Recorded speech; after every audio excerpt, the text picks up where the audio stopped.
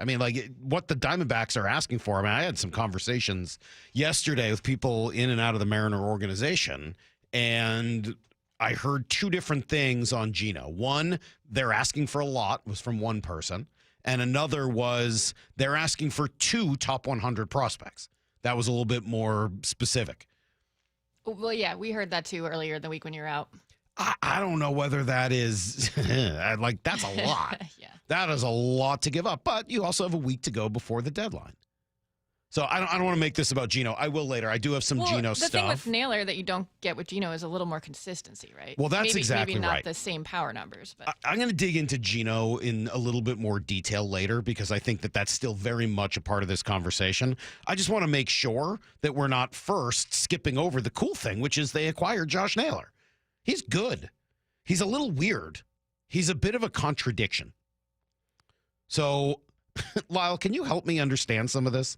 I am not a self, but I like to dabble over at Baseball Savant, and I think they do a really nice job of helping to understand what makes a player good and putting them in context of the rest of the league, right?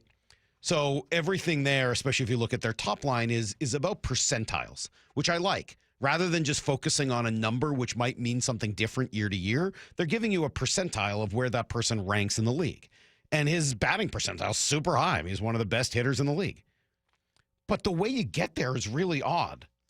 How are you really good at squaring balls up but bad at hitting the barrel? Don't those mean almost the same thing? He squares balls up in the 89th percentile.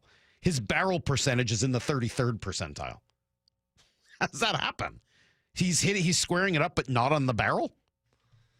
Isn't that weird? It is weird. Squared up percentage is a new stat on Savant as of the last year or two. So maybe it's new and not quite where it needs to be yet. It's still a little. Look, I don't even really care about the answer that much, other than it's one of a few contradictions. He's a big chaser. He is in the 12th percentile in terms of chase percentage. So he will chase pitches outside the zone. But guess what? He doesn't miss them very often. It's almost Vlad Guerrero-like. He chases in the 12th percentile, but his whiff percentage of times he swings and misses, he's in the 71st percentile. He's doing great. And he strikes out like 12% of the time, which is nothing. He's in the 92nd percentile in terms of how few strikeouts he has. Just to go to a Gino comp for a moment, and there are lots of things in Gino's camp if you want to start pulling a comparison of the two players. But so far this year, Gino struck out a lot more than Josh Naylor, which probably isn't a huge surprise. But Gino Suarez has struck out. Where is it? Oh, darn it. I thought I had it here. It's more than double. I had it here. I'm sorry. I didn't end up cutting it and pasting it. But it's more than double. He's punched out this year 26.5% of the time. Okay. I mean, that's a lot more than Naylor, who's you said at 12. Yeah, so more than double. I mean, so you're getting a different type of player. Bit of a contradiction, though. How is he slow, but he's stolen 11 bases? Why does he seem like a psycho in Cleveland, but morose in Arizona? We watched the video. Lyle, you sent over some of the video of him from when he was in Cleveland, and he's going insane. I mean, he's screaming in the dugout after a big home run, and he's throwing stuff. It's awesome in a good way. I mean, not. And then you watch him in Arizona when he walked off the Mariners, and he looked like he was on his way to a funeral. That's the same person? So I don't understand him yet. I can't wait to watch him because I want to see what we've seen bits and pieces of him over the years, but don't you want to see like how all of that comes together? Weird body, not fast, decent at stealing bases, swings at weird pitches but doesn't miss them, doesn't strike out much at all, has power but not a ton of power. Everything about him, fascinating. Fascinated by him. I am very interested to watch him. So good job, Mariners. I mean that's got to be the biggest takeaway this morning is great job. They did the thing they needed to do, which was to go out and get a meaningful bat at the trade deadline. They've done that. Josh Naylor is a meaningful bat. He will help this team in a meaningful way. It also gives them more leverage as the final week here ticks down. Any team that's holding you over the barrel saying, well, I know you need this, no, I don't. I don't need it. I'd like it, but I don't need it. Think about if you're selling a house and the person you're selling to has already sold their house, right? They need a house. They got to live somewhere. They need a home. So they are, unfortunately for them, they don't have any leverage. They have to buy a house because they have to live somewhere. Versus, yeah, I'm looking. I have a house. I might sell it. I haven't really decided yet. I got enough money. I'm good. But I like your house. I might be interested in purchasing it at the right price. That's the situation the Mariners get themselves into as a buyer. Much better spot to be in, right? You want Gino Suarez? Yeah. Well, I want this, and the other. Yeah, I don't need Gino. I like him. When you say that, does that change we'd been talking about what you'd be willing to give up for him? Are you willing to give up a little less now that you have a bat? Yeah. Yeah. Yeah. Okay. And this somewhat sets the price for what Gino will be. And, it takes a bat. So it kind of works two ways, right? Because it's also going to take a bat away from any other team that wants it. So it hurts, it hurts, it helps. I think you're in a better spot now than you were 24 hours ago. You don't need to do anything else. You can, you should, you want to. I'd love to see them add a third baseman. Does it have to be a Eugenio Suarez? No. Could it be Willie Castro? Yes. Could it be Nolan Arenado? And we'll talk more about him later today. Yeah. Like, there are other ways to make your club meaningfully better. But you're not under the gun. You don't there's no more have to in your offense. You still have to get a reliever. I'm not saying this doesn't really affect that market. It's a really good trade. And you didn't give up any of the big bullets in your gun in order to do it. You can still trade Harry Ford. Look, would I do Harry Ford for Gino Suarez? Yes. Because at the end of the day, I'd look at it as one big trade and say, Harry Ford, Brandon Garcia, and Ashton Izzy for Gino and Naylor? Yeah. Worth it. 100%. Would I give up Harry Ford for 2.5 years of Griffin Jacks, reliever from Minnesota? Yep, sure would. And you still have that because and he's really probably closer to your 12th or 13th prospect. And some of that value is in his major league readiness. He's a reliever, guys. Relievers only have so much value. He's an untested reliever. He's pitched, one inning in the big leagues? Yeah, I like the stuff, but that's the type of player you give up in order to get a rental. And that's what Naylor is. And hey, maybe he loves it here. Maybe he falls in love with Dan Wilson. Maybe he loves playing with Julio. Is so real that he says, yeah, I want to stay. Cool. And you get 2 months to figure out whether or not he's that guy. He's only 28. It's not like you traded for a 35-year-old. Yeah, I need to still add a bat. No, they don't. It'd be great for them to do that, but they just meaningfully upgraded. I want them to see them be much better at third, and even more importantly, they want to. I know for a fact they want to add. Whether or not it happens has to do with the market, and they're in a much better position to maneuver and deal with that market than they were. Will the prices drop? Hopefully. And there are some ways in which that could happen.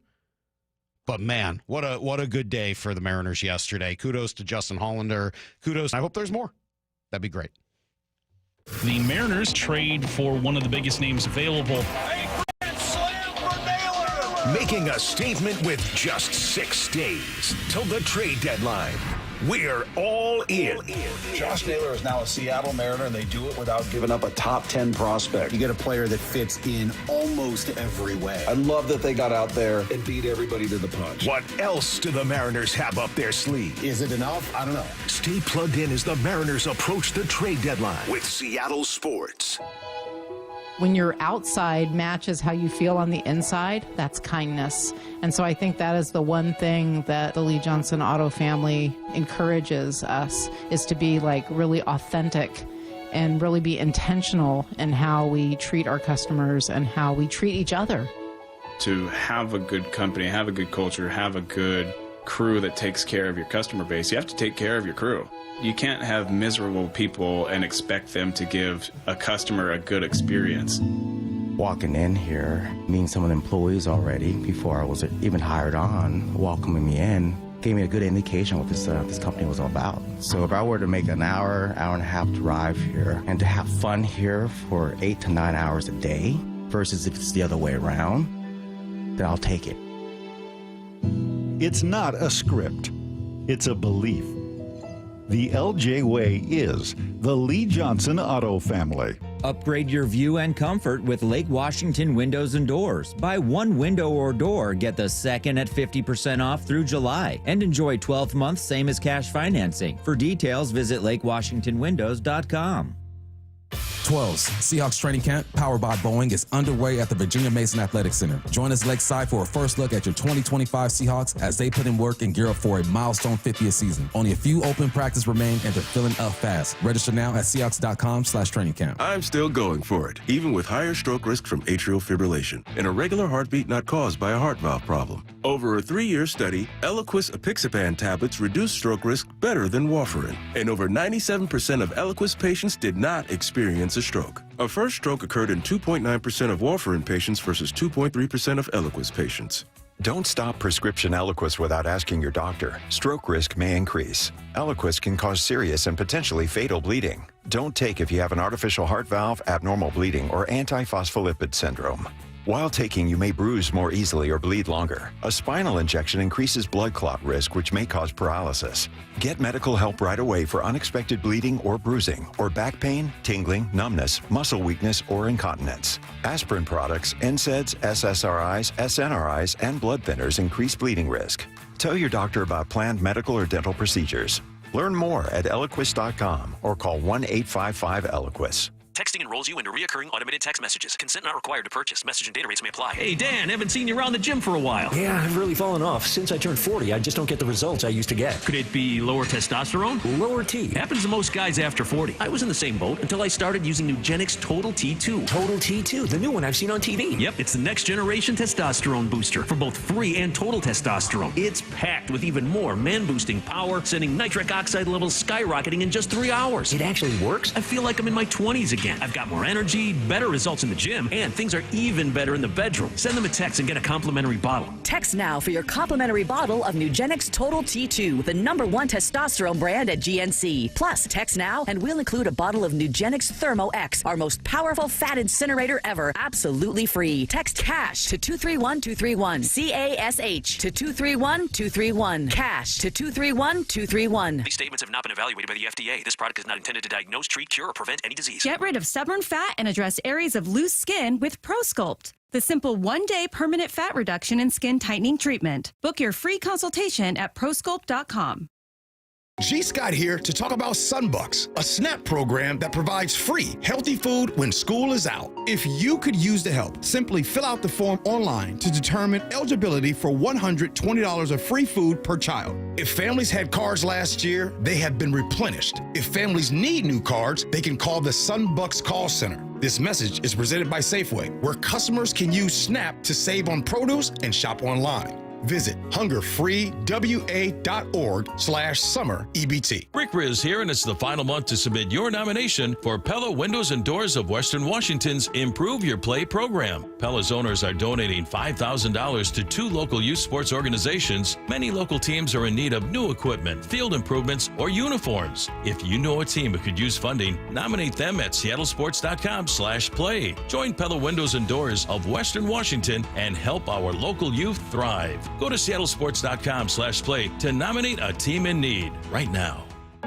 10-time MLB All-Star, 10-time Gold Glove Award winner, MLB single-season hit leader, a one-of-a-kind player. And there it is!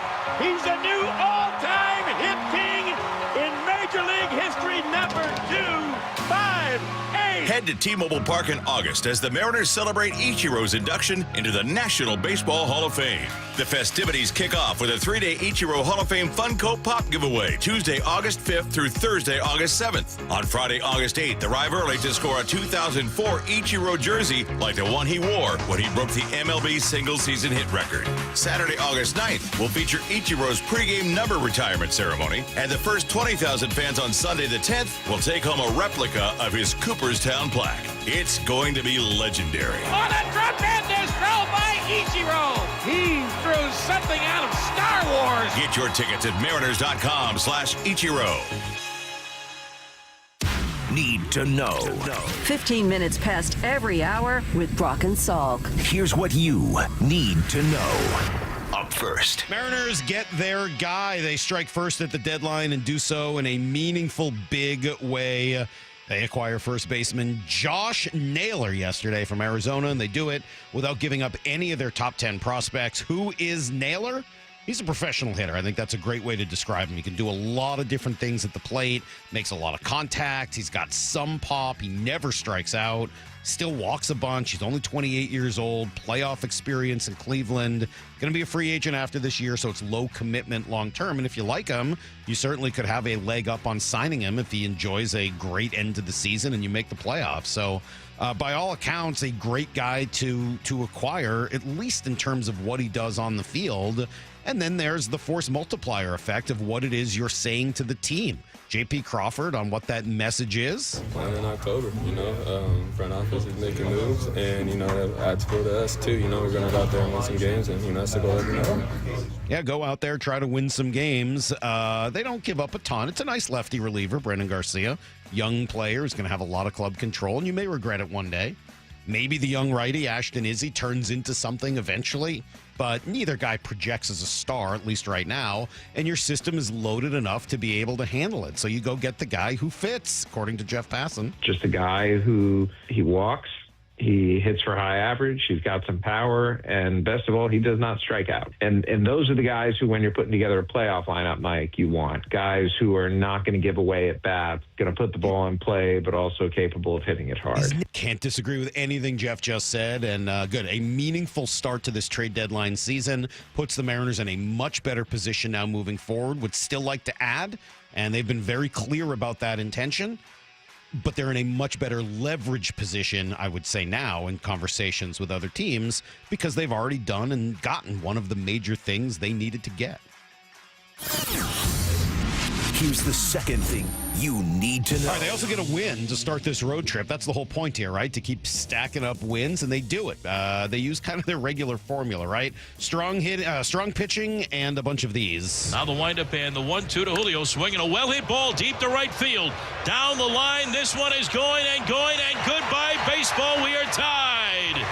Julio Rodriguez with his 15th home run of the year going the other way. It was a rocket shot the other way, just a missile down the right field line. Julio goes yard, Rosarena goes yard, Jorge Polanco tacked one on late. In fact, all four of their runs come via the home run, as usual. And they got some pretty good pitching. Logan Evans goes 5, gives up just 1 run. Bullpen was more than solid, and you win at 4-2. By the way, some sparkling defense last night. Ben Williamson had a heck of a night over at third base, made a couple of beautiful plays. Munoz gets his 23rd save of the season. That's a career high. And Houston loses. So the gap is back to 5 in the West. Here's the third thing you need to know. Day 2 of training camp yesterday. You know who the highlight was? Well, I would have known. I was trying to go.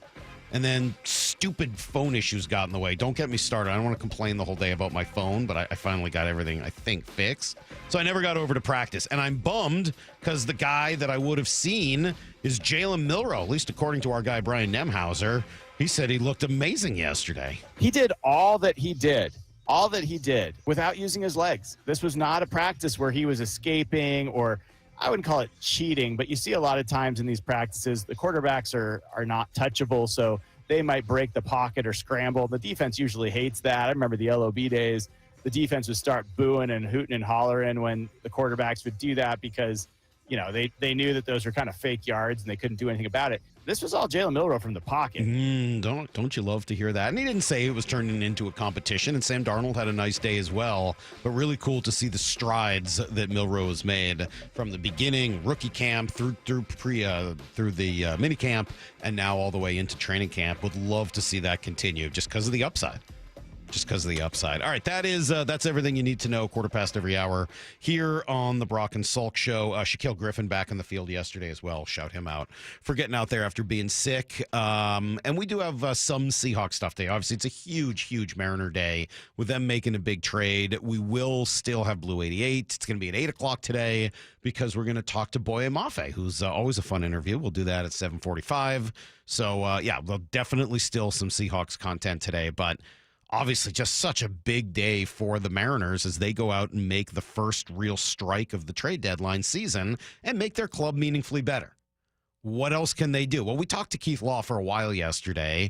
The name Brandon Garcia didn't even come up. So when you start thinking about all the things that they could still use, all the assets they have not yet spent in order to go out and get more at the deadline, in this conversation with Keith, you realize there's still a ton. So stick around. You'll hear it next on Brock and Salk.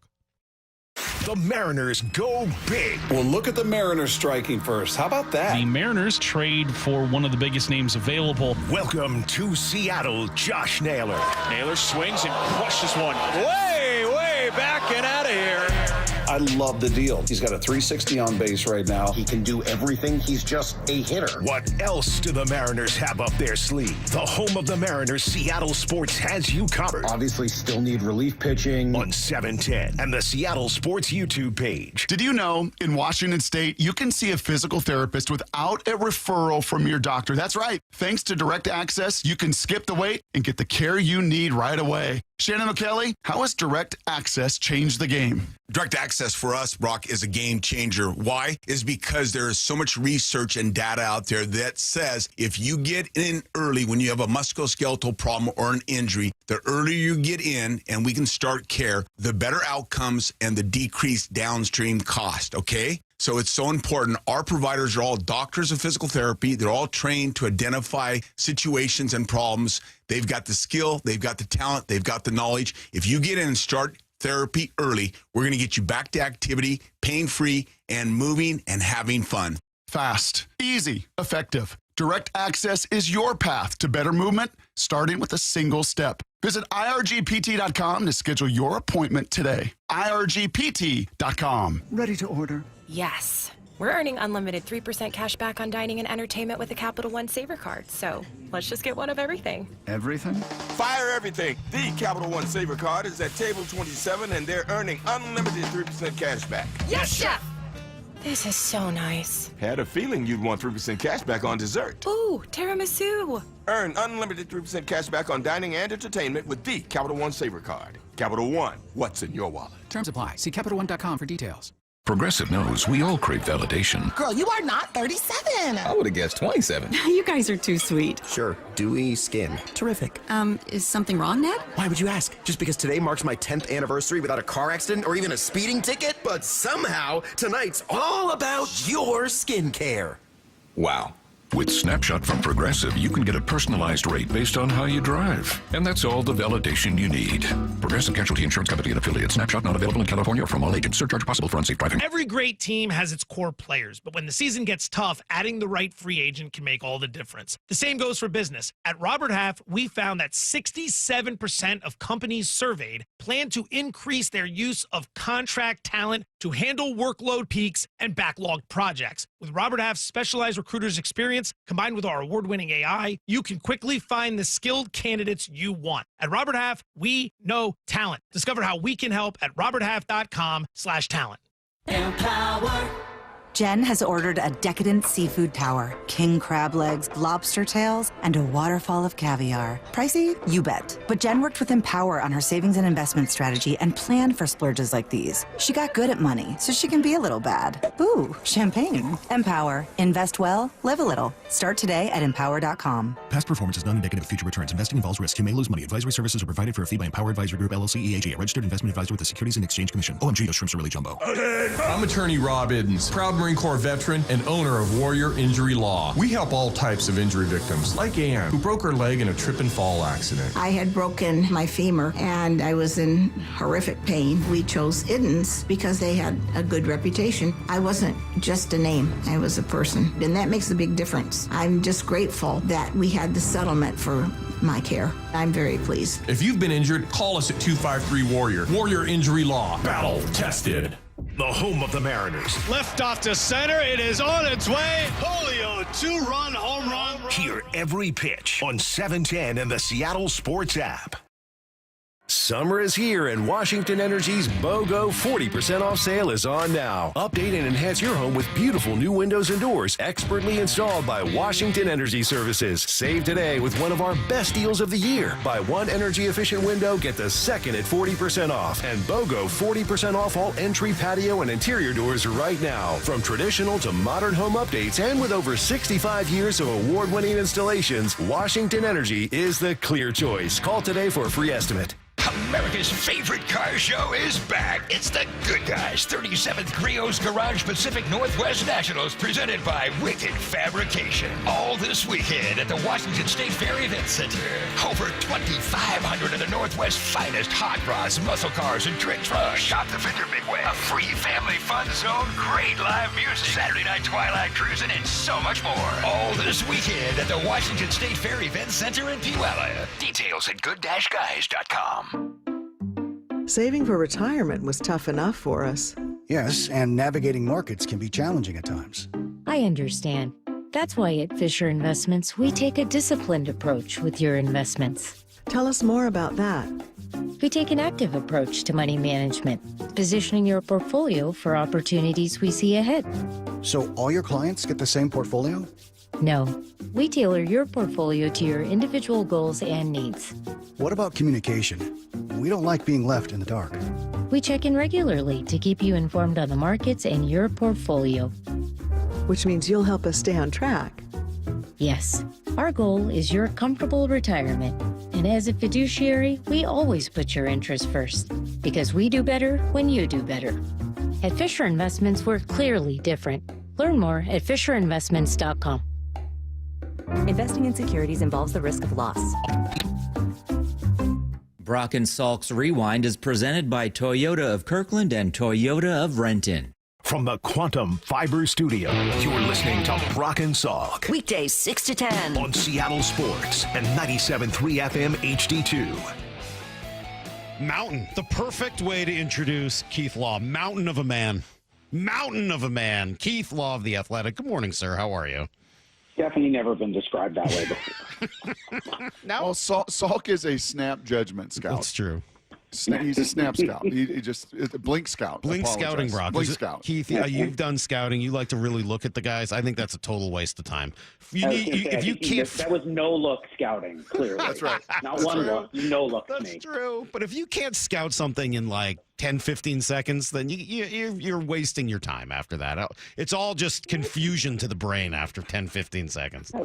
That's a take. That is definitely a take. No, we got to talk to you. We got tons of good stuff to talk to you about. Love the article on breaking down everyone's draft, and I do want to talk some draft with you. But let's kind of start with the trade deadline because we're 7 days away. And the Mariners are poised. We know they have needs. We know, third base, maybe first base, maybe right field. Like they've got options, and they've got this group of prospects that everyone seems to like. What are other teams seeing when they look at the Mariners farm system? I don't know how much I can answer that. I can sort of talk more at the, I think more the global level of people see this as a top-heavy farm system. That's not a criticism.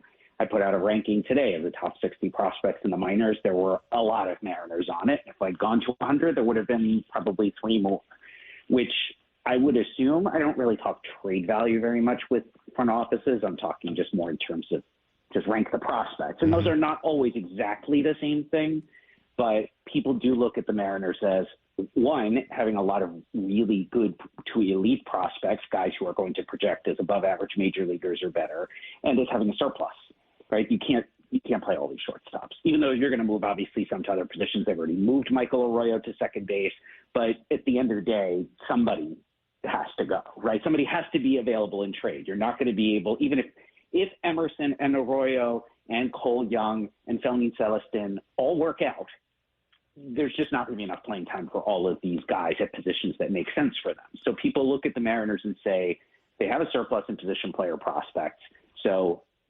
something's going to happen, right? So one or more of those guys will be available in trade. I didn't even mention Harry Ford because he's a sort of in his own category, but that's another guy where I think people look and say he's probably going to be available in trade, not because there's anything terribly wrong with him, but don't know where he fits on the current Mariners roster now or even in 26. You know, Keith, at times I think there's been a narrative and a critique of the Mariners that they value their own guys and their prospects maybe more than the rest of the league does. Is that in any way a fair criticism? No. The word I was going to use, I probably can't use on the radio. But it's not. That is definitely not true. And the Mariners didn't give away. When they made the trade for Rosarena, they traded two pretty good prospects, actually. Brody Hopkins, who I found out actually after the trade, a lot of teams secretly loved that guy and they didn't want to talk about it because they were trying not to boost his value. And Aiden Smith, who I think is going to be at least an everyday player for somebody in the outfield, and who was a reasonably high pick who was given a pretty large bonus. The Mariners were willing to trade those guys and traded them to get a player who Rosarena is good, but he's not a superstar. Well, maybe in October, but normally he's not a superstar. And to me, that's a perfect example of saying, we like these guys. We like these prospects, but you got to give to get. And these guys are probably a little further down our internal prospect rankings, less likely to end up playing a role for us in the future. So we're willing to give two of them away in a trade to get an outfielder who we really need. And you can do that when you get 2.5 years of the outfielder. But a lot of the conversation right now is talking about potential rental bats for the Mariners. Can you afford to give away some of the, not give away, can you afford to include some of the players of the level you're talking about in rental situations? I mean, I ain't trading Cole Emerson. I'm probably not trading him at all, but I'm certainly not trading him for a rental. Would I trade someone lower down and a Laz Montez, a Johnny Farmolo? I'd be more open to it, at least. The further down you go, right, the more willing you are to give up somebody in terms of a rental, in a trade for a rental. But to me, the rental, you have to strongly believe that player is a difference maker for the final 3 months, for August, September, to push you into the playoffs, and then someone who is going to be able to play a significant role for you in October, whether it's a pitcher who's going to start one of the first 3 games of any playoff series or a position player who slots immediately into the lineup and plays every day. I'm not giving up a prospect of that caliber for a rental reliever. I don't care who it is. You're going to get 20 innings out of the guy. I know teams do that. They do it every year. I just could not make that math possibly work. You're always overpaying in a rental anyway. Don't make it worse than it has to be. Could you give someone up a Harry Ford type player if you were getting a couple of years of a reliever, like a Griffin Jacks type trade? Yeah, that's very different if you're getting a couple of years. And particularly for relievers, I would say the difference between getting a rental the remainder of this calendar year versus getting him for even one more year, because projecting relievers out beyond that becomes just folly. Like guys they don't hold up, right? They break, pitchers break anyway, but relievers break and become less effective with very little notice often. So if you told me you're getting a year and change versus just the rental, I do think that's a huge difference in terms of the return and would make me more willing to give up something more in prospect value, whether it's a higher, somebody we internally value higher, or it's going from one prospect lower in the system to 2. Keith, I know this is a difficult exercise because the market is what the market's willing to pay, and by all accounts, this is a seller's market right now. But if you were just to look at Keith Law's rankings and Keith Law's, and you're a mountain of a man, as Salk said, so I think you can take on this task. Apparently. Yeah, my mirrors are lying to me. If you were to, in some way, look at fair market value for Keith Law of the Mariners prospects for both Naylor and Gino, what would a deal like that look like? Is that Suarez you're talking about? Yeah. Yes. Gino? I assume it's not the racist cheesesteak guy we have in Philly. So. No. Making sure I'm talking about the right guy. Nor the quarterback for the Raiders. No, Suarez, Mr. Suarez. I am not trading. I mean, the guys I had on that top 60 today, right? I'm not. Well, Katie Anderson can't be traded. He's not part of the conversation. I'm not trading Emerson for almost anybody at this point, unless you told me they're getting Aaron Judge. To me, Colt Emerson is a top 5 prospect in baseball. If there's an untouchable for them, it should be him. If you trade him, it is because you're getting an established superstar with some time remaining, and those guys almost never get traded. If Paul Skeens were to become available, people want to make him available. I heard absolutely nothing to indicate he is available. That's basically the only situation where I'd consider trading a Colt Emerson. But even in those trades you outlined, I think those are situations where the teams are motivated to make the trade. Yeah, it's a seller's market. You're absolutely correct. But those teams are trying to move those guys, particularly the Diamondbacks. I think there's very much a sense, a little more insight there because they have prospects who are truly bumping right up against the major league roster, including Jordan Lawler, who's hurt now but has had a hard time staying in the majors because they don't have the playing time for him. So they recognize there's value in moving Suarez in a trade and might be more, they're more motivated and more inclined to trade him, maybe taking a little bit less in terms of a return. I am not giving up one of these elite prospects for him. I would consider, and I've mentioned this before, Cole Young to me is the most tradable guy because he has the best combination of actual value. He probably steps in and plays every day for a lot of teams, certainly a lot of teams that are selling right now. But the Mariners don't need him. They're surrounded. They're drowning in middle infield prospects, and they have other guys who are or project to be better. What Cole Young really offers is he's ready right now. Emerson's not, Celestin's not, Arroyo's not. You're willing to wait on those other guys and say, look, Young doesn't really fit for us that well right now. We will trade him for an immediate upgrade, knowing full well Young might be in, say that it was Arizona. He might be in their lineup every day for the rest of the season. You're willing to make that trade. So you brought up Harry Ford. We're talking to Keith Law. You brought up Harry Ford earlier and teams believing he doesn't really fit the roster here. And I totally agree with that. I've really been of the belief that Harry Ford won't be here on August 1st because I just don't see the long-term fit.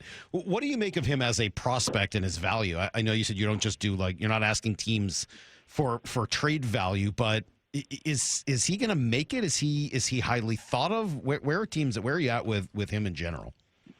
I think he is. I hate talking about players like this, but I just think it really applies in this case. His value is dropping. His perceived value is declining at this point because a couple of things. One is his performance has kind of flatlined. He's plateaued. That's probably a better word. He's plateaued. He's not really improving. The longer he plays, the less people seem to think he's going to be a major league catcher. They don't totally rule it out, and I do know some people still say he's going to be able to do it, but he's not showing that right now. And I think the other thing is as people consider, okay, well, can this guy go run around the outfield, which has not been good when they've tried it so far. He's not a very big or physical guy, so you can't say, well, he's going to go play some corner position or even DH, but he's going to hit for a lot of power. I don't think he is. I think he's got an incredible approach at the plate. There's pretty good feel to hit there. But so much of his value, why he was a first rounder when they first selected him, was that this was a guy who could really hit and look like he had a chance to be a catcher. And if he's not a catcher and he's not this big, strong guy, he's not a mountain of a man to go play somewhere else, to go play a power position, a position where your bat really matters, then what do you have? And so for me, Ford is a prospect, but like I said, I did a top 60 today. He wasn't on it. If I went to 100, I don't know if he'd be on it. Some people would say he should be. Like as I poll people around with baseball, it's not like nobody thinks he's a prospect. He's not that kind of prospect anymore. And to your point, is he still there August 1st? I agree with you, but I also wonder if they've missed a little bit of a window to maximize what he might be worth in a trade. Okay, how about a legitimate mountain of a man, Laz Montez? Quads for days, Quadzilla. I don't know if you saw his Willie Mays catch last night. I mean, on the warning track, sliding into the wall. Unbelievable. Laz Montez as a prospect, what has he done for you here in this 2025 calendar year? Well, he is kind of what we thought he was, right? He's a huge bat. It's huge power. The approach is fine, good enough. He's not Yordan Alvarez. I had somebody comment to me, this baby Jordan stuff has to stop. Jordan never, ever swung and missed like to the level that Laz does. Jordan was an extremely disciplined hitter, basically from the moment he defected and started playing in the minors. Laz is not like that. I am in the camp that thinks Laz is going to have to play first base or maybe DH. I would certainly give him a long look at first base before making the DH decision there. A lot of those catches, I've seen highlight catches he's made, but it's, he gets a bad read. His first step isn't quick, and then he catches up to it late and makes a good play. That's probably not going to keep you in the outfield in the big leagues. The bat will play. I mean, if he hits enough, it's 30-plus homers, and there's a lot of value there. He's also a guy I personally, if I were Justin Hollander here, I would say, I'm willing to trade that guy because the risk is if he doesn't hit, you have nothing. There's no defensive value. There's no positional value.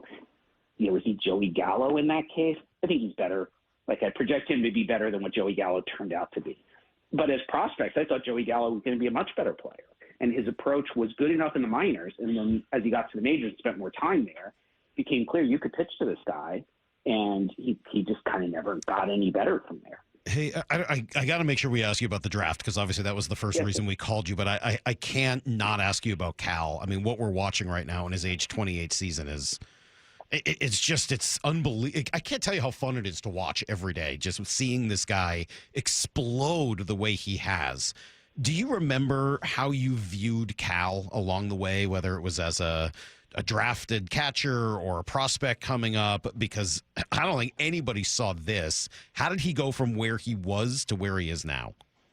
I've been asked this before, so I do know. I had him on my pre-draft board the year the Mariners took him, almost exactly in the spot where they selected him. I had him right in the third round, very close to the number on my board where he was ultimately selected. And I was very proud of that, because I said, this guy could be an everyday catcher in the big leagues. That seemed like a pretty good call until the last year and a half, at which point it seems that I undersold him by a factor of about 1,000. But the knock was, he can hit and he's got some power, but he's kind of like a fat catcher. And is the body going to last? And can he really catch him? Like, he catches fine, and not for nothing, but when you are bigger behind the plate, you get a little benefit in blocking. That's not a thing. And I thought he moved around fine behind the plate when I saw him at Florida State. I was like, why is everybody killing this guy? And I thought it was a good swing. That was the other thing. It was like, he's going to hit. He's going to have some power.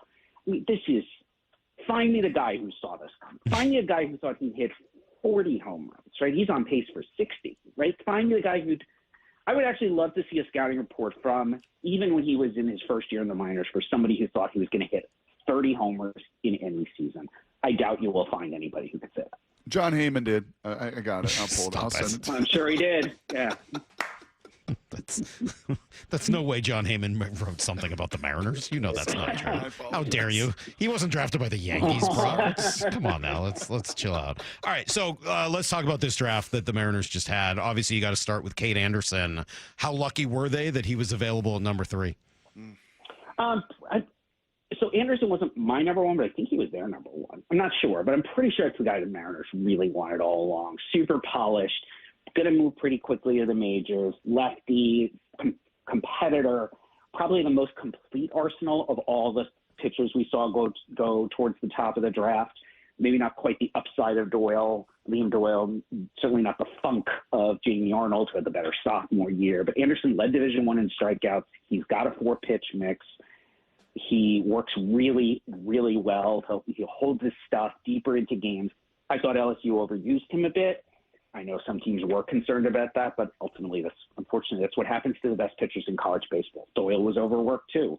So if the Mariners wanted to say, we think we got the best player in the draft class, I'm not going to argue. It wasn't my one, but he was in that group of guys who I think you can make a really cogent argument they were the best player in the draft class.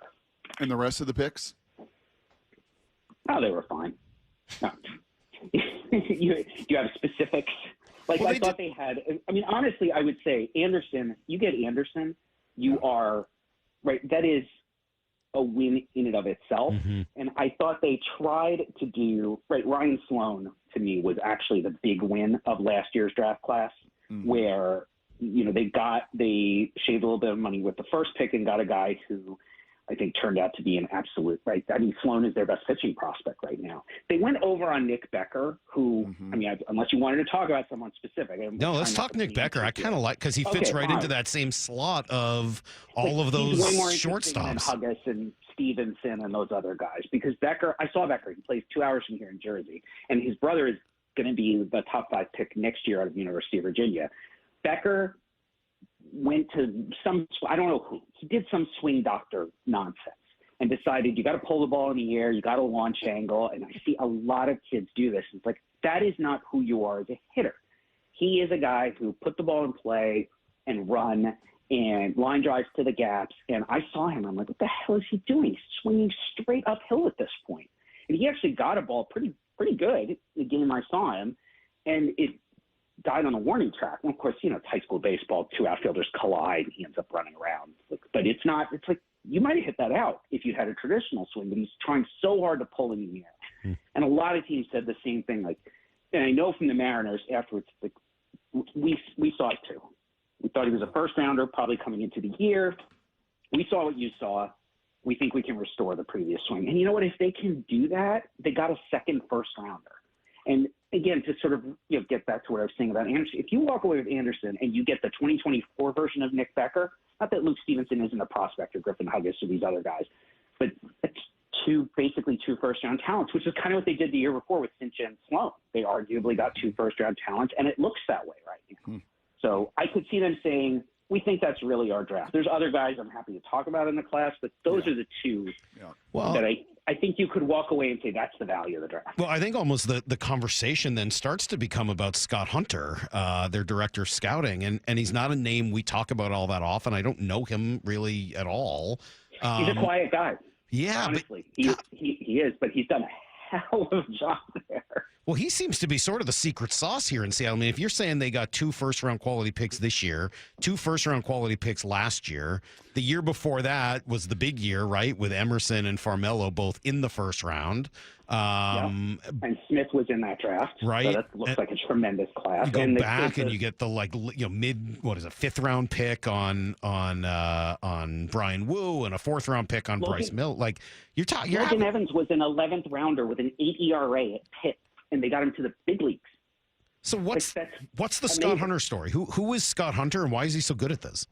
Well, I think the people who talk to work there for Scott, around Scott, first rave about him as a person and like a leader in terms of the way he's working with everybody and makes everybody feel involved and empowered. But also they've imitated the model of Tampa and the Dodgers and other clubs that are truly taking the truly integrated approach where there's analytics, they have video scouts, they have kids in the office who are running the data, but they have area scouts, and they also employ traditional scouting. And I know some of their scouts who I talked to this spring who were going out and seeing, like Corbin Dickerson is one of those where the data guys loved that guy. And I'm like, he can't hit anything that's not a fastball. But you know what? You want to take that guy in the 6th round? Because I know they ran him down. They cross-checked him. I know a bit more about their process because I saw the data too. He's a huge exit velocity guy, and he's a super athlete. But as the season went on, it's like, yeah, he's still, he's got a wiggle or twist or a break in it. He's going to have trouble. But you want to take that guy in the 6th round? Their process made it possible for them to agree on where was the right place to take that guy. They had all the information. They were listening to all the inputs, and they took that guy. I know people who thought Corbin Dickerson had 2nd-round tools, and they got him in the 6th round because he may not hit. He may never hit. That, to me, is the sign of a good organization across the board, and that is Hunter and that is Hollander and other people there who have everybody working together. It's how the Dodgers keep finding these guys in the 5th round, and a year later, he's a top 50 prospect in baseball, and we're like, the damn Dodgers, how do they keep doing this? I'd like to say the damn Mariners, how do they keep doing this? Alignment, very, very critical. Hey, very last thing. If we were to chat with you next Friday when the trade deadline ends, and we won't bother you again for quite some time because a man like you. Yeah, okay, perfect. What would be a home run trade deadline for the Seattle Mariners for the final 50 games if they could acquire X, Y, or Z or all of that? What would be a home run for Keith Law when it comes to the Mariners in this deadline? It's a thumper, right? It's a bat, a big bat. The bat I feel like they've kind of been looking for years. They tried with Arozarena. I don't think that was a bad trade, but am I wrong to think that's probably still what they need? Is another guy with some pop, preferably one of those sort of guys who's a little more of a 4 or 5 hitter in the lineup. Obviously, with Raleigh, they have the big bopper or big dumper. We've said they've been looking for years, but I maybe I haven't looked closely enough at the Mariners to say, but I feel like that's probably the biggest acquisition they could make. Everything else is patching, right? There are always things you can do around the margins, like an extra fresh bullpen arm. There's no contender in the world who doesn't need that guy, but that's not insight to say that. I think with the Mariners, it's one more bat with some impact, and they do have opportunities at positions where you typically find those guys. It's not like they're like, well, we need a shortstop, but we also need a 30-homer guy. Like, yeah, so everybody wants that guy. They have right? You can do that at the corners. When you have opportunities at the corners, you might be able to add that kind of guy. I'm also going to say this, and I know Mariners fans are probably going to scream at their radio or computer at this point. If that guy doesn't present himself, don't force it. don't make a deal. It might be fine to get to August 1st, and they haven't made a deal because the right one didn't present itself. I know nobody wants to hear that. I remember what it was like to be a fan of a team before I got into this industry. But like you said, Brock, I think you said it earlier, it's a seller's market. One of you guys said that. And there's only a handful of sellers, and there's only a handful of real impact players who are likely to be available. So I wouldn't want any team to go out and say, if I were a fan of them, fine, we're going to trade 3 prospects because this is just the best guy available. We're going to trade 3 prospects to get Mitch Keller, 3 of our best prospects. Well, good for the Pirates, I guess. But if I were a fan of the acquiring team, I would say, yeah, you might have overpaid because that was the best that was out there. That's fine, but if they don't do anything, then you have to come in and host this show on August 1st because I don't want to have to come in and deal with those conversations for a full day. Dude, you're the best. Thank you. Great stuff. Make sure you read Keith at The Athletic, and his draft work and prospect work is awesome, and we've been chatting with him forever, and just always value the time. So thank you, man. We always appreciate it. We'll talk again soon. My pleasure. All right, there you go. That was yesterday, and since then, obviously, action has been taken. Josh Naylor is a Mariner. What does that mean for this team? What does that mean for the future? Who is he? What is he going to do for them? It's all coming up next on Brock and Salk. Seahawks training camp is underway. That is music of the years. And nobody gives you more insider access than the home of the Seahawks, Seattle Sports. Coach McDonald sitting down with us right now. This thing on and ready for you. Watch how the Seahawks roster comes together. Seattle Sports training camp coverage is presented by the Landing in Renton. Seahawks training camp on Seattle Sports on 710, the Seattle Sports app, and the Seattle Sports YouTube page. You're listening to Brock and Salk on Seattle Sports and the Seattle Sports app. This hour is brought to you by Fred Meyer Pharmacy, with a special message for Medicare D and TRICARE Department of Defense plan members. Your neighborhood Fred Meyer Pharmacy is happy to welcome back Express Scripts Medicare D and TRICARE Department of Defense plan members. It's easy to transfer prescriptions at fredmeyer.com/pay or update. See your Fred Meyer Pharmacy for details. Roof now, pay later. No payments until 2027. 0 down, 0 payments, and 0 interest for up to 24 months. Hi, Justin Shirley, CEO of State Roofing and Exteriors here. Since 1968, we've helped homeowners just like you get beautiful, durable roofs without breaking the bank. Book today and lock in summer pricing before it's too late. Call 866-ROOF-ROOF or visit stateroofing.com to schedule your free estimate. State Roofing and Exteriors, held to a higher standard since 1968. If it's game day or any day, Toyota of Kirkland and Toyota of Renton are your MVPs for trucks and SUVs. Experience the power of choice with the Tundra at 1.99% APR for 72 months. The Tacoma leasing at $299 a month. The all-electric BZ4X with 0% APR and the RAV4 leasing at just $319 a month. Find that all-star lineup at toyotaofkirkland.com and toyotaofrenton.com. Offers valid through August 4th, 2025. Excludes taxes, license, and negotiable $200 dealer documentation fee. See dealership for details. The Davis Law Group Charity Golf Tournament heads to the Prospector Course in Suncadia on August 20th. Proceeds benefit Life Support I-90, funding life-saving training and equipment for the first responders on call every day, covering the thousands of travelers heading over the I-90 corridor east of Snoqualmie Pass through Cle Elum and the surrounding areas. Tee times and sponsor packages are limited, so sign up today at dlggolf.com. That's dlggolf.com, because the life you save could be your own.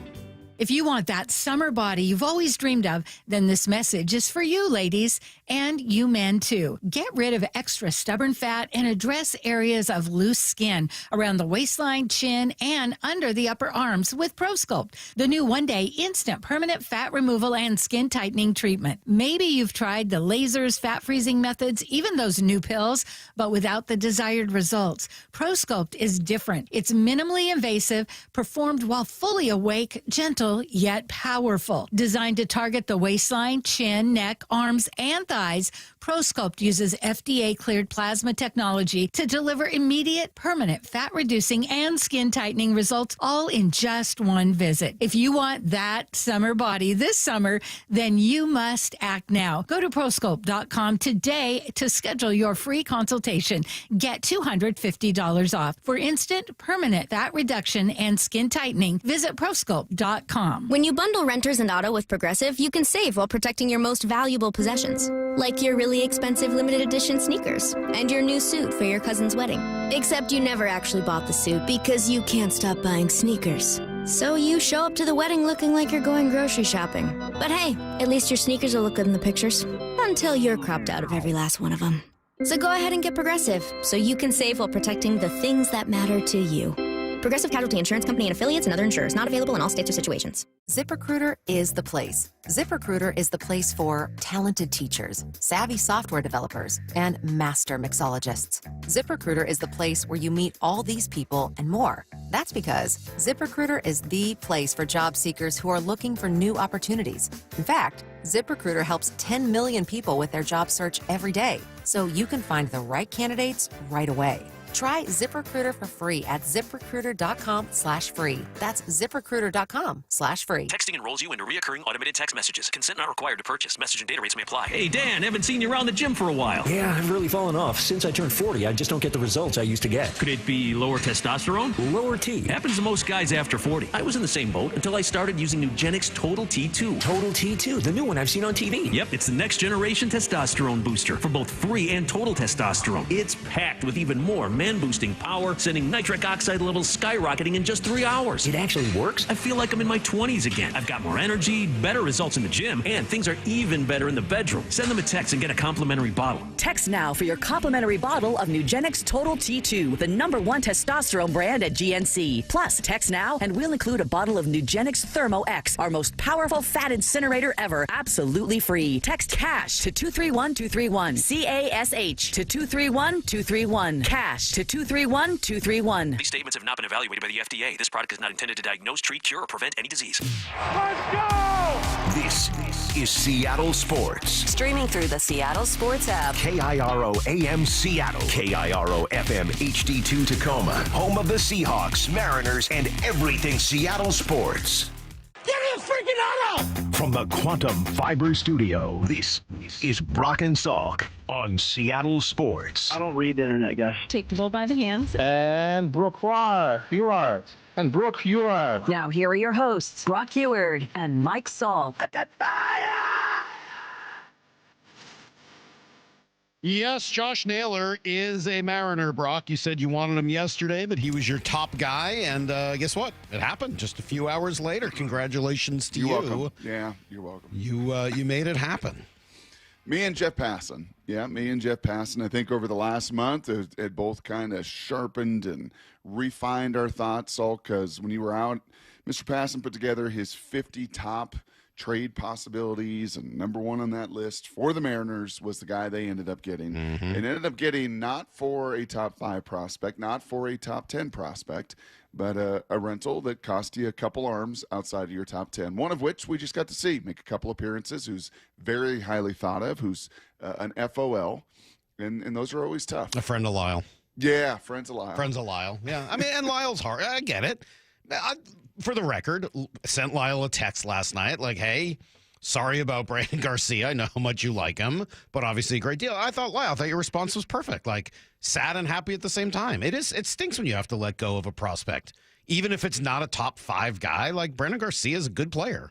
I'm not just going to forget about Brandon Garcia, but you just acquired, one of the best bats available this trade deadline season, and Lyle, you did it without having to give up too much. Lyle, if you've ever wondered why there's FOBs, why there's FOLs, but there's really not FOSs, now you know why Salk keeps that arm's length, relationship with players. Salk's got plenty of other friends, but it's why he's kept really, outside of Coach K, kept a fairly arm's length. Keep your name out my mouth. But forget Mark Lowe. I'm not just going to forget Mark Lowe. Right. No, I mean, nor should you, Brock. Never forget Mark Lowe. You don't want to forget about him. It's very important. Remind me, Salk, are you a renter or a buyer? Are you more of a leaser or an owner? What would you prefer? Depends on the item. I own my house, lease my car. How's that? That makes sense. And this is a lease situation, obviously. That's You're right. just bringing him in for 2 months. Who is Josh Naylor? Well, he's a guy that does everything well. I think that's probably the best way to describe him. He's a professional hitter. He's a guy that does everything pretty well. and he's going to make this lineup much deeper than it was yesterday. He's going to hit cleanup. He's going to hit behind Cal and protect him. He moves Randy and Polo down a spot. He adds more length to that lineup. And he does all of that without having to use too many of your chips that could be still used elsewhere to continue to make your team better, all the while lessening your need to do other things. So you're in a better position, I would say, leverage-wise than you were yesterday, because anybody trying to hold you over the barrel for Gino or Castro or whatever, and we'll talk more about those guys at 7:30, you don't need them in the way you needed them yesterday. So you want them, and I know the Mariners are still actively trying to get more deals done. They are not looking to be done. But they don't need to do anything at this point, certainly offensively. They want to, but that's a much better place to be. Yeah, do these Mariners also need some of the edge that Naylor brings along? Because as much as people were pulling up the baseball savant pages, as much as you were looking at the stat lines and the numbers and the production, I would say just as popular yesterday, at least in the social realms, were some of his highlights. Well, he is a mystery, man. I mean, is he the guy? I went through some of this earlier, some of the contradictions of Josh Naylor. I want to watch him play every day so we can start to learn who he is by watching him, not just by seeing the clips. Is he the guy that lost his ever-loving mind in the dugout after that home run for Cleveland and is throwing his helmet and firing everybody up and screaming about how nobody can stop him? I mean, he's awesome. Yep. Or is he the guy that hit the walk-off home run against the Mariners, walked into the dugout and fell asleep? Like, I don't know which guy he is. Don't touch me, bro. I think I heard him say, please don't touch me, bro. Maybe he just hated his teammates in Arizona. Maybe it was a weird night. Maybe he was sick. I don't know. But, like, that combination is hard to process that it's the same person. So, correct. That's not a knock. You saw the clip of him against the Yankees in the playoffs, right? Yes. Where he was rocking the baby. Yes. And, I mean, just taunting their dugout the entire way. Yeah. I don't know which guy he is, but I'm looking forward to finding out and seeing him every day. I think we'll get a pretty good chance to do that. So, yeah, I think this is pretty cool. Who, again, coming back to the question here of who is he, and then we can dig into kind of what comes next at 7:30. I was thinking about him because he does so many things well. I'm imagining a scale of hitters, and on the left side of the scale is like Joey Gallo. All power, really nothing else, right? Maybe he'll take some walks, but like power, strikeout, that's it. On the far right edge of the scale is like Luis Arraez. Going to hit a huge average, but really doesn't do much else. Not going to hit for any pop, not going to take a lot of walks. He's just a high average guy. And just looking at the numbers for Naylor, and I think we've got to see him play every day to really know. But talking to people and looking at the numbers, he seems to me about 85% of the way to Luis Arraez. Like he's a really high average guy. What is he, 8th in the league, I think, in average? He has pop, though. He's not a zero pop guy. I mean, he's so big, but he's not a 40 home run threat either. He's like a 25 home run hitter, and he does that by making a ton of contact. He will still take a walk, but he never strikes out. He's running a 12% strikeout rate in a league where anything under 25 is considered passable. So, yeah, I mean, like, he's an interesting player. Because of the size, you expect that you're getting a Joey Gallo type. I would say it's closer to a Luis Arraez type. Yeah, I think that the astute point there, too, that you've made now a couple times is let's watch him every day because it's very easy to watch from afar. I will say this. He has been one of those, oh, crap kind of guys that you've played against where you're like, oh, crap, he's coming up. Oh, crap. You know, he's been a brutal at bat. Obviously, the game winner against the Mariners earlier this year. But when he was a Guardian for all those years and you played against him, you were like, okay, get off the top of the lineup, and then you could take a little bit of a breath, right? Because top of the lineup with him and Jose and Quan, like, oh my gosh, right? They're a pain to deal with, and he's a pain to deal with. And I will be fascinated to see where he's at. So he's on a 1-year deal. Right, so he signs. The market wasn't super kind to him. He signs a 1-year, $10 million deal. And by the way, the Mariners are taking on. I think that was just arbitration. I don't think it was he didn't sign a deal. He wasn't a free agent. Oh, he was not. So he was traded. Yeah. Okay. Yeah, no, they traded. Cleveland traded him to Arizona in the offseason. Cleveland traded him, and they were done with him, and so separated from his brother, and making $10 million. I don't know. I don't think you're looking at that quite right. I think. Sure? Well, I don't think they traded him because they were done with him. I think they traded him because they're Cleveland and they knew they weren't going to be able to re-sign him, so they got value for him. Okay, that's so fair. I don't know that it's more, that. Yep, no, that's probably more fair. Yeah. I guess you got to remember what organization he was with and what their overall kind of philosophy and model is. They weren't going to be able to sign him in another year, so they bring in Carlos Santana to kind of fill that gap.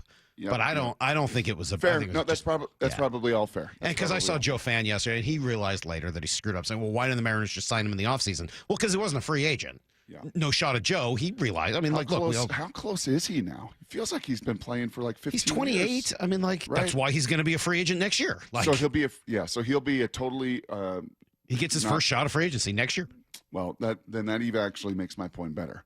He's got now 50-something games here where the weather has warmed, where this park is a little bit better to hit. Where you're also going to get to hit in Texas and in Houston and in Oakland, Sacramento, right? I mean, he's going to get a chance here, and I would hope that kind of fuels. And, oh, by the way, you got a chance to do something here and help propel this team to the playoffs again, and you're going to be right alongside one of the great stars in the game. Like, I would hope all of those things should be pretty good. I don't want to say incentive, but pretty good fuel for a guy that is going to be an impending unrestricted free agent for the first time in his career. Yeah, there's nothing not to like about this deal. Nothing. I think that's probably the first thing to be said. There's nothing not to like here, other than being a little sad because Brandon Garcia is going to go. And Brock, I know you're not just going to forget Ashton Izzy, but like, this is a pretty good deal.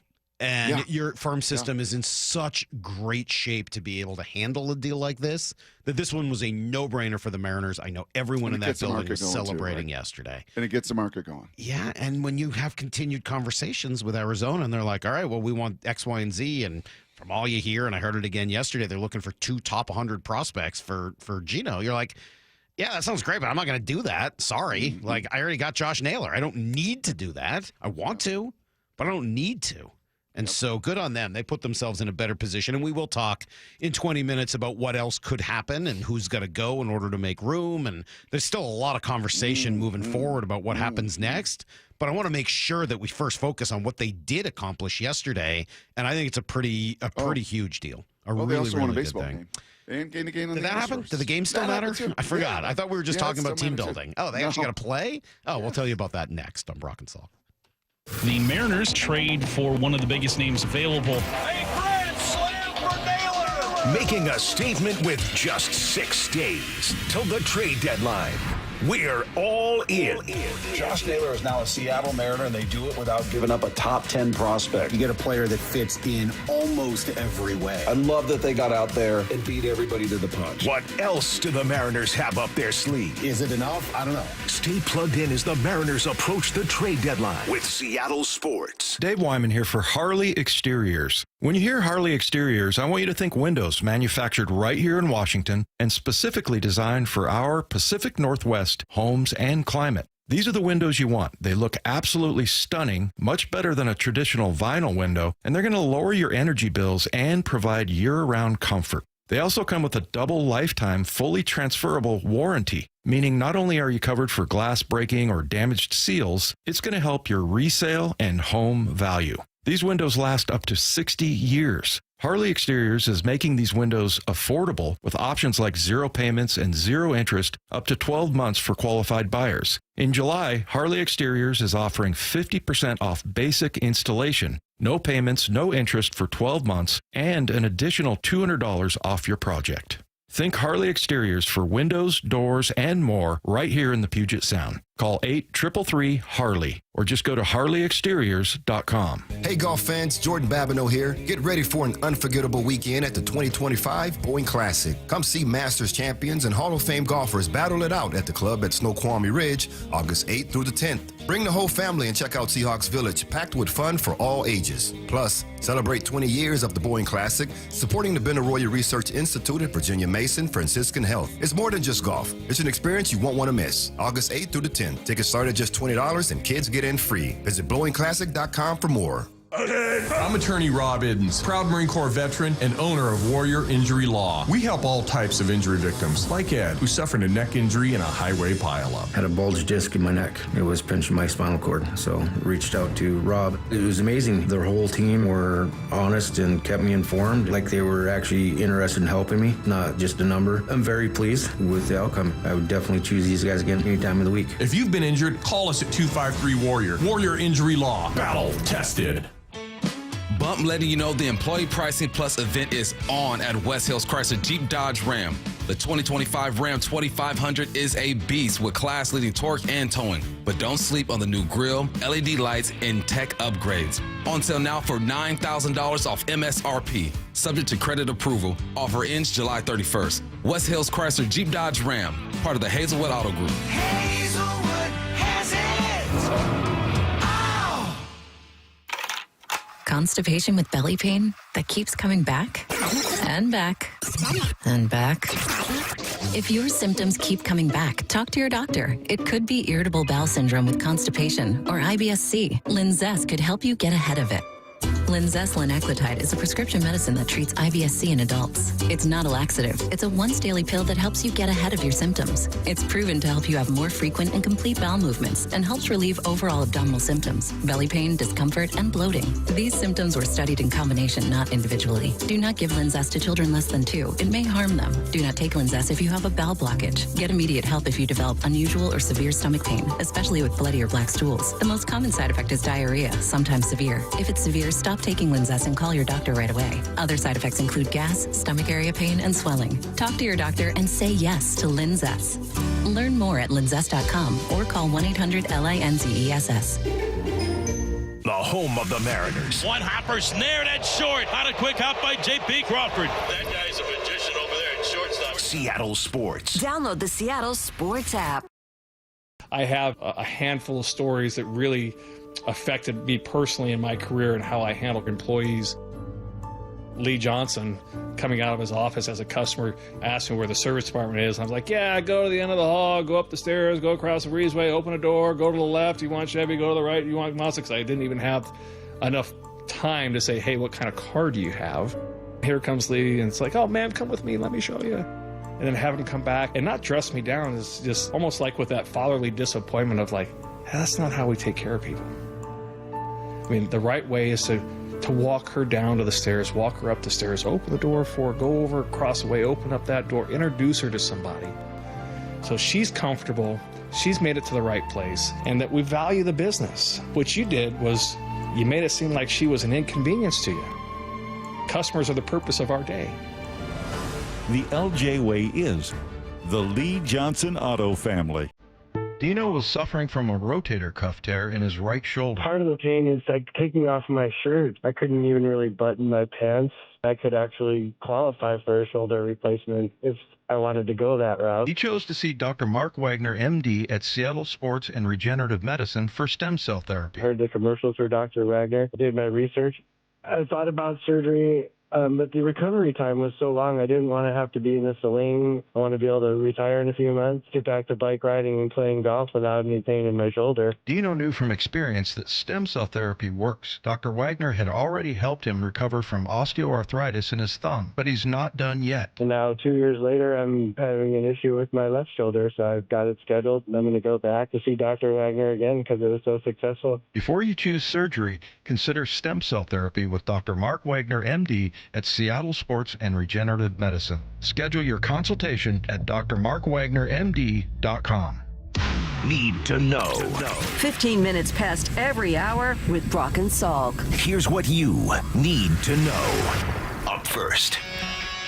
Well, the Mariners strike first, Brock, of everyone looking for bats at the deadline. Now, to be fair, most are looking for third baseman, but the Mariners strike first by getting first baseman Josh Naylor from Arizona, and they do it really without giving up a whole heck of a lot. I mean, no one in their top 10. Garcia was ranked 11. That's going to go down with the addition of Kate Anderson. So, I mean, 12 and 17 or something like that in terms of the prospects in your system? I know that those lists are, not necessarily the way they view it or the way Arizona views it, but you hang on to almost every big name. If you knew who Ashton Izzy was before 4 o'clock yesterday, congratulations to you. I think the Mariners did a heck of a job yesterday. 28-year-old with playoff experience in Cleveland, going to be a free agent after this year. He's got some pop, but really he's a high average, lots of contact guy who gives you a professional at bat every single time from the left side. Sure does. It's just hard to nitpick this one, I think, too much. I mean, some of the names that we have been talking about over the last month, now granted that was for Gino and for Naylor and for both of them, and the cost is going to be obviously a little higher for as hot as Gino has been. But I absolutely love this deal. I said over the last couple of weeks, he's the guy that I want. He's the guy that if you just place in this lineup, right, around Cal, now you bump back Polanco and a Rosarena, you just become an oh crap kind of lineup. Like, man, I got a lot to deal with on the other side of it if I'm the pitcher. So, and oh, by the way, he brings some attitude. Oh, by the way, he's been in big moments. He's performed pretty darn well. I think Julio's looking forward to getting to find out a little more about that attitude. Listen to Julio when he was asked about it last night. I mean, obviously, like, he's a really good player, you know, like, there's no other way around it, you know, like, he's a really good player, like, he has a really good defense, and I think, like, you know, what he brings to the table definitely can help the team win and, like, you know, get to where we want to get, too. And, you know, I'm very excited to actually talk to him a little bit more. Obviously, every time he plays, he's always locked in, which is really good, you know, to add that to the team, man. I'm very excited. I'm looking forward to seeing him. Every time he plays, he's always so locked in. I've never gotten a chance to know him. Nope. And we talked about yesterday, Salk, like every game matters, man. Yeah. And to get this done a week before the trade deadline means, you know, 5-6 more games that you're going to have him in the lineup for these 3 in Anaheim and down in Sacramento. And I love the timing of it as well. Also means that you got plenty of capital left if you want to go and do more. And certainly we'll have some of that conversation coming up here at 7:30. Here's the second thing you need to know. And yes, Brock, they also get a win yesterday. There goes Cal. Pitch on the way, swinging a line shot deep down the left field line. Has it enough? Yes, it is. Goodbye, baseball. It clears the short fence in the left field corner. A rocket line drive. 2-run home run off the bat of Randy Arozarena. Yeah, that was one of 3 home runs the Mariners hit yesterday. They were all rocket line drives. Yeah. They hit all rocket line drives. One from Randy, one from Julio down the right field line, and then Polanco with a little insurance run late. 4 runs, 3 home runs. That's where all the runs came from once again. And it's sort of that same formula. Good starting pitching you get from Logan Evans. 5 innings, gives up just 1 run.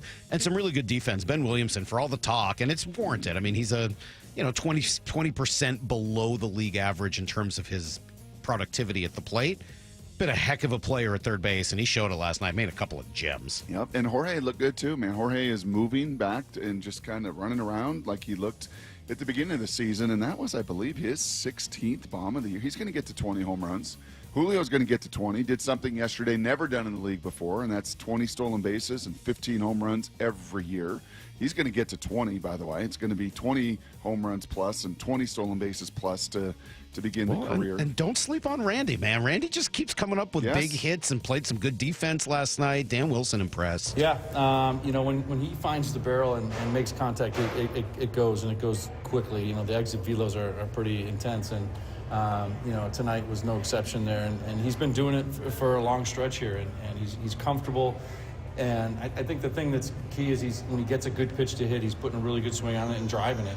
And he, you know, what he does for us in left field, what he does for us on the bases, you know, it's just been unbelievable here during this stretch. And he's a good player. Yeah. I like Randy. I really do. I mean, I said it before the year. I think you know how I felt.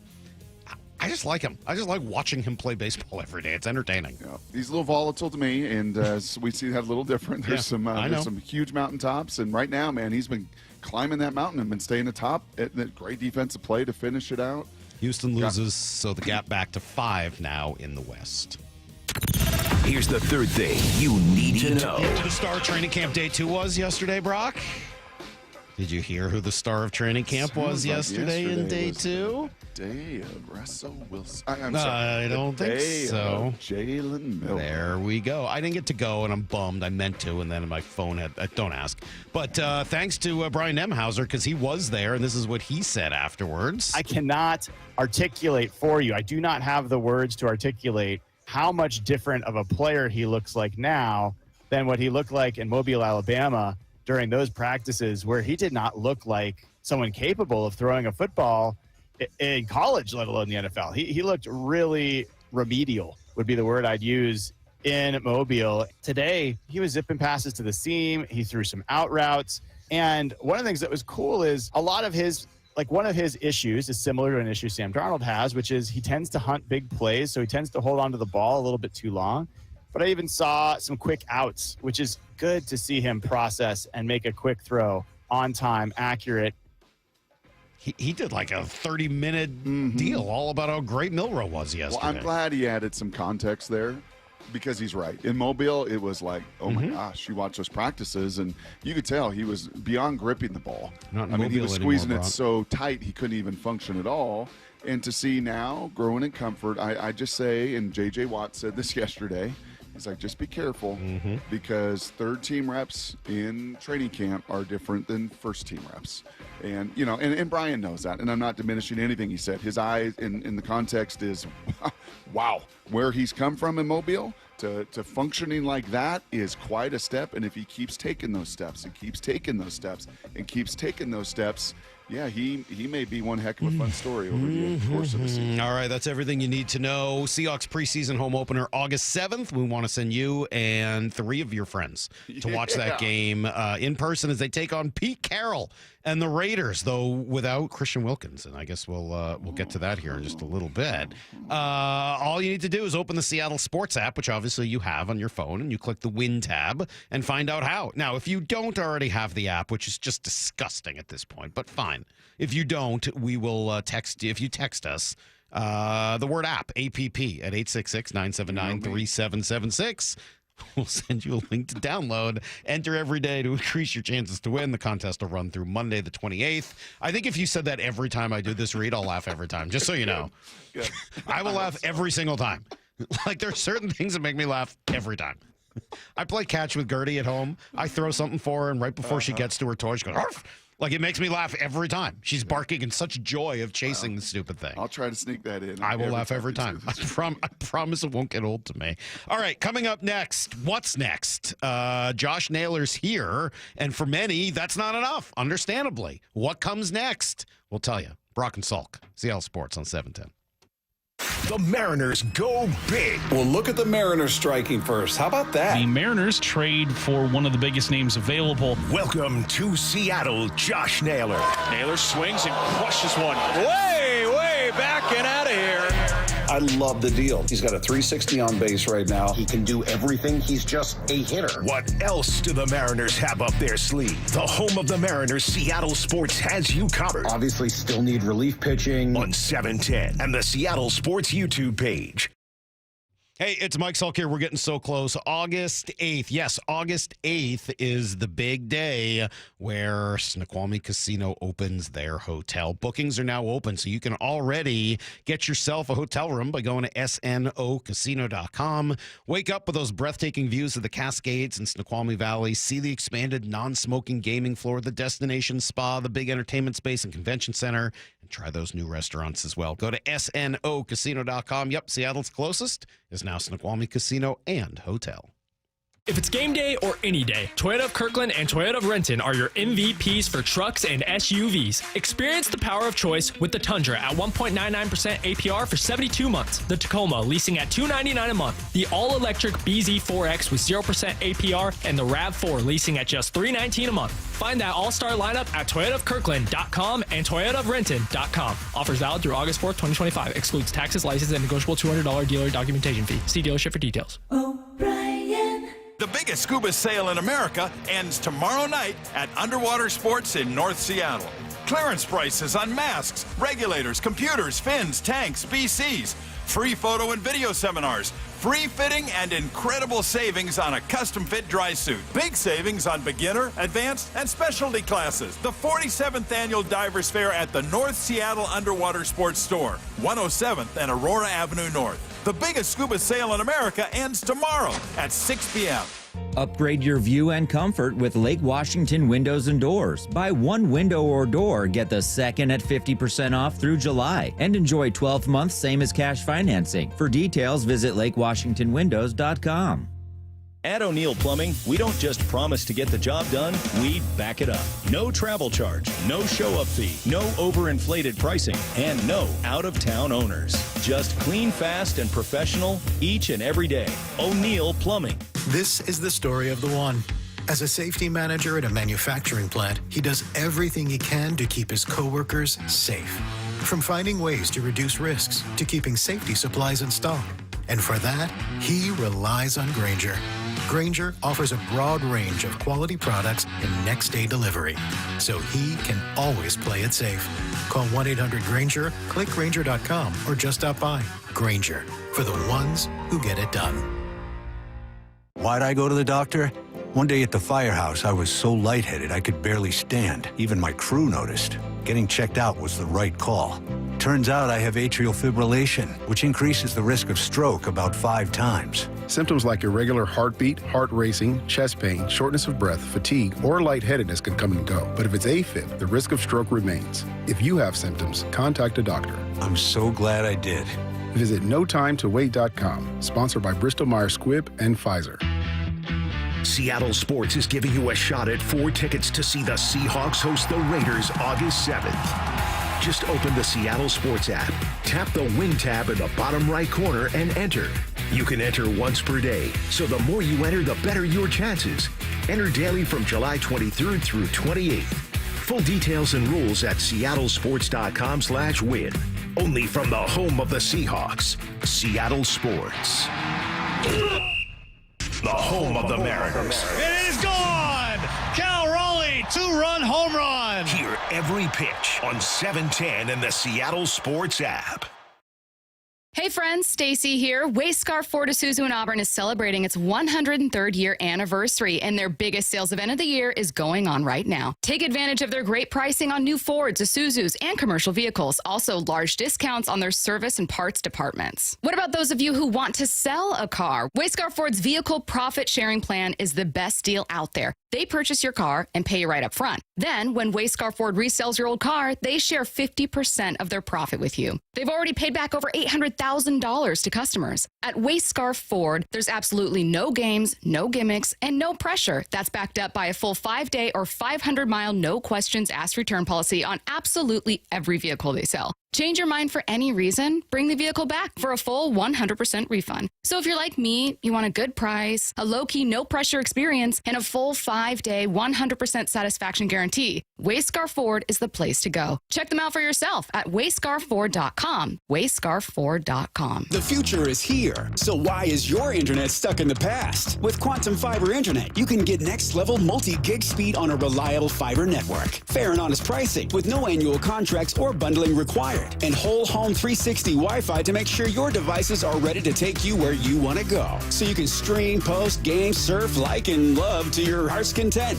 You do you. Let Quantum Fiber Internet take care of the rest. Learn more at quantumfiber.com. Limited availability, service, and speed in select locations only. This is Steve Ahmed, president of Pacific Power Batteries. We know that customers like to buy from nice people, people who we generally like and trust. We don't consciously buy from a corporation, a jingle, or a logo. But it's the little things, like knowing about batteries, how they work, and why they don't work. Maybe it's just a smile from Noe, or Brandon, or Jennifer, or even Travis. Ha! At Pacific Power Batteries, we do our best to hire and train good people so you can trust them. So come on in and put us to the test. This hour of the Brock and Salk Show is powered by Star Rentals, preferred supplier to the West's best contractors. From the Quantum Fiber Studio, you're listening to Brock and Salk. Weekdays 6 to 10. On Seattle Sports and 97.3 FM HD2. All right, so Josh Naylor is a Mariner. We've talked through who he is, but that's not the only part of this story. You got to know what he brings, how he changes things, and what else could happen next to start again. So if you haven't been with us since 6 or 7, I would say both of us pretty excited. Everybody in Seattle should be. There's no downside to this move. You go and acquire a very good player who makes your lineup much better, and you do it without giving up a whole heck of a lot. So, you know, if you're grading this trade for the Mariners just in a vacuum, I don't know how you're not giving it a letter grade that starts with an A. I mean, maybe A- would be the worst you could imagine. Yeah. This is like an A trade in some way. When you first saw the news from Jeff Passan, who broke the news, when you first saw the news and it was the Mariners are acquiring Josh Naylor and it was without what was given up, would you have guessed that the 50-something games of Naylor was going to cost you someone in your top 10? Maybe at the bottom of your top 10? I think I might have, but you look at the numbers and the percentiles and all that. Like, he's a good player, 20%, 30% above, an average hitter, but he doesn't bring defense. He doesn't bring base running necessarily. And then when you see what Gino's at, I think in retrospect, this probably makes sense. Mm-hmm. They also were not a lot of teams out there looking for a first baseman. A lot of teams looking for third baseman, and there's a few more to find. Yeah. But they're just, most of the teams that are in it have a first baseman. That's one of the ways you compete.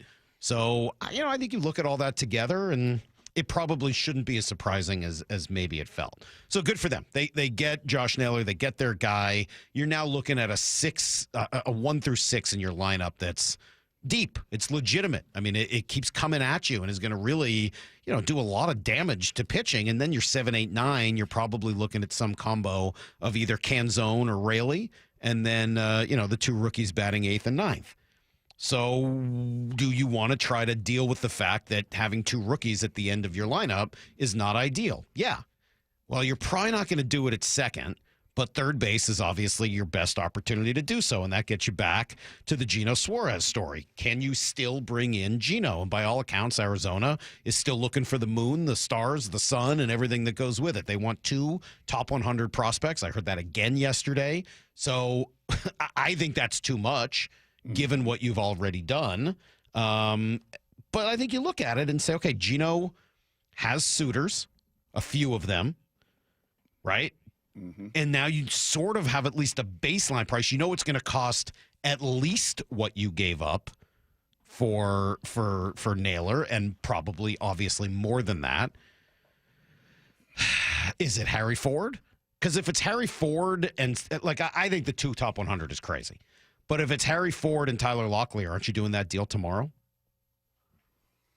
I am. Because then I'm looking at it as a whole and saying, okay, maybe it's too much. Maybe I'm looking at it at that point, okay, maybe that's too much because both those guys are going to walk at the end of the year.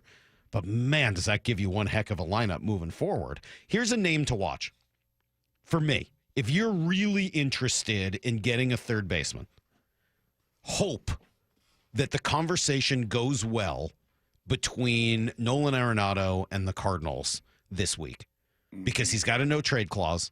There's some sense that he could waive it, and that would put at least another option on the board. He's such a Yankee type of player, guy in decline who's got big money. I mean, it's like exactly the type of move the Yankees salivate over, and he's, brings some excitement and name recognition to the Bronx. If you could get the Yankees off of Gino and onto him, it just opens up another avenue for you. And look, Willie Castro also, I think, is a good piece. But my hope is that somebody gets excited about Arenado and he decides to waive his no-trade clause. Yeah. So kind of just pertinent, what's the roster move made today? Is Naylor's going to be? That's a good question. You would think in the lineup today, right? Lyle and I were talking about that. I think that, look, there's only so many possibilities. You kind of have, let's call it 4 possibilities today. The 4 guys you could move out would be Dylan Moore, who has no options, so you'd be DFAing him. Same with Donovan Solano. Both guys would be DFA'd. You could send down Canzone. You could send down Mastroboni. I guess you could send down Cole Young or something like that. You're probably not going to do that. Williamson. So you could send down one of those 2 guys. I think both those things would be surprising. If I have to guess, and if it were me, I would not cut anybody today. No matter how frustrated you may be at what you've seen from Solano or Dylan Moore over the last month or 2, I wouldn't cut them because there's no reason to. You're only 7 days away from the deadline. So I'm probably sending someone down, and then just based on, what you need and what you've got, it's probably Mastroboni, who's a good player, and he's done good things for the team this year, but you could survive without him for a week or so. And that at least gives you flexibility. And then once you go through the deadline, if you add a third baseman, then you're going to send down Williamson and things change a little bit, right? Like you sort of have options. And if you want to at that point say, okay, we want to keep Williamson up for defense and Dylan Moore's going to go and we're ready to cut. Okay, fine. But you don't need to do that with him or Solano today. And it is worth noting that as good as Naylor is, he's not nearly as good against left-handed pitching. That tremendous bat becomes a mortal bat against left-handed pitching. So you do still want a compliment to him late in the game.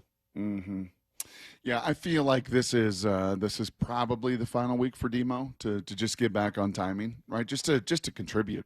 We talked about grace a lot this year. That was one of the lead tenets for Dan Wilson. I think we have seen that and felt that over the course of the season as he's had these guys back throughout and really given Dylan every opportunity. In fact, even being in the starting lineup last night when he has 2 hits in the last 2+ months. Yeah. And striking out well over 50% of the time. Yeah, it's a rough. I mean, it's watch it's just a hard stretch. So I do wonder. Okay, but he doesn't need to play over the course of the next week either. I mean, this adds another bat that you want to play every day. It puts Rayleigh in right field. Like it just gives you more options. You don't need to DFA him. Yeah. Why not wait a week? Then you can always bring Mastrobuoni back, and if you got to DFA either Dylan Moore or Solano at that point, you can do it. I just give yourself flexibility. If Mastrobuoni's the move, I think people can swallow the decision. I think people would have a really hard time if they send Canzone down and I would Dylan agree. Moore up. Or Cole Young. I mean, both guys are contributing every day. I mean, you don't want to send Canzone down too because he may be a trade chip and possibility. I don't think you can do that. I don't think they will. I mean, if I have to bet, it's Mastrobuoni, but I don't know. I would bet that's where I would go if it were me, just to give myself flexibility. And then in a week, then you can. I know people want to DFA Demo or Solano because they're angry. I get it. That's just not the way a front office works. They're going to give themselves as much time and as much flexibility as they can, knowing that that's still a possibility a week from now. Here's the other thing, and we've kind of talked through the ups and downs, pros and cons of Eugenio Suarez because we know him better than most, right? Yes. We have watched him every day for some stretches. And there is the up and downsides of Gino are, I mean, we talk about how often even greater than Nelly Cruz. Yeah, I mean, it's Nelly had that to him, right? He had that boomer bust, and he had a stretch where he's hitting beach balls. And it's like, how is this guy never gonna, or fall out of this? And then you're like other stretches where he can't hit the ball. Yeah. Like he just, I don't know whether Gino's had as many hot stretches as Nelly, but when he gets hot, dear God. Yes. I mean, he's hot as the sun. And for the last year, he has been. But you also know what happens. If you get Gino Suarez for 2 months, it's possible that one of those 2 months he's awful. Seriously. And it's possible that the other month he's unbelievable. But you know that's part of the thing with Gino. Now, I could make you 2 points about that. One, forget it. It's just not worth it. That as good as he is and as great as his last year has been, his value is so inflated right now because he's been hot Gino rather than cold Gino for a while that you'd be overpaying for a decent chance that he's not that good when he's here. So if you believe that, you go after Willie Castro, who's still expensive, but it's not as much as Gino in terms of what you'd have to give up. And more consistent of a player. There is another way of looking at it, though, and maybe this points even more towards Eugenio Suarez, and you guys can tell me what you think. Because you got consistency in Josh Naylor, maybe you don't need consistency with Eugenio Suarez. Like, if Gino was your only move, you need it to work. Like, it has to work. He's the guy you got. That was the one big move. It has to work. But if you've already made another move for a more consistent player, and by the way, Nick Picoro, longtime beat writer for the Diamondbacks, who was on Monday with Bump and Stacy, specifically used that word in talking about Naylor. I will say the consistency of the at-bats has been tremendous, really from start to finish, which is kind of a surprise for me, just watching Naylor from afar, kind of following his career, not in the same league, so I didn't get to see him all that often, but it felt like he was a really streaky guy. But I've been pretty impressed with just the level of consistency, the day in, day out at that quality. Okay, so if he's a consistent guy, do you have the opportunity to take more of a risk on an inconsistent but high upside Eugenio Suarez? Don't you have some of that already sprinkled throughout your lineup? Oh, you're not hurting for inconsistency. But everybody does. I mean, like, I know. Who doesn't have that? Yes. Yeah, I think that is baseball in 2025 if we watched every team as closely as we do the Mariners. But we do know that Randy is on a just unbelievable heater right now. And that, too, could turn a little You've chilly. seen both sides of Jorge Polanco this year. You've seen Julio and the ups and downs. We know about JP and his ups and absolutely. So with all of that in mind and knowing that you've got a little more consistency in Josh Naylor, are you more apt to say, hey, whatever, let's swing for the fences, I think literally and figuratively? Or do you say, hey, look, Willie Castro is a good player, a 117 OPS plus. He's 17% better hitter than the average. He's a 30, 40-point upgrade in that category over Ben Williamson. He's got some positional flexibility. He's a switch hitter. Do you go in that direction? And he'll probably be more expensive than you think in terms of capital, but not as much as Eugenio Suarez. And the Diamondbacks want to take this thing down to the wire. What if you could trade for him right now? Which would you prefer? Yeah, I think it all comes down to the deal. Obviously, these teams have been talking a tremendous amount. The phone lines have been as hot as Geno Suarez has been through the first 100 games of this season. And you get the deal done for Naylor. It does give you, Salk, I think, some margin to be able to say we're not going to be backed into a corner. You know, the Diamondbacks, Gambo said this, wanted arms. They needed pitching. They got a reliever from you and, a young guy that's a ways away. Do you trade Logan Evans? You know, I just continue to kind of come back to him. I think he could be kind of the linchpin in this, right? We saw Brandon Garcia get a couple of outings at the major league level. Now looking back at that, there was need, but I think it was also a showcase. And to say this guy is right here on the door of the major league level. Logan Evans, 5 innings last night, 1-run ball. You know what you're going to get the numbers this year for a rookie and what you've squeezed out of a former 10th round pick with an 8 ERA.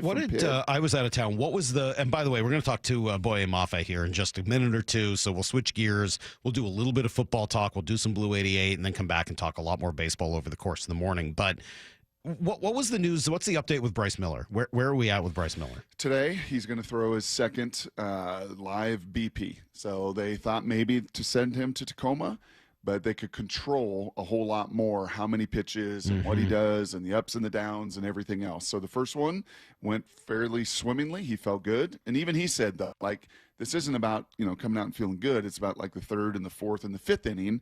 Do I still have all the gas in the tank? So my feeling is that today they'll try to simulate that as much as that would possible. certainly factor into a conversation like that as well. Yes. And then look, there are other options to go bigger with a trade, right? You could do Castro and Jax, and you got to give up a whole lot more. But, you're getting a rental bat and a long-term leverage arm. I did want to quickly address a question that we've gotten. I've seen this a few times. This came from the 425. How common is it for a team to make 2 separate big trades with another team within a week? I can't help but feel like the Naylor trade makes the Geno less likely. Wouldn't they have figured out a larger trade package and get it all done? I would say the answer to that is no. No. I don't think those two things are related. Different assets, different market values. And we saw it last year. The Mariners made 2 separate trades with the Blue Jays a day or two apart, one for Justin Turner, the other for Jimmy Garcia. No, they weren't quite at the same level as these two are, but I don't think that's that strange. And I think you see stuff like more likely they're talking, they're debating. I'm sure the idea of trading for both guys at once came up. But once you've agreed on a package for one, you get it done. And then say, hey, let's keep talking about the other thing. We're already in negotiations. In fact, I would say it might even make it more likely than less because the two sides have had a level of conversation where they really know their systems inside and out and kind of know where the other one is coming from. Yep, I would agree with that. And the market value for Geno is going to be higher. It's going to be more difficult to get done. Yeah, so I also looked into that. Why is the market for Geno so much higher? He's a lot older. He's 6 years older, whatever it is. But here's why. Just looking at his numbers for this year, Baseball Reference comp. WAR, 3.5 to 1. That's a big one right there. Home runs, 36 to 11. That's a pretty big difference. RBI, 86 to 59 in favor of Geno. Amusingly, stolen bases is going to be 11-1 in Josh Naylor's category, which is hilarious. And batting average is going to be Naylor as well, 292 to 252. But that 40% batting average difference and 35 point on base percentage, is not going to be enough. Well, and that's just those two, Salk. I know. Let alone the market. Where the I Cubs, know, but I'm just looking at Yankees, just how different are the two players. Yes. It's not enough to offset Gino's 593 to 447 slugging percentage. I mean, like, Gino's been really, really good this year. Yes, and plays great defense at a position of need, much more needed all-around contenders that would love to add him to the equation. Okay, so then that leads to the last thing that's been talked about a lot today, and I see a lot of text messages.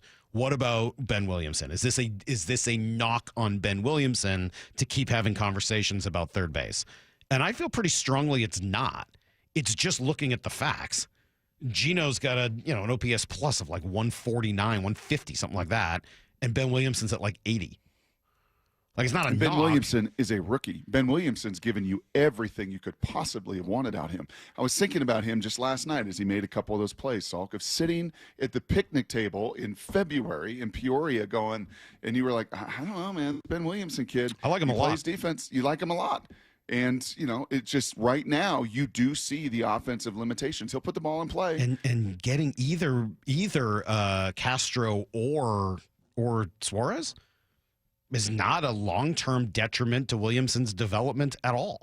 I mean, if you really think he's your long-term answer at third base, and I don't know whether I do or if they do, but if you do, this doesn't hurt that.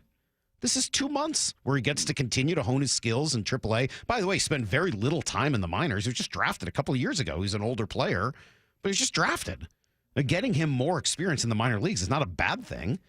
And especially in Gino's case, you're just not getting a huge downgrade defensively that you would with some other players. So, fun conversation. It's not going anywhere, and obviously we'll take some calls coming up at 9:30 this morning. But obviously 2 stories in town today. The other, day 2 of Seahawks camp yesterday, and Boye Mafe has been out there for both of those practices, and another one coming today. He's kind enough to join us right now. Good morning, Boye. How are you? Morning. How are you doing? We're doing great, man. We're doing great. What's it like? How are we doing? What's the feeling? What's the vibe out there?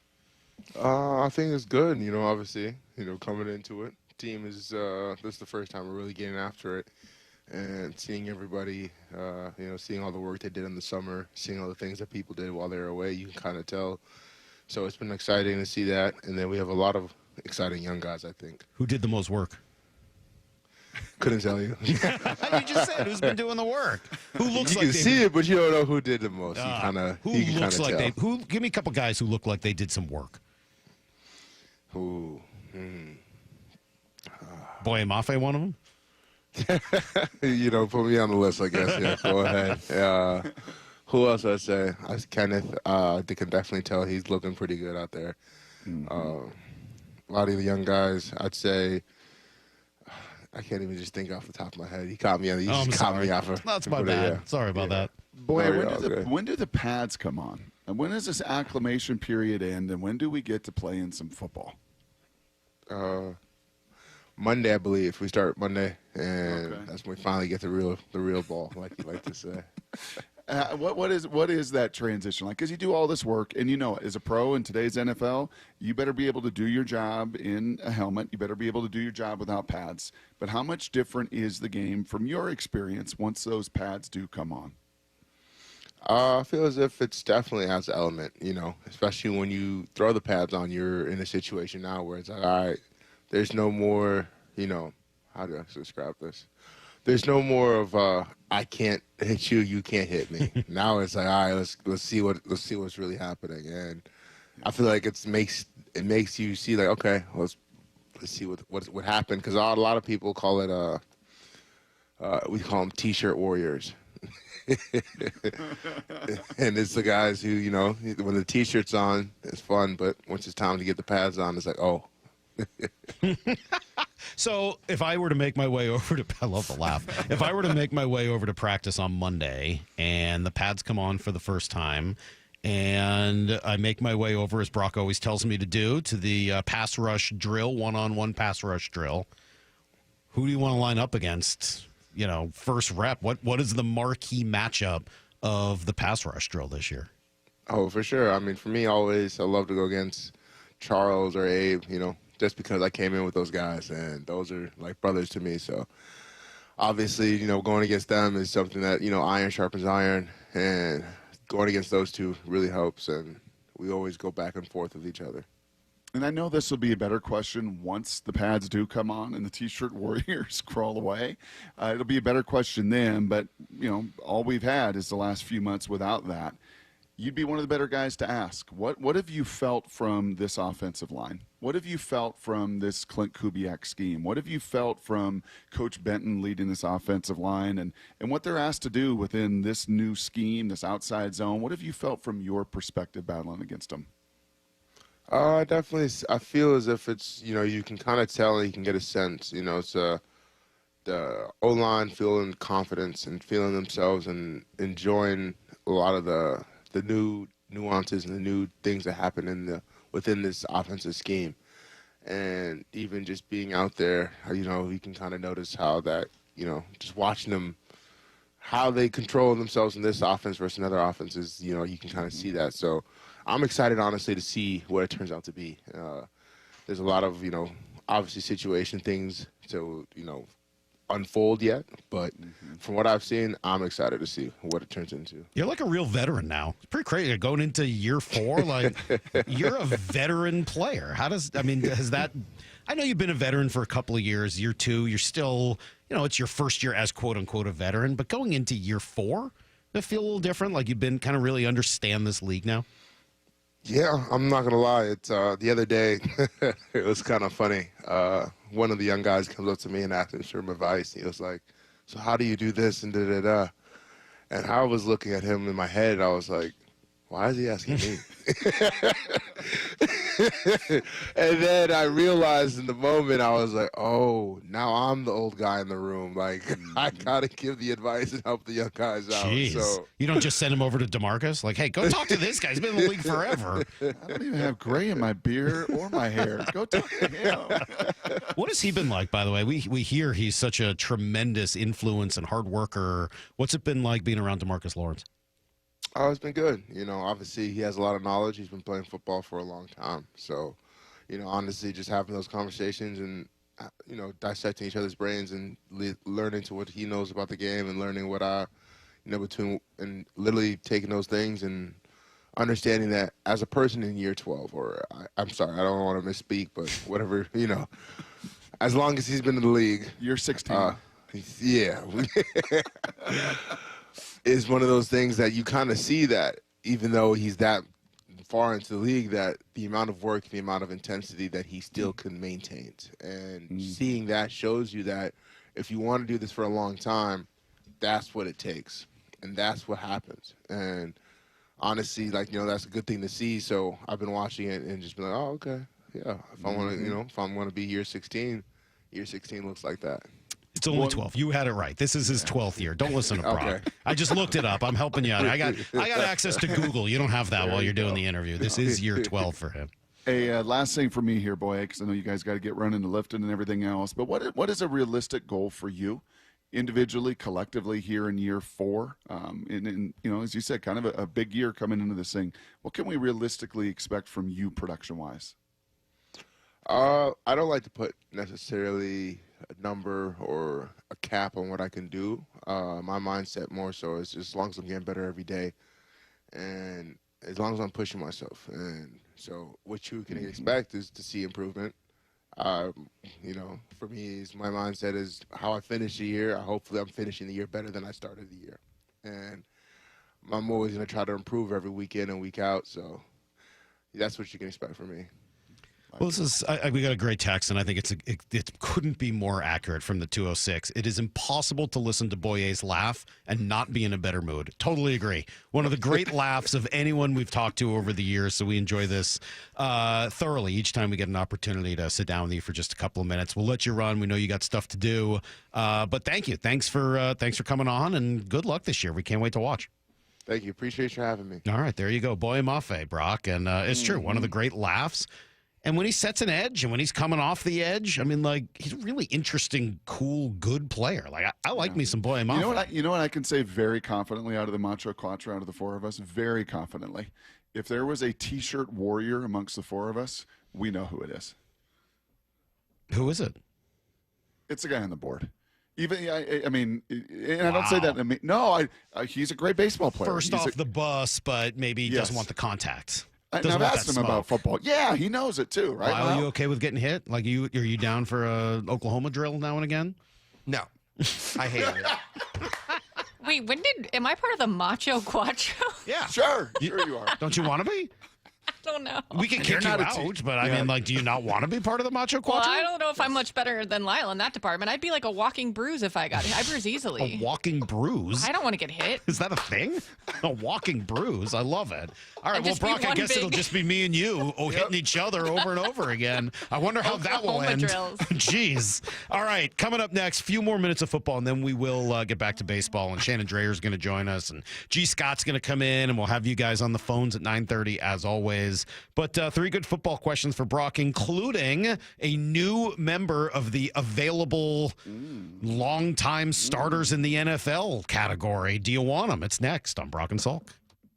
Seahawks training camp is underway. That is music to the ears. And nobody gives you more insider access than the home of the Seahawks, Seattle Sports. Coach McDonald sitting down with us right now. This thing on and ready for you. Watch how the Seahawks roster comes together. Seattle Sports training camp coverage is presented by the Landing in Renton. Seahawks training camp on Seattle Sports on 710, the Seattle Sports app, and the Seattle Sports YouTube page. IRG Physical and Hand Therapy doesn't just treat injuries, they elevate athletes. From weekend warriors to elite competitors, IRG Sports Institute clinics are built for performance, blending top-tier physical therapy with advanced sports science and personalized training plans. Hey, Brock Hewitt here with Shannon O'Kelly, physical therapist and owner of IRG Physical and Hand Therapy. Why? Why elevate athletes as well? Because here at IRG, Brock, our motto is we want you to be your best self, your best physical self, your best mental self, and your best community self. At our new IRG Fremont Sports Institute, we're providing that type of care. We've got the latest equipment, the greatest techniques, the providers there that are excited to get you better, basically bigger, faster, stronger. Doesn't matter if you're a weekend warrior, a recreational athlete, an elite athlete, we will make you to be your best. You'll work with specialists who understand the grind because they've been there. With access to cutting-edge equipment and recovery techniques, you won't just heal, you'll come back stronger. Visit irgpt.com, irgpt.com. The LJ Way is the Lee Johnson Auto Family. Hello. Welcome to Lee Johnson Auto Family. This is King. This organization's a special one. They call it the Lee Johnson Auto Family, and it's not just a name, it's not just some cliche. They foster an environment for us to become a family, to work together, to really become close, and they show us in a lot of different ways that they do value us. Is it perfect? No place is. But I've been very thankful to be here in the almost 10 years and have every plan to stay here for a lot longer and just watch it continue to grow. He's fun and professional, which explains why so many people visiting Lee Johnson Kia ask for him by name. The LJ Way is the Lee Johnson Auto Family. Got neighbors? Big Trees can help. This is Nancy Penrose, owner of Big Trees in Snohomish. If you've been considering planting trees to add privacy, look no further than Big Trees. Privacy trees fill in empty spaces, help to define property lines, and add curb appeal. Learn more about Big Trees' big supply of privacy trees at bigtreesupply.com. Beauty, privacy, instantly. Big Trees. Celebrate 40 years of The Bite. The Bite of Seattle returns to Seattle Center, July 25th to 27th. Over 300 food and retail vendors, plus games and live music. Admission is free. Enjoy a Seattle summer tradition at The Bite of Seattle with delectable multicultural cuisine, live entertainment, and fun for everyone. Enjoy a Friday night screening of Pixar's Ratatouille at the Mural. Taking over Seattle Center July 25th to 27th. Come to The Bite, biteofseattle.com. At Cressy Door, we have the perfect garage door for you. Come visit our brand new garage door and fireplace showroom and let our experts help you find the perfect garage door. Cressy Door. This summer, the perfect night out is under the stars at LeMay, America's Car Museum drive-in movies. Enjoy classic films and make memories. Catch the Transformers on July 27th. Space is limited. Reserve now at americascarmuseum.org.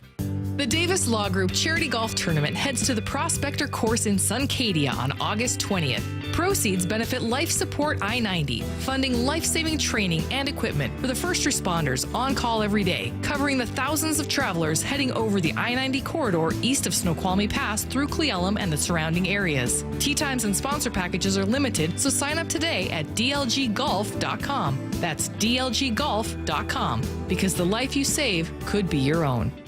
When might you be buzzed? When you suddenly love everything. You guys, I love this song.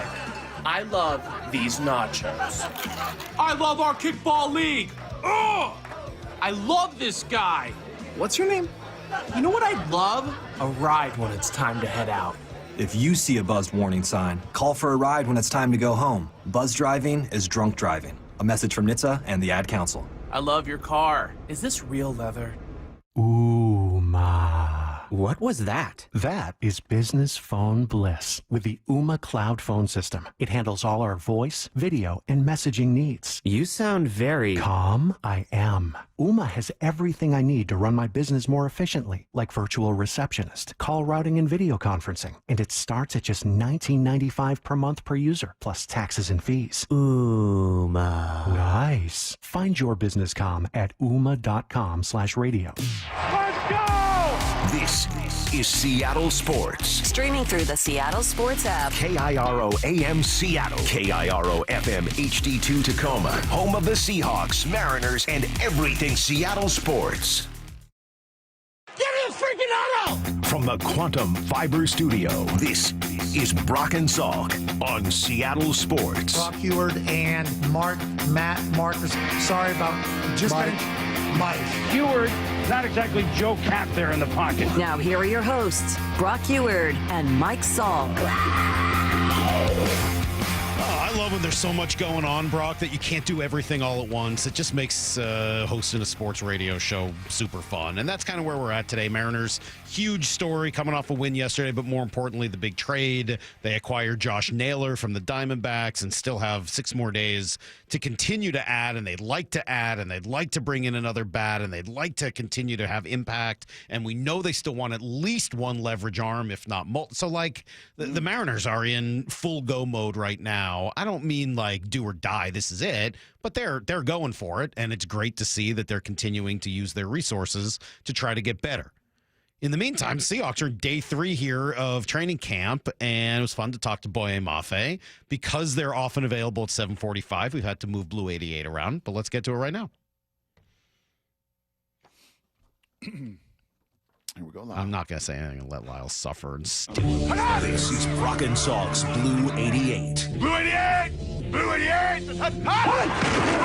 We take you to the field as Brock Heward breaks down 3 football questions as only he can. Now here's your hosts, Brock Heward and Mike Salk. You won't even look at me. It's no fun. Can't make Lyle feel guilty if he won't even look at me. I was distracting him. Oh, it was you? Well, I was distracting him, talking about how I was trying to tell you something work-related during the break, and I couldn't get a word in because G was distracting us. So it's just a cycle. Yeah. It's always G's fault. It's a cycle of distraction. All right. Well, plus we were late. So, Brock, let's get to this and do it quickly. Question number 1. Sam Darnold, pretty good yesterday. Apparently had a pretty good day. What did you hear? What'd you like? I like the decisiveness. And that's what I want to kind of continue to see. You've got a cut on here as well that's of him talking about someone in particular, and I do love this. But individually, I think what you have seen these first couple days is building on what should have been an offseason of growth. And, you know, when you start camp, you kind of go back to, and this is how most teams do this, Salk, right? Go through OTA season, you continue to install, you take a little break, you come back, let's get back to the base stuff, and he's playing fast, and the ball's getting out of his hand. I love that. And then this is a huge key. They need speed. I think a lot of these national guys have poo-pooed them and their roster and certainly their offense because there's not that home run hitter. Mm-hmm. It's a bunch of punch and Judy. Who is their speed? Here was Sam Darnold talking about a young receiver that I think I'm going to have my eyes all over this preseason. Really fast, Quick receiver shifty. He's talking about Torrey Horton. Sorry, let me set that up. He's talking about young rookie Torrey Horton. Really fast. Quick receiver shifty in and out of routes. And he's really picking it up, just like Elijah. So, I think, again, I can't harp on it enough, but that's the biggest thing as a rookie is just to understand the system, understand the offense, and kind of what we're doing. And once you understand that, you're able to play really fast. And I feel like he's doing a really good job of that so far. Those two, man. They got to play really fast. They can't be rookies on a learning curve. They've got to play fast because they are physically fast, and this offense needs it. All right, question number 2. Shaquille Griffin out there yesterday for the first time. He was sick and missed day 1. Who does he benefit the most this season? I think it's Woolen. I think Griffin's been around this block. He was there as a drafted Seahawk. He went elsewhere. He's seen other places. He brings a wealth of experience. If Boye Mafe looks to DeMarcus Lawrence, I really hope Rick Woolen looks to Shaq Griffin. And I do think that played a role in him being back here. I really do. Not just because he could still play. He could still run well enough and he could still play. But I think it is also, hey, Reek, this is how you play the game. This is how you stick your face in the fan. This is how you come up and finish, right? Shaq Griffin got to see it and be around it. And, with Richard Sherman and physical corners. I saw a list of the 15, like the most intriguing or the most pressure on him kind of guys in the NFL. And Rick Woolen was on that list because Reek has flashed big-time ceiling, big-time ability, and still is covered pretty darn well over the 3 years statistically. But putting your face in there and being willing to be an edge and to tackle, that's what Shaq did, and I really hope that he imparts some of that wisdom on a young Tariq Woolen. All right, question number 3. Pete Carroll making his presence felt in Vegas. Christian Wilkins is out. It's been a pretty good defensive tackle, right? Been an elite. I mean, he was paid enormous money, Salk, down in Miami. One of my favorite players. This is why this is hard to understand, and I saw a bunch of Dolphins folks that cover the Dolphins as well say the same thing. Like, this is nonsensical. If you want to ask me, guys that might shut it down, guys that get paid and don't do the work, guys that from a football character and a human character that may be lacking, Christian Wilkins would not have been on that list. Honestly, genuinely, one of my favorite players to cover at Clemson, and I did a bunch of their games. I did spring games. Lovable dude, likable dude. But the old Raiders here, and Pete, and I think in particular his boss, that comes out of a little different tree in New England, were not happy at all with the way that Christian Wilkins rehabbed. There was speculation. They asked him to have another surgery, probably put another screw in his foot, and he declined that. And they said, well, then fine. We're declining the $37 million that we still owe you guaranteed, and we'll see you with the arbitrator. And he's out on the street. I would imagine you're going to kick the tires on him. You cannot ever have enough defensive tackles and run-stopping defensive tackles. And if he comes real cheap to you, only 29. You got plenty of money in your kitty to be able to do something like this. So I would think you would give him a physical. I would think you would want to bring him in and kick those tires. But wow, what a shocker yesterday out of Vegas. Wow, Framingham High guy too, Boston guy. All right, very interesting. Okay.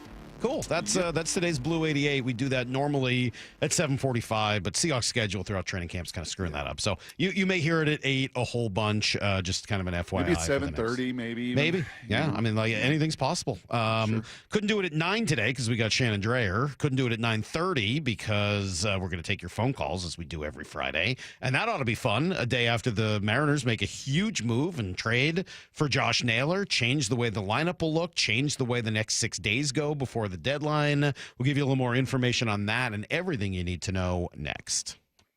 The Mariners trade for one of the biggest names available. Making a statement with just 6 days till the trade deadline. We're all in.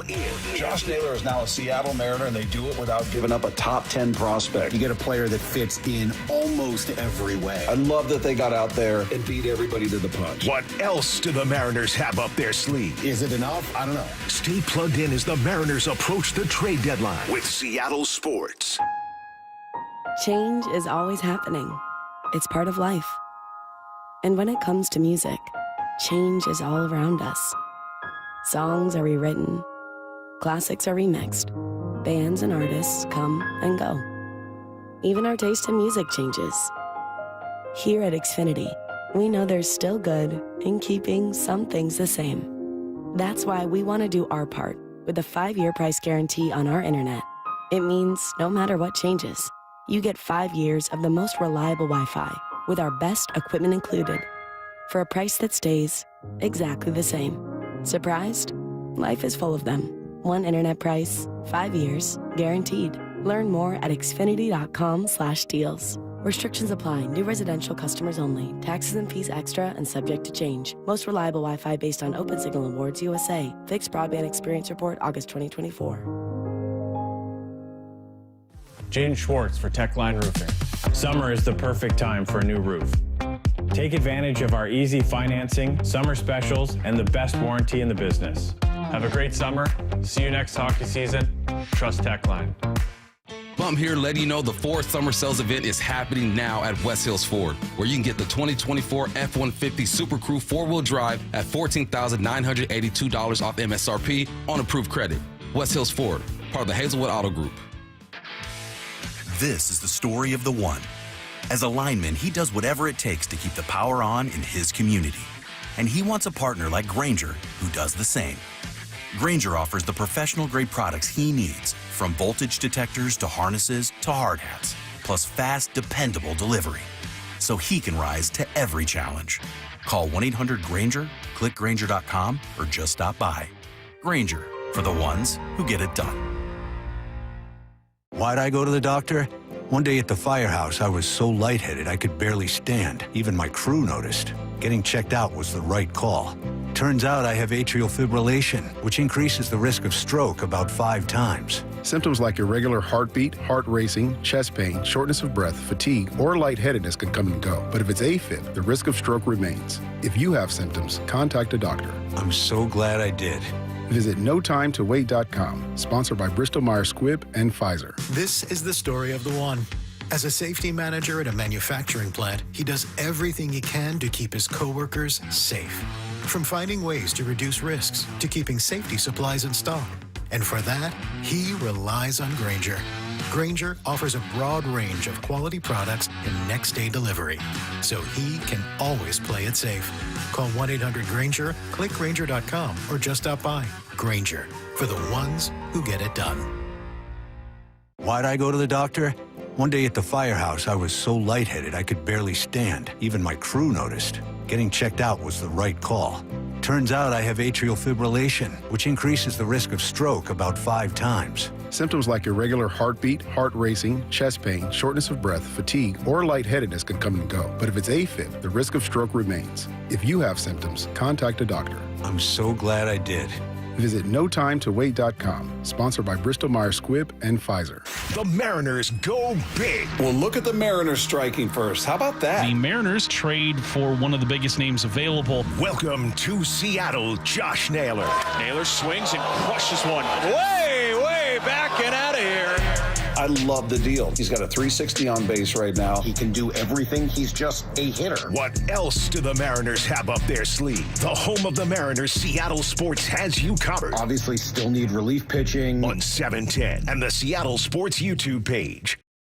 If you want that summer body you've always dreamed of, then this message is for you, ladies, and you men, too. Get rid of extra stubborn fat and address areas of loose skin around the waistline, chin, and under the upper arms with ProSculpt, the new one-day instant permanent fat removal and skin tightening treatment. Maybe you've tried the lasers, fat-freezing methods, even those new pills, but without the desired results. ProSculpt is different. It's minimally invasive, performed while fully awake, gentle, yet powerful. Designed to target the waistline, chin, neck, arms, and thighs, ProSculpt uses FDA-cleared plasma technology to deliver immediate, permanent fat-reducing and skin-tightening results, all in just one visit. If you want that summer body this summer, then you must act now. Go to ProSculpt.com today to schedule your free consultation. Get $250 off. For instant, permanent fat reduction and skin tightening, visit ProSculpt.com. Summer is in full swing, and T-Mobile Park is the hottest spot in Seattle. Randy Arozarena, his 4th home run in the last 3 games, and he is high-stepping all the way to 3rd. Don't miss out on special events like the next Mariners Fireworks Night on Friday, August 1st, presented by T-Mobile. Cal Raleigh and the crew are taking on the division rival Rangers at 7:10, and after the final out, we'll be lighting up the sky with an epic post-game show.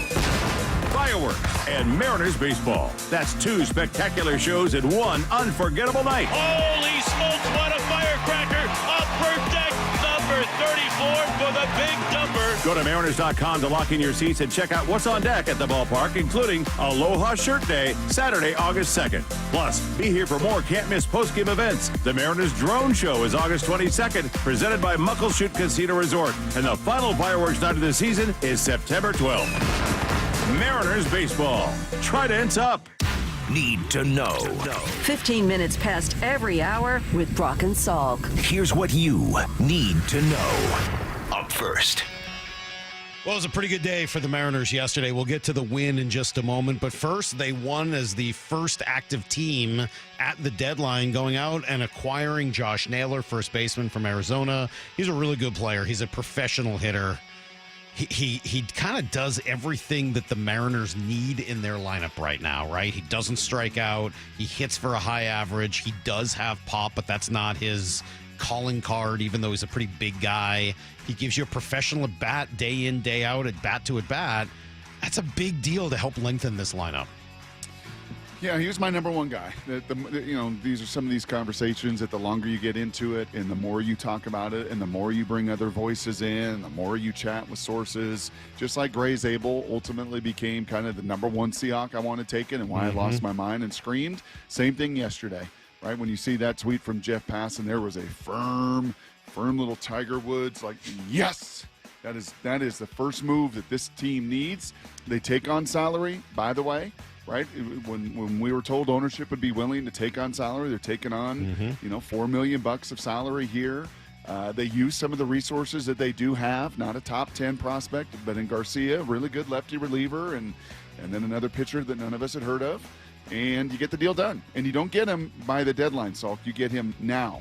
And every one of these games matters now. It's always weird when there's a pitcher in your system who's a top 15 prospect, and everyone's just like, I don't know who that is. I know the couple people out there. Ashton Izzy. And I'm not just going to forget about Ashton Izzy. And Lyle probably has known his parents since forever. But that was not a big name to most Mariner fans. Mark DeRosa, big fan of what Josh Naylor can do. Josh Naylor has been one of the more underrated hitters in the game. Presence in the dugout, professional ABs, bullets in the gap. He's dangerous. I love the move. They need, and they shouldn't be done. There's talks about Eugenio Suarez going to every team in America. But certainly Seattle's on the wish list, I would think. Sure. I put this. There's a website, Baseball Trade Values. Yes. I put this trade into the simulator, including the prospects going back, and they said that it was a minor overpay. Okay. But I think that's what you got to give to get. Wow, really? That surprises me. It sure doesn't feel like an overpay from here, but maybe Ashton Izzy's better than any of us know. Here's the second thing you need to know. Is he a dude, Lyle? They drafted him pretty high back in 4th 22. rounder, right? Yeah, out of high school. They liked his stuff. Is he a dude? Numbers-wise, he hasn't been that great this year, but... Do you know his dad? No. His family, his brother? Do you know the Izzy family? Well, not the Izzy family, but... But the Garcia Are you hurt family. over the Garcia? That's what Lyle's barely said anything all day. He's morose. He lost his buddy. I'm sorry. Yep. Have we been too mean to you about this? Should we be nicer? Try to recognize the Why sadness? don't you show a little empathy? It's fine. It's all good. No, it doesn't seem fine. It seems like you're upset. I mean, it's objectively like a good trade. Yeah. But... You sound so excited. You're so It's a good bummed, trade. It's a but good you're trade. bummed. I mean, yeah. If you were hosting this show today, what would you say? I would say that the Mariners can't waste a season from Cal Raleigh like this, and they need to go out at the deadline, and they did. But would you say it with that voice? Because that's not like a hey, I'm excited the Mariners got Josh Naylor voice. That's more of a I'm sad that my friend Brandon Garcia is leaving voice. Logan Evans talked about that, by the way. I don't know whether I have the sound of it on here because I don't think I asked Maura to put it on because I didn't think I was going to use it. But Logan Evans was just like, yeah, he's my friend. I'm sad, but it's great for the team. And that seems like you and Logan and Brandon kind of a... That's a line you walk in this sport, though. This sport is special. You walk it in every professional sport. But this is the one where that trade deadline in season still has this kind of teeth. Yeah. Well, Mariners get a nice win. Yeah, you do sorry. walk that line. They win No. yesterday. Home run for Julio. He hit a bullet to right field. Can I Now tell the you windup yesterday? and the 1-2 to Julio, swinging a well-hit ball deep to right field. Down the line, this one is going, and goodbye baseball. We are tied. Yeah, he took it on from there. A home run for Julio, 2-run shot from Randy, and then a add-on from Polanco. I'm sorry, Brock. Go ahead. Can I just tell you that it was some weird times sitting on the couch for me, taking all this and all these inputs, as it was for Lyle, right? The input of losing a friend, that's not easy. That's not an easy deal. But like the Naylor, so excited, researching it, watching all of it. And then honestly, because that stadium, and when was the last time the Mariners won a series in Anaheim, Lyle? When was it? Last time the Mariners been like 2 won a years. series? Yeah. It's just not been a great place, even though it's not a good team. And you get these runners in scoring position with less than 2 outs. Don't score. Runners in scoring position, less than 2 outs. Don't score. Runners in scoring position. Don't score. Don't score. Don't score. I'm like, these are the kind of things that come back and just bite you. That game should have been 6-7-1. And then it wasn't. And then the bases are loaded. And then that ball gets hit. And Randy makes a nice finish. Man, I thought that ball was in the gap last night. I got to tell you, I thought that was in the left center gap. Was going to score too. Mariners win 4-2. Munoz does pick up his 23rd save. Here's the third thing you need to know. Great day at training camp yesterday for none other than Jalen Milroe. Hawk blogger Brian Nemhauser super excited about it. Here's some of what he had to say. I mean, Jalen Milroe was completing more passes downfield than any of the other quarterbacks. A lot of the other quarterbacks were having to take some underneath passes because the defense was taking away the deep ball. Milroe was pushing the ball downfield. As I've told you in the past, his comfort zone is the seam. Like, he zips it into the seam. He's throwing such a pretty ball right now. Yeah, and to see where he's come from, and I think Brian really hammered that point home because he was down in Mobile watching it like a lot of us were, and DJ was, and like in Mobile, he wasn't functioning. That's why he fell to the third round. I think was real concern. Yeah, an amazing athlete, but can you see it? Can you feel it? Can you process it? And then can you let it rip? And yeah, we saw in OTAs, there are a number of those OTAs where you walked away from there going, yeah, man, this dude's got all the tools, got to put them together. And first couple days of camp, nice to see him off to a good start as well. That is everything you need to know. 1/4 every hour here on the Brock and Salk Show. Lyle, is there a place people can donate for you? I mean, like, is there a charity that is near and dear to your heart? Yeah, I know. If people want to send cards, flowers, in lieu of flowers, if they want to make a donation. All right.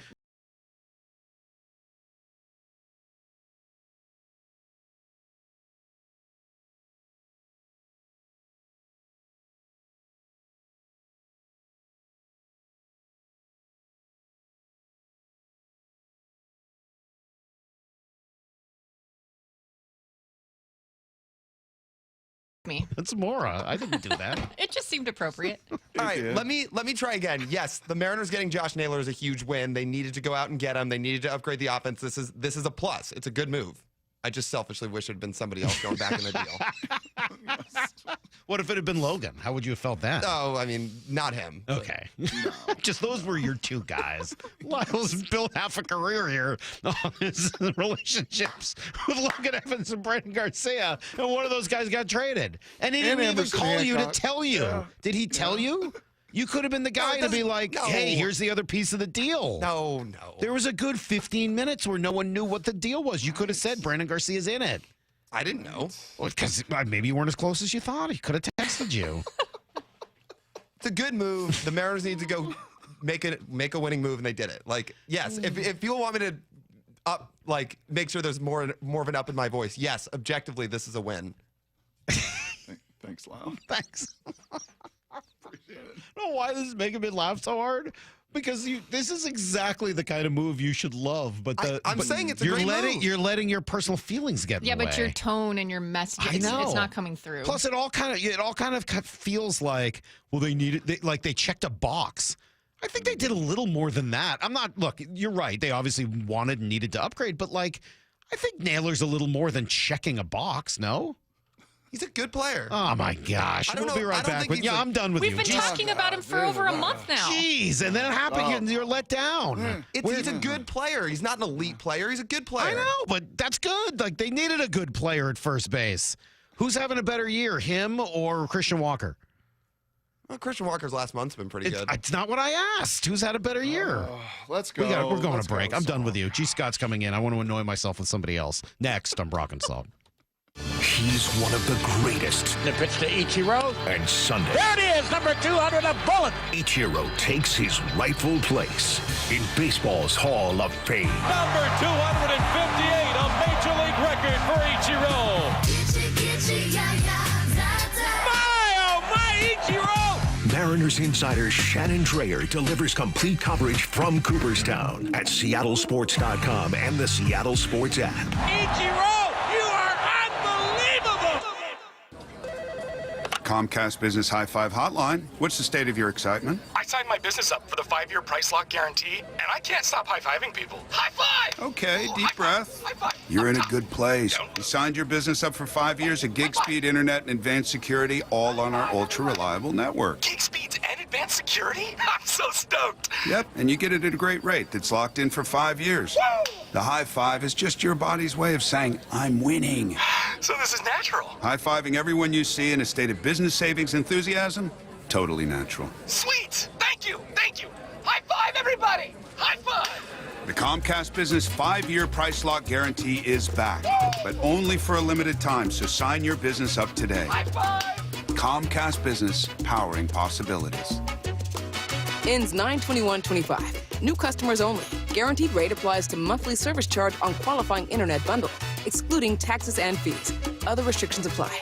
Hey, Brock Ewart here with Shannon O'Kelly, President and CEO of IRG Physical and Hand Therapy, inviting you to come work with IRG. And Shannon, what kind of staff are you looking for at IRG? Brock, we're looking for all kinds of clinical staff, physical therapists, occupational therapists, athletic trainers, certified occupational therapy technicians, physical therapy assistants, you name it on the clinical side. We are looking for those folks. But we are really looking for folks that want to come to an organization that want to be part of our culture and change the culture and work with us to provide the best care and service we can to our patients, our team, and our community. So those clinical people out there, we're looking for you. We also provide advanced certification. We want to provide you mentorship. We want you to grow personally and professionally here at IRG. And with over 40 clinics throughout the Pacific Northwest, you've got the opportunity to work in the city you want. Just head over to irgpt.com/careers. That's irgpt.com/careers. You have 3 ex-wives and your current trophy wife wants a life insurance policy 3 times the size of the policies you had to purchase for your previous mistakes? If so, you need to call Big Lou at Term Provider, 800-444-2013. Big Lou is intimately familiar with your problems, and if you're 50 or 60 years old and in reasonably good health, a $1 million policy should only cost about $100 to $200 per month. Big Lou may have a solution for your previous policies as well. You may even save enough money to lighten the load on your new $1 million policy. Remember, call Big Lou. He's like you, except he's only on number 2. Call Term Provider at 800-444-2013. That's 800-444-2013 for $1 million in term life insurance that you can live with. Call Big Lou at 800-444-2013. 800-444-2013. Bonneville International radio station contests are open to participants 18 years of age or older that are residents of Washington State unless otherwise specified. Employees or agents of the station, Bonneville International Corporation, other area radio stations, or any entity associated with the contests are not eligible to win unless the station otherwise specifies at its own discretion. Persons who have won in the last 60 days from a station contest or event may not be eligible. Full general contest rules are available on SeattleSports.com or in person at the station during regular business hours. The home of the Mariners. Left off to center. It is on its way. Julio, 2-run home run. Hear every pitch on 710 and the Seattle Sports app. Hey golf fans, Jordan Babineau here. Get ready for an unforgettable weekend at the 2025 Boeing Classic. Come see Masters champions and Hall of Fame golfers battle it out at the club at Snoqualmie Ridge, August 8th through the 10th. Bring the whole family and check out Seahawks Village, packed with fun for all ages. Plus, celebrate 20 years of the Boeing Classic, supporting the Benaroya Research Institute at Virginia Mason Franciscan Health. It's more than just golf. It's an experience you won't want to miss. August 8th through the 10th. Tickets start at just $20 and kids get in free. Visit BoeingClassic.com for more. 1-877 Cars for Kids. KARS Cars. Cars for Kids. Ready to get rid of that old car? Donate it to Cars for Kids. Call 1-877-CARS-FOR-KIDS to reach a friendly live agent. Donation's super easy, and your car can be picked up as soon as tomorrow. Call us now, 1-877-CARS-FOR-KIDS. 1-877-CARS-FOR-KIDS.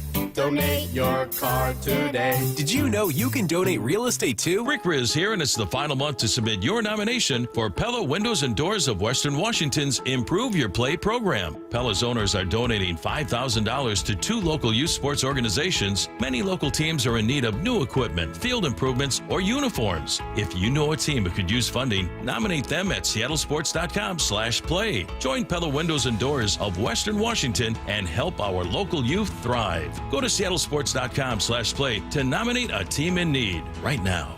You're free now. Free to stream beyond your wildest dreams. Rom-coms, slasher-coms, space operas. Free to fill your feed with impossibly chonky chonkers. Cats, corgis, babies on demand. Free to make your smart devices do silly things. Bowl of chips on the Robo-Vacuum. Free to open a world of remote work and Gametopia. Who's the boss now? Free to be everything you imagine. That's how it feels to have Quantum Fiber Internet. Your world unleashed. Learn more at quantumfiber.com. Limited availability, service in select locations only. From the Quantum Fiber Studio, you're listening to Brock and Salk. Weekdays 6 to 10. On Seattle Sports and 97.3 FM HD2. Oh, you got to give the people what they want, Brock. You know that. And G. Scott is here to give the people what they want. Let's go. On a Friday morning. G, hello. It's a big day. Good morning. We got a lot to talk about. Josh Naylor is a Mariner, probably going to play tonight. Yeah. I think we got a decent comp here, Brock. I thought you would like this. Good text from a few minutes ago that says, am I crazy to think that Josh Naylor is like a good left-handed version of Ty France? I think it's a pretty good comp. When Ty France was good. Like when he was good. The Ty France that nearly helped, get the team to the playoffs that year. Like that best version of Ty France. Similar kind of player. Pop, but not a lot of pop. Hits for a high average. Doesn't strike out a ton. Like, I think that's a decent comp for Josh Naylor. I think Naylor's done it better for longer. But I kind of like that comp. I think there's a similarity there. I think that's fair. I think this is such opportune timing, by the way, and not to hijack the whole segment, but I think this could not come at a better time. No, on the heels of everything that we just did with Lyle. Lyle is going through something, G, you've gone through many times in this business. Yeah, you've got a lot of relationships with players through the years. I'm sure some that you were super fond of, some that you got close to, some you even maybe considered a friend. Rob Sims. And then that friend. It saved my life. And then that friend was sent away. And we could tell, like Lyle today, like he lost his puppy dog, man. Garcia. He had a friend go away? Oh, that's his guy. Yeah, the guy they traded. Oh, Brandon for Garcia. real? That was his buddy. Yeah. Hey, Lyle, let me tell you something, bro. It's hard. Matter of fact, let me pull the curtains back. Let me tell y'all. Let me keep it a buck with y'all. I hated Pete Carroll. Hated him. I'm talking about you guys got to understand. Listen, y'all. I'm living in Rob Sims' house, Lyle. I'm living in his house. And that's actually what's happening with Lyle and Brandon Garcia. Poor Lyle's got to find another place to live. Lyle, I come in.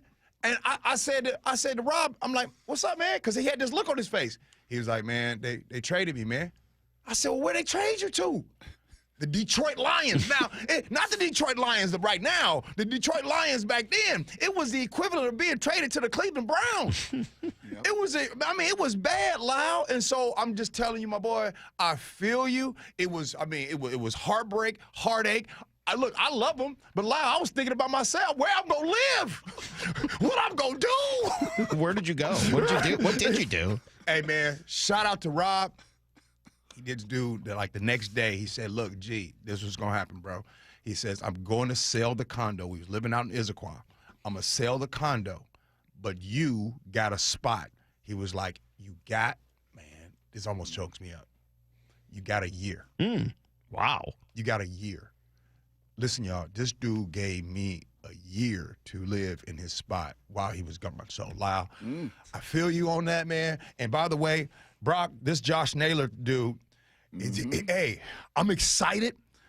And I know Salk says he's very good. He's gonna come here and be very good. And I know I've learned my lesson, Brock. I don't want to overpromise, right? There's been times in my life where I've said I'm gonna be very good, and then sometimes if you're not very good, there's real disappointment. So what I like to do is I like to underpromise and overdeliver. There we and go. So I'm not saying how I'm going to be. I'm just going to be. So Josh Naylor is just going to be okay. It's going to be fine, You're gonna right? be okay. You can't brag about being good and you don't show up good. I'll tell you this, G, and Salk said this a couple times. It's a very astute point. Like, we got to watch him every day. We can watch him from afar, but we know this from other players that have come into our other teams. Like, when you watch him every day, you do get a different feel. Yeah. But I shot Lyle and Salky and Mora a little thought yesterday, and that is that Cam Chancellor is Cal Raleigh. They're the same kind of dudes. Big, physical, humble, like do things others can't, but they're not front and center about me. And Josh Naylor got a little more Legion of Boom to him. He's got a little more edge. He'll talk smack to the Yankees dugout and rock the baby around the bases right in their face. He will throw his helmet and bash his back. Like, he's got a little bit from afar, and we'll see it up close, but he sure seems to have kind of a friction and an edge and just a demeanor that I think this ball club could use as well. Glad you brought up Cam Chancellor. When Rob Sims got traded to the Detroit Lions. You know what he was traded for? The draft pick that picked Cam Chancellor. Wow. So he was traded for Robert Henderson, who I don't remember. Do you remember Robert Henderson? No. He was a defensive end. That's who they traded for him, and a fifth-round pick. And the fifth-round pick in 2011 was Cam Chancellor. That's crazy. Yes. Wow. And by the way, the O-line coach, who Pete Carroll, if you guys remember this, Pete Carroll brought in an O-line coach who actually never made it to coach in the regular season, was the one that was like making the decisions for the O-line. So I was mad at him too. That would be one Alex Gibbs, who's no longer with us. May he rest in peace. May he rest in peace. Wow. Okay, what's up? Well, Lyle's upset. He's lost his binky, and I will admit that this weekend was hard for me for similar reasons. I mean, I saw Noah Fant get cut, and I come on, I've been really struggling ever since. Don't do this. How about well? Let me say something nice, about somebody I actually am a fan of, unlike Salk and Noah Fant. Brandon's going to go to Arizona and probably have a chance to be a starter. So I am happy for him in that way. I'm sure he'd rather be a starter than a reliever. Do you think that's a plan? I would assume. I mean, either in the next week or at the end of the year, they're going to lose Merrill Kelly and Zach Gallen to free agency. And Eduardo Rodriguez has looked like a shell of himself since getting to Arizona. And Arizona said they need young starting pitching. Brandon Garcia has only been a reliever for half a season. I bet you they work him back up to being a starter. That would make sense. Now, Lyle, before he left, did he make sure you was good the same way Rob Sims? Now, Rob Sims didn't only make sure I was good with a place to stay. He also made sure I was good within the locker room as well still. You feel me? So I still had that. So then by the time the next generation of players came, a la Cam Chancellors, Richard Shermans, Russell Wilsons, Bobby Wagners, and all that, they made sure I was good. And hey, you ready for this? I've been able to get a career in this afterwards. You good? I think you two have a much closer relationship. All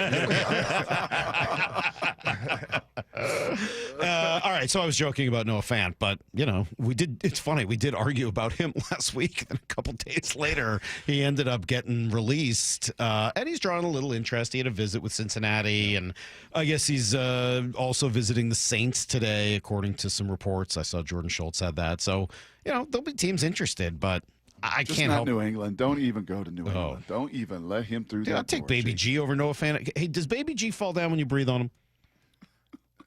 Okay, hold on, man. I'm just asking. We're not. There's going to be zero. He's a pretty Noah strong dude, Fant right? Slander. I'm not slandering. Noah Fant was a great player. No, he wasn't. A great player? Okay. What are you talking about? Okay, he was a good player. He's a good player. That's iffy. Don't get on this. That's iffy. Talk. Come on, man. What is your deal with Noah Fant? Why are you so defensive of him? It's surprising. Did you stay in his house too? Why Noah Fant? Of all people, this is who you want to draw the line on? Because Noah Fant's a good player. He's fine. And he's not here anymore because, let's be real, right? It's $8.91 million is the reason why he's not here. Yeah, and he's not worth that because he's not that good a player. So stop that, Mike Salk. If he was worth $9 million, he'd still be here. Right. No, this is I said now, Brock, when Salk wasn't here, and we came up with the top 4 players going into the Seahawks season. Yes. And you I had put Noah Fant number 4. No, I did not. No, I did not. I'm sorry. When I put Elijah Arroyo on that list, people thought I was crazy, which I am. I'll admit that. But I'm telling Elijah Arroyo is an incredible player. He's really good. And the fact that he is with the Seahawks and did not go in the first round, if you know, you know, right? The dude can play. A.J. Barner, good player. The Seahawks they're really good at the tight end spot. So unfortunately, yes, $8.9 million to Noah Fant. Sorry. So here's where I'll cut through. I think the two of you. We had Boye Mafe on last hour. He was great. Talk about the difference between. Wait. Did Salk show Boye Mafe some love? I love Boye. I've always Salk's liked Boye. always been good to Boye. Yeah. What are you talking about? Uh-huh. I like good players. Yep. It's, you know. Okay, what's up? The guys that aren't that good that kind of drive me crazy. Boye said, listen, the pads come on Monday, right? So they're all across the league. They're all in this acclimation period. Other than the teams playing in the Hall of Fame game next week, everybody else got to be in helmets. You acclimate helmets all OTA season, and then come Monday, the pads come on, and that's when the T-shirt warriors disappear. You know, and I think it was a pretty great way to look at it. And you know, and I know, there are a lot of guys that could play in T-shirts. And I think, unfortunately, Noah Fant was a guy in a T-shirt that was an unbelievable player and why he was a first-round pick. You know, but put the pads on at the NFL level and break tackles and do those things. You know what he should do? I will wonder. Because they're going to have that flag football thing going on in the Olympics next time. That'd be a good fit for him. I am kind of curious to see. Now, both Fant and Arroyo come from colleges where you hit, where it is violent, it is physical. Iowa football is a physical factory. Miami, you typically are a dog when you come out of there. Their tight ends have been pretty good. But I got to see Arroyo in pads, don't you? I mean, before we can project him to this or to that and herald him as the next great thing, like the pads went on with A.J. Barner, he became a better player. Don't we have to kind of see with Arroyo and a bunch of the rest of these rookies when the pads actually come on, can you do it at this level? Okay, you're right, Brock. I'll say that. And the reason why you're right, and as far as what I saw in Miami, oftentimes you know the type of style that Miami's going to play as opposed to Big Ten football. A.J. Barner, when he was at the team up north. A.J. Barner puts his hand in the dirt. He puts his face on a body. He gets nasty. I'll admit, A.J. Barner was ready for that life. As opposed to Arroyo, he is going to be split out, more of an H-back, he's a dynamic receiver type deal.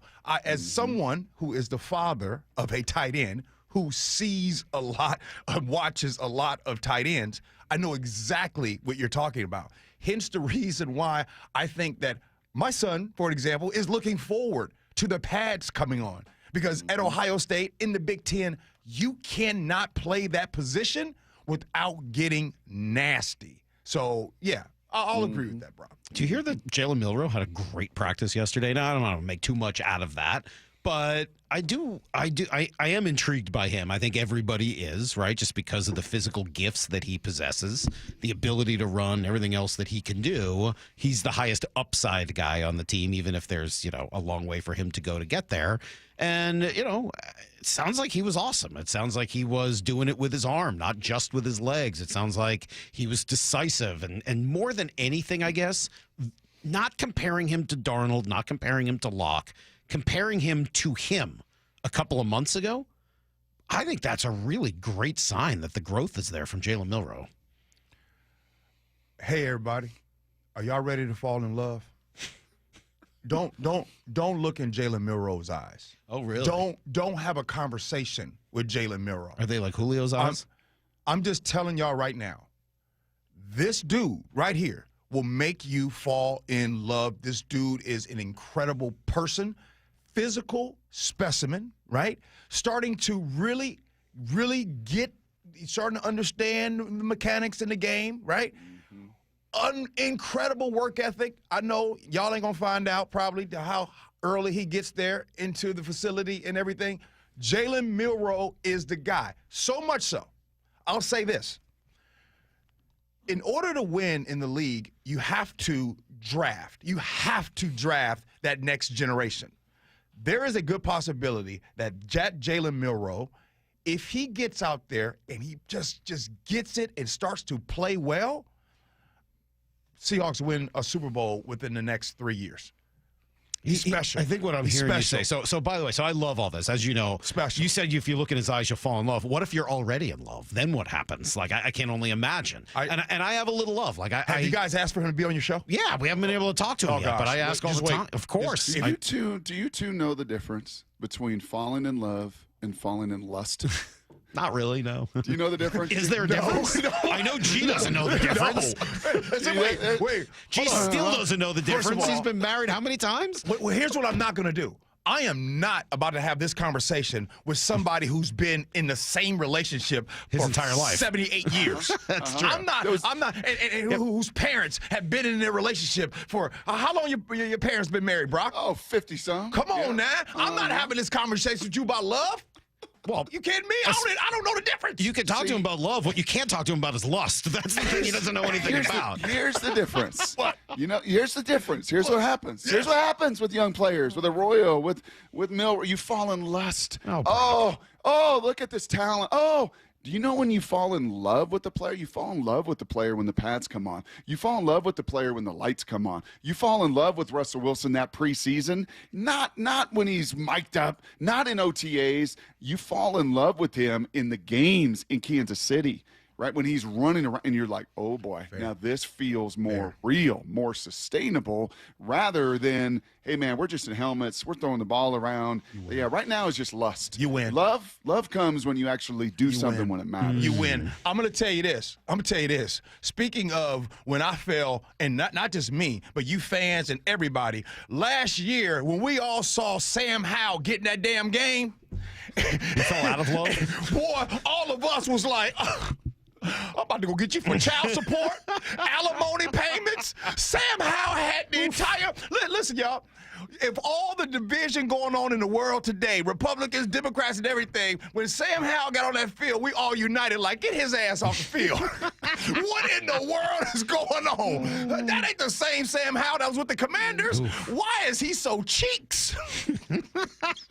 Gee, I don't know whether you saw this, but USA Today for the win has ranked the quarterbacks 1 through 32. Yeah. In terms of their aura. Did you know this? Have you seen this? No. There is an aura ranking 1 through 32. So I have some questions for you. We've got about 5 minutes. Now, look, you know Seahawks brass be listening. Don't get me in trouble. Who is number 1 in the NFL? Jalen Hurts. In terms of their aura. Jalen Hurts. No. I know it ain't Patrick Mahomes, and they better not have put Joe Boring Burrows on there. Number 1. Joe Burrow. That's crap. Swagger, fashion, confidence, talent in the aura department. No. Burrows what everyone wants. Unless you want wins, then we'll have to transfer you. Did you not hear G yesterday? I don't think you did. Mora said something, and G said, Mora! I never loved you more! You said the greatest thing I've ever heard you say! Like, he lost his ever-loving mind, and it was about Joe Burrow. So it is so crazy. Well, we were talking about that quarterback show on Netflix, and I said, Joe Burrow's not particularly likable. He's just a dude. Yeah. Like Jared Goff and Kirk Cousins are very likable on there. Well, he's number 1 on their list. That's Number 2 was not Jalen Hurts. Who was Josh Allen? Was not Josh Allen. Who was it? Lamar. Yeah. Lamar's got a ton of aura, man. A real contender for the top spot. Jackson is hurt by his playoff struggles. You can't be number 1 if you struggle when it matters most. I mean, Joe Burrow's come done that too, but whatever. I'm sorry, y'all. Number 3 was Jalen Hurts. Okay, Jalen Hurts number 1. All right, well, he's number 3. He's number 1. It says he has the smile and charisma, but being a tush-push merchant and speaking in cliches can only get you so far. Well, pause. C.J. Stroud is number 4. dripping with swagger that borders on arrogance and has almost single-handedly made the Texans a cool team, no denying his aura or his talent. Number 5 was Patrick Mahomes, just ahead of Baker Mayfield. I mean, I think Baker might have more aura, but whatever. Where is Josh Allen on this list? Number 7 is Geno Smith. So this list is flawed. Do they have a definition of aura? I don't know. Everything says his career should be over, but it isn't. King of one-liners. The haters are still waiting for him to write him back. No. This ain't no hater. This ain't no hater. If we're having this real conversation, let's have it. Geno Smith is not top 15. No kidding. He's not top 20. Well, the people writing this don't have any idea. They have no clue. No kidding. They have no clue. All right, but we're having fun with this. Geno is 7, Justin Herbert 8. What? Cam Ward 9, Brock's favorite. And then number 10 was Dak. Number 11 is Jaden Daniels. Where's Sam Darnold? Who I just threw a little money on, by the way, to win the Super Bowl this year. Where's Sam Darnold? Number 12 is Justin Fields. We're getting there. Number 13, Brock, is your guy, Josh Allen. Hey, y'all. I'm going to tell y'all something. It's because of the flopping. They don't like the flopping and the complaining. Justin Fields, love the young man. He ain't top 20 either. Just an aura. He ain't got that aura. Jared Goff, 14. Aaron Rodgers, 15. Caleb Williams, 16. Kyler Murray, Matthew Stafford, Bo Nix, Trevor Lawrence, Tua Tagovailoa, Tyler Shuck, 22. Bryce Young, 23. Joe Flacco is 24. Wait. It says Flacco's been around long enough to be cool again. In the league since 2008, he has the get off my lawn energy. Where's Sam Darnold? Number 25, Sam Darnold. Against all odds, the fairly bland Darnold kept his career alive after a breakout 24. It'll require a lot more effort to get rid of this guy. Probably more ghosts, if we had to guess. 26, Jordan Love. 27 is Michael Penix? What? I don't even understand that.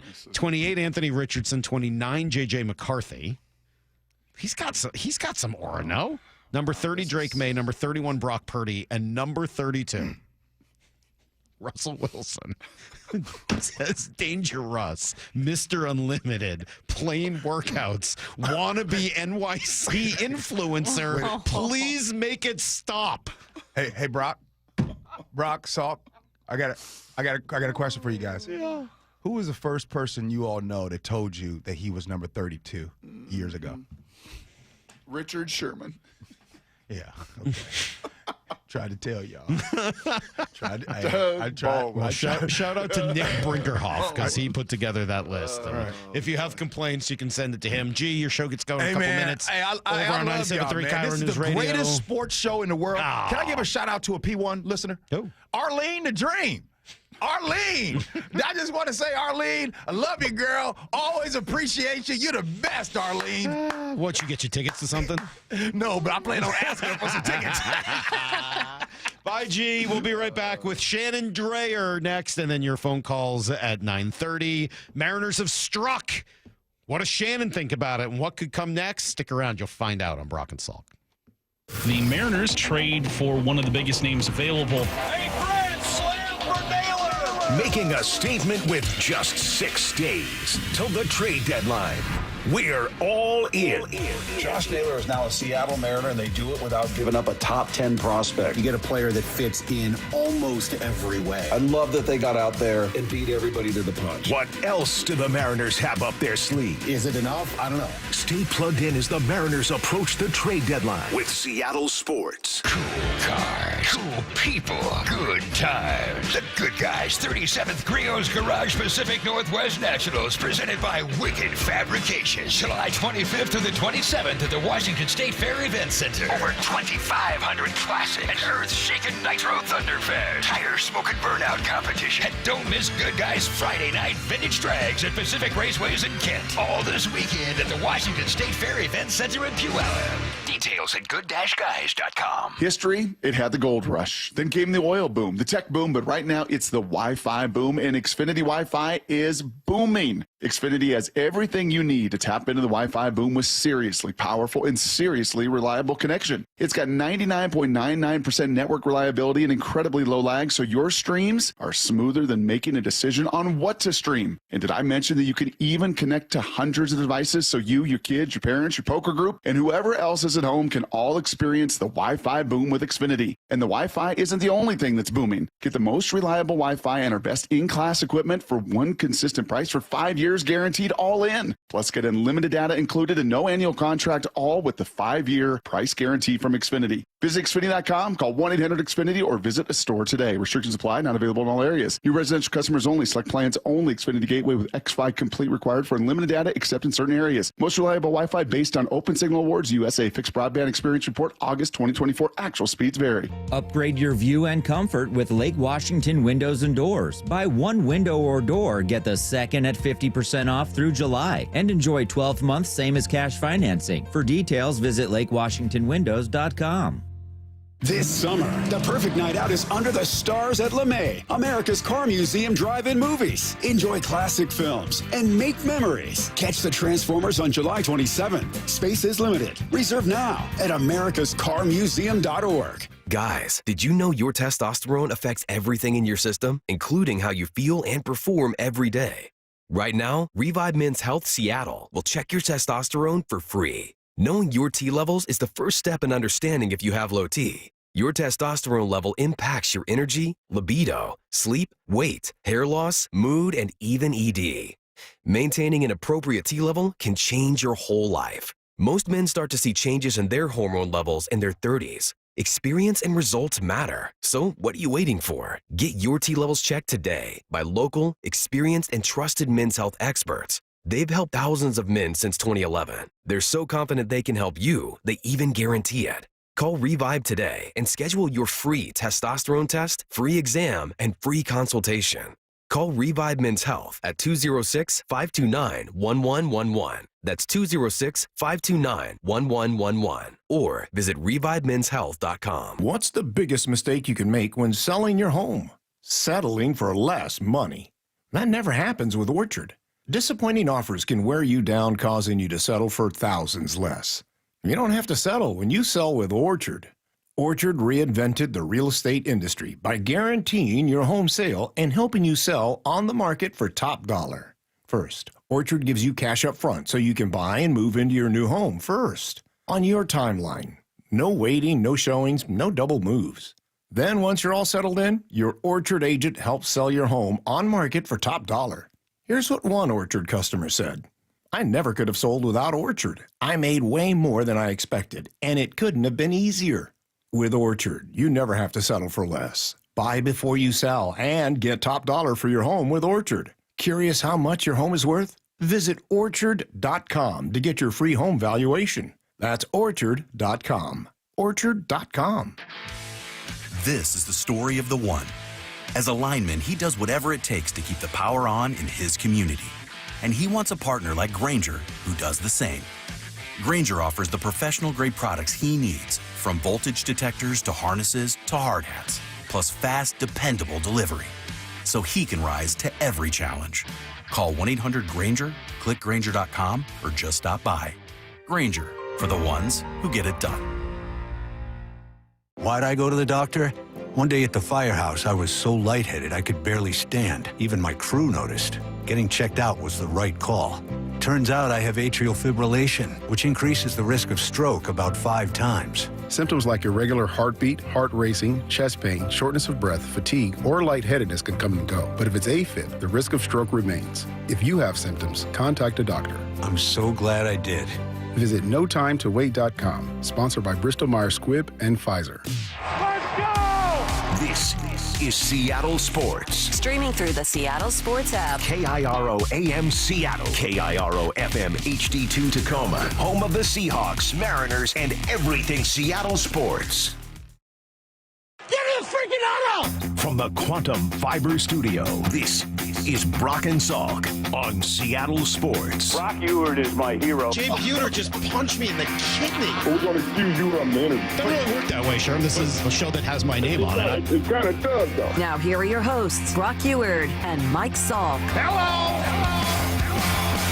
All right, so in the midst of all the other stuff going on, Brock, we barely even had time to mention that Ichiro goes into the Hall of Fame on Sunday. How about that? Shannon Drayer will be there covering the whole event for the station, and she joins us right now. Good morning, Shannon. How are you? I'm well, thank you. How many times to Cooperstown for you now, Shani? 3 times for Mariners inductions. I had actually gone there once and was fortunate enough. It was one of the best credential abuse experiences of my life. Jeff Idelson, who I'm sure you know of, he was kind of ran the Hall of Fame for a long time. And when I got the job with the Mariners, I was told, yeah, you need to talk to him. And he said, oh, sure, no problem. Come up and visit. I will take you on a tour. So I brought my dad, who lives a few hours away, up to Cooperstown and up to the Hall of Fame Museum. And when he was talking about a tour, he was talking about upstairs and downstairs. He gave us the white glove vault tour, just basically walked the two of us into the archives and said, what would you like to hold? And I'm like, well, Babe Ruth's bat will do, thank you. Whoa. Roberto Clemente's shoes. I think I handed my dad Ted Williams' bat. It was one of the most incredible experiences of my entire life. Wow. Have you ever been, Brock? I have not. That is on the old bucket list. And a lot of teams, youth baseball teams, go up to Cooperstown. They do a really good job with the youth baseball national tournaments. Oh, I'm well aware. Actually, a good friend of mine's kid is playing there this weekend. Yeah. So they're there and going to make their way over for the whole Ichiro thing. I too have never been to Cooperstown and seen it. And Shannon, it'll be pretty fun weekend with Ichiro. Somebody did ask me, and I think I know the answer to the question, and maybe I shouldn't even ask, but he's going to give his speech in Japanese, right? We don't know. He hasn't said yet. And when he was inducted into the Mariners Hall of Fame, he did do that speech in English. If he doesn't do it in English, my guess is because he wants it interpreted absolutely correctly. That's how he has always been. It's very important. Words are very important to him. There's never been an interview with him where he's probably the only player in the history of the sport who is not, it's just a business, or we take him day by day, or anything like that. That has not been him. And he puts a lot of thought into his answers, and he doesn't want anything getting lost in the translation. There were many times when we would do interviews with him years ago, and the interpreter would come find us afterwards and just make sure that we understood what Ichiro was trying to say through him and the ideas that he was trying to get through.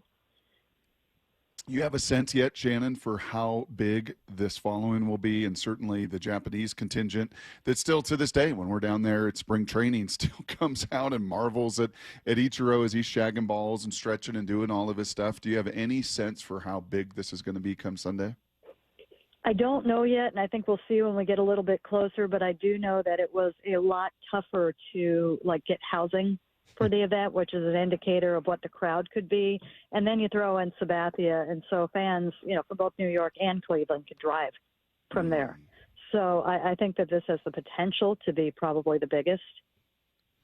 Pretty crazy. And there will be a media crush regardless. I'm just talking about the fans who come to see it. The media crush will probably be unprecedented. Wow, pretty crazy.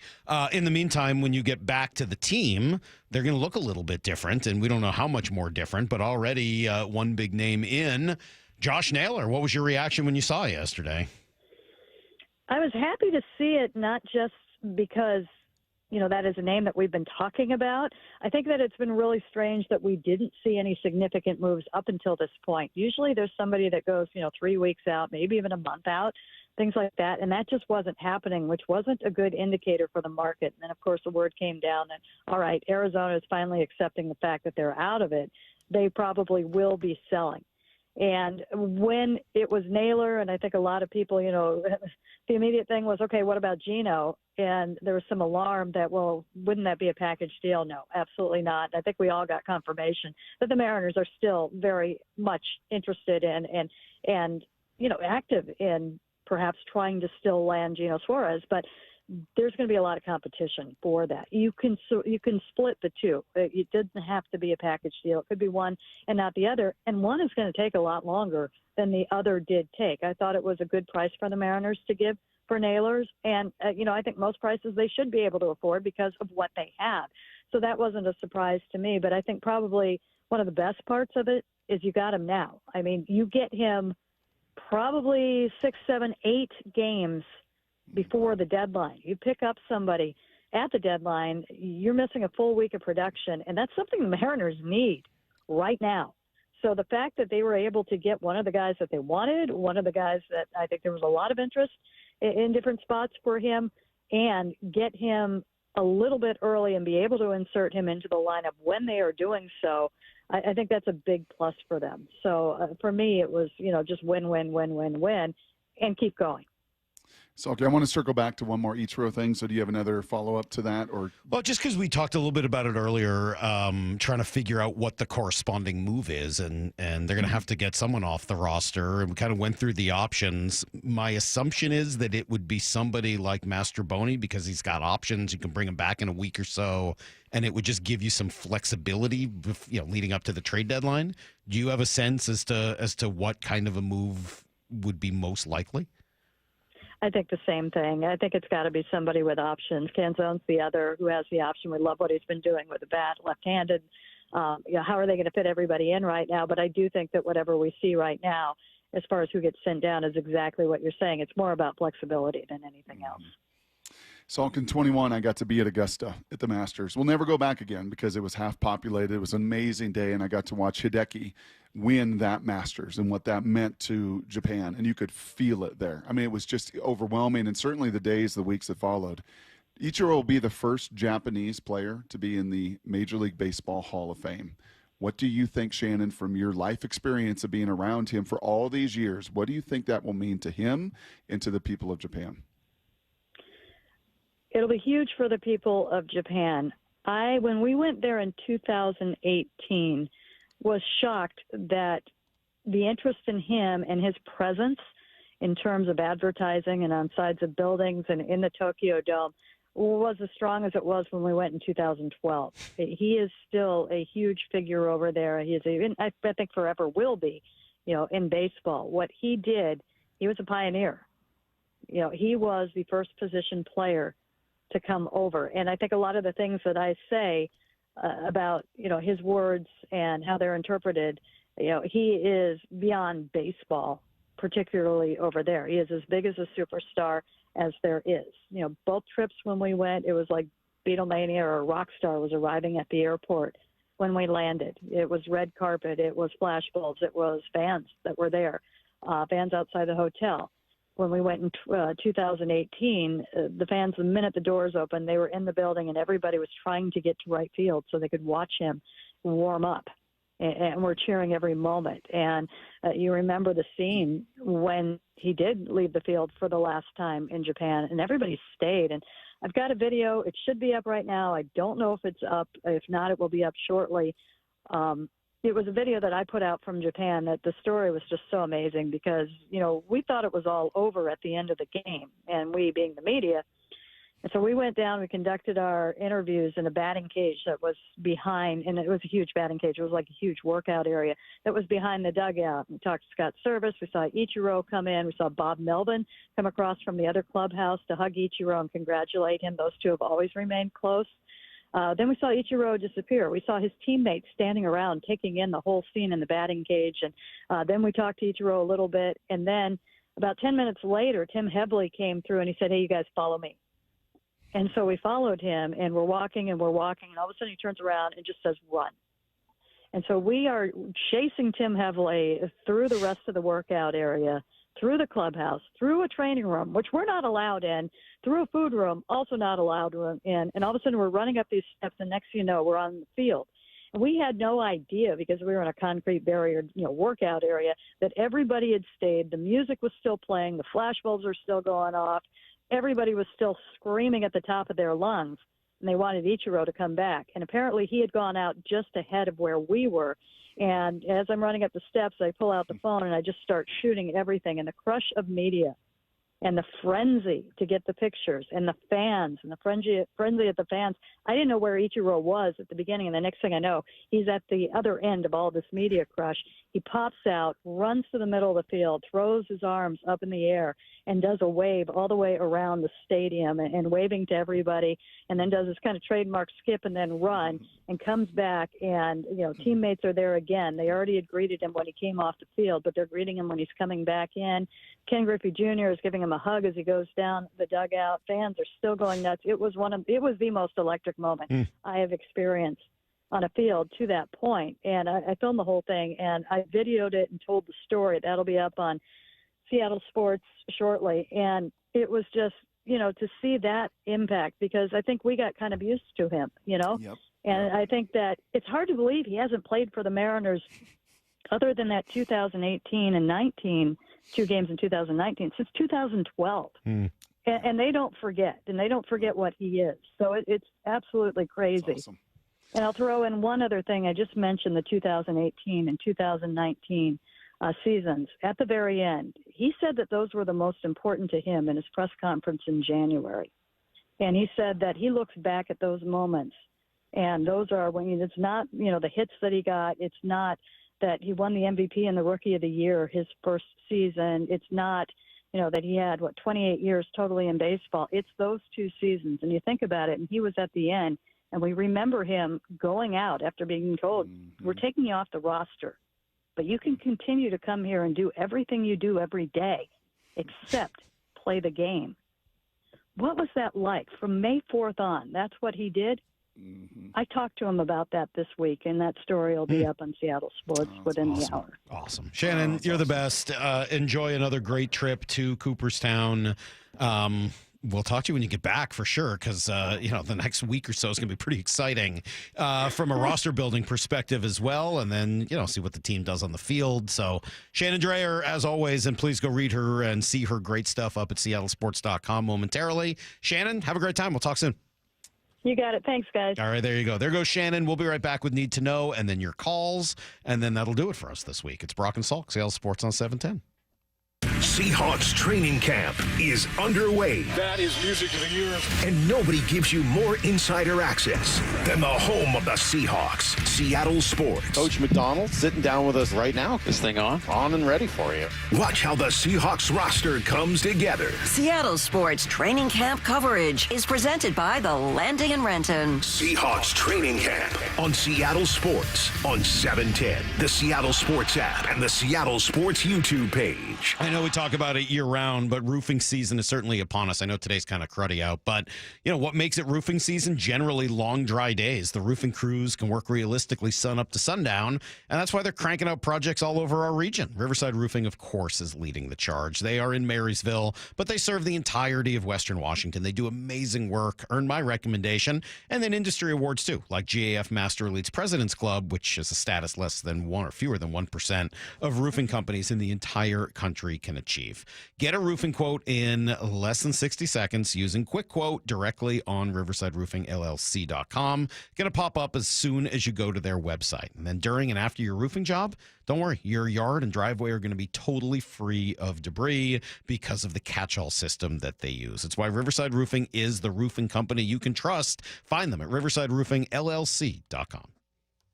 Introducing frequent flights between Boeing Field and a private terminal at Portland Airport. Seaport Airlines is transforming travel with convenience, comfort, and free parking just steps from your plane. It's about time. Book today at flyseaportair.com. At Cressy Door, we have the perfect garage door for you. Come visit our brand new garage door and fireplace showroom and let our experts help you find the perfect garage door. Cressy Door. If you're 55 or older and into that whole saving money thing, T-Mobile has an exclusive phone and internet bundle just for you. Right now, get 2 unlimited phone lines plus 5G home internet for just $30 each per month with autopay, plus taxes and fees. And with 5G home internet, setup is easy with just 1 cord and no technician needed, which is great if you're also into that whole keeping it simple thing. Switch now and experience the best mobile network in the U.S. Visit your local store to start saving. T-Mobile, it's better over here. Based on analysis by Ookla of Speed Test Intelligence data Q4 2024 to Q1 2025. Ookla trademarks used under license. Unlimited on our network. Customers on voice plan may notice speeds lower than other customers and further reduction if using more than 50 gigs a month due to data prioritization. Video streams and SD on this plan. Home internet pricing after $20 a monthly bill credit plus $5 per line without autopay. Debit or bank account required. See 5G device coverage and access details at tmobile.com. A couple years ago, I was in the bathroom at the airport when I dropped my smartphone in the toilet. Not smart. I was multitasking when I should have been focused on the job at hand. Embarrassing, but I'm not alone. According to Google, 7 million other multitaskers accidentally dropped their phones into the bowl last year. A gentle reminder that right now you can get yourself a brand new Samsung Galaxy A36 absolutely free with a $35 plan from Pure Talk. The A36 comes with scratch-resistant Gorilla Glass and a battery that'll last all day, along with unlimited talk, text, and data on America's most dependable 5G network. In other words, it's tough and smart. Something to think about next time you're multitasking in the necessary.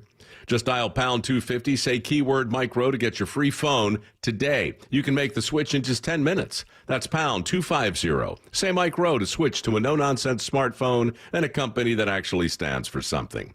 Pure Talk. Heading outdoors or on the water this weekend? Check in with Joey and Nelly on the Outdoor Line from 6 to 8 a.m. every Saturday on Seattle Sports and the Seattle Sports app. Hey friends, Stacy here. Wayscar Ford Isuzu in Auburn is celebrating its 103rd year anniversary, and their biggest sales event of the year is going on right now. Take advantage of their great pricing on new Fords, Isuzus, and commercial vehicles. Also, large discounts on their service and parts departments. What about those of you who want to sell a car? Wayscar Ford's vehicle profit sharing plan is the best deal out there. They purchase your car and pay you right up front. Then, when Wayscar Ford resells your old car, they share 50% of their profit with you. They've already paid back over $800,000 to customers. At Wayscar Ford, there's absolutely no games, no gimmicks, and no pressure. That's backed up by a full 5-day or 500-mile no questions asked return policy on absolutely every vehicle they sell. Change your mind for any reason, bring the vehicle back for a full 100% refund. So if you're like me, you want a good price, a low-key, no-pressure experience, and a full 5-day, 100% satisfaction guarantee, Wayscar Ford is the place to go. Check them out for yourself at wayscarford.com. Wayscarford.com. Seattle Children's is leading the fight against pediatric cancer with groundbreaking research in immunotherapy. It reprograms a child's own T cells to hunt down and destroy cancer. It's hope, powered by science. But here's the truth.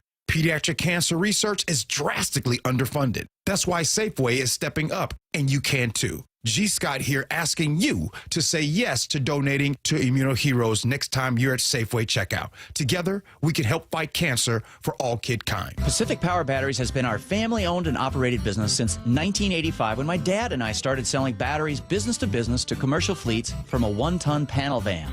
Yep, delivering batteries. Since then, with our community's support, we've been able to sell online and open more retail stores selling batteries of all kinds. Today, my wife and son are directly involved in the business. At Pacific Power Batteries, we are proud to serve you, your folks, and your grandparents with batteries for darn near anything. So I want to say thank you for your business.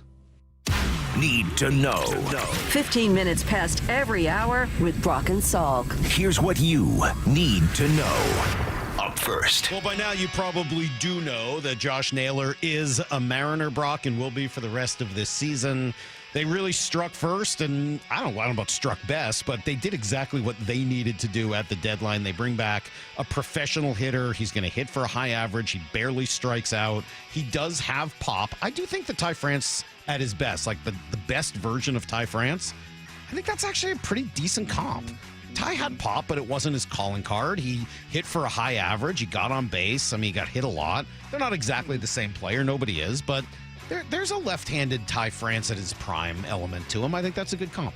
Don't you feel like the more we talked about this situation and the whole trade deadline and all the different prospects, it was kind of informative and rather instructive that Josh Naylor would mean more to Mariners than maybe anybody else out there? Yeah, certainly everybody to else the has a first Diamondbacks that are baseman. selling. What's that? Everybody else had a first baseman.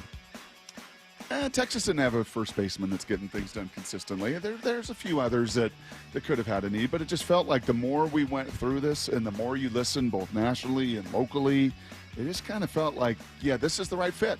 And Brandon Garcia, who we got to see 2 times, come up, and as Lyle said, he'll probably go there and be stretched out into a starter, which is a win for him, what he wants to be. There was probably not that place here in Seattle with all the young guns that you've got in your rotation. So sure feels like today, at least less than 24 hours later, a win-win for both. Yeah, there's no doubt. And everyone seems to like this guy, whether you're talking to teammates. And this is another part of it, which we've barely mentioned, and shame on me because it's usually one of my favorite things to mention about the trade deadline is You tell the team we believe in you. We think that there's enough here you're worth investing in. And J.P. Crawford recognized that yesterday. Playing in October, front office is making moves, and, that adds fuel to us, too. We're going to go out there and win some games, and, that's the goal every night. I think that's what he said anyway. I'm not entirely sure, but that's what I got out of it. Scrum. That's kind of what I got out of it. Here's the second thing you need to know. It maybe helped spark them a little bit, too, to a win yesterday. Logan Evans was good. This is sort of the traditional Mariner formula, right? Good starting pitching, even better relief pitching, and then hit a couple home runs and win the game. And that's what they did. They got a home run from Julio. They got one from Randy Arozarena, and they got one from Jorge Polanco. And they win 4-2 in Anaheim, which has been a problem for them. Yeah, got a little tight. A little tight at the end. Got a little nerve-wracking there. Strikeout, wild pitch, a couple hits, Mike a walk. Trout, second and third, walk in, bases loaded. But find a way. Let's find a way to win a series. Hit a rocket shot, too. That was thankfully right at Randy. Too many years that the Mariners have not won a series down in Anaheim. Let's get that done. Let's change it. And let's get Naylor in that lineup tonight. Here's the third thing you need to know. Yeah, we've been talking throughout the morning, and I just think it's a cool story. Again, not because I'm looking for Jalen Milroe to compare him to Sam Darnold, but to compare him to what he was a couple weeks ago, a couple months ago. That's one of the things Brian Nemhauser said yesterday, is that the growth has just been pretty spectacular. I cannot articulate for you. I do not have the words to articulate how much different of a player he looks like now than what he looked like in Mobile, Alabama during those practices where he did not look like someone capable of throwing a football in college, let alone the NFL. He looked really remedial, would be the word I'd use, in Mobile. Today, he was zipping passes to the seam. He threw some out routes. And one of the things that was cool is a lot of his, one of his issues is similar to an issue Sam Darnold has, which is he tends to hunt big plays, so he tends to hold on to the ball a little bit too long. But I even saw some quick outs, which is good to see him process and make a quick throw, on time, accurate. Who was it that we had on earlier in the week that talked about fit? Or was that Joel Klatt last week? Somebody we've had on recently that just talked about how basically almost every quarterback needs to go to the right fit. There's a few that could fit in anywhere, but if there's 90-some quarterbacks to get to be in the NFL, I think that was Joe Klatt. 85 or 87 of them need to be in the right fit. Yeah. And this is about as right a fit as you could possibly have for Jalen Milroe. Right? You're not going to be asked right away.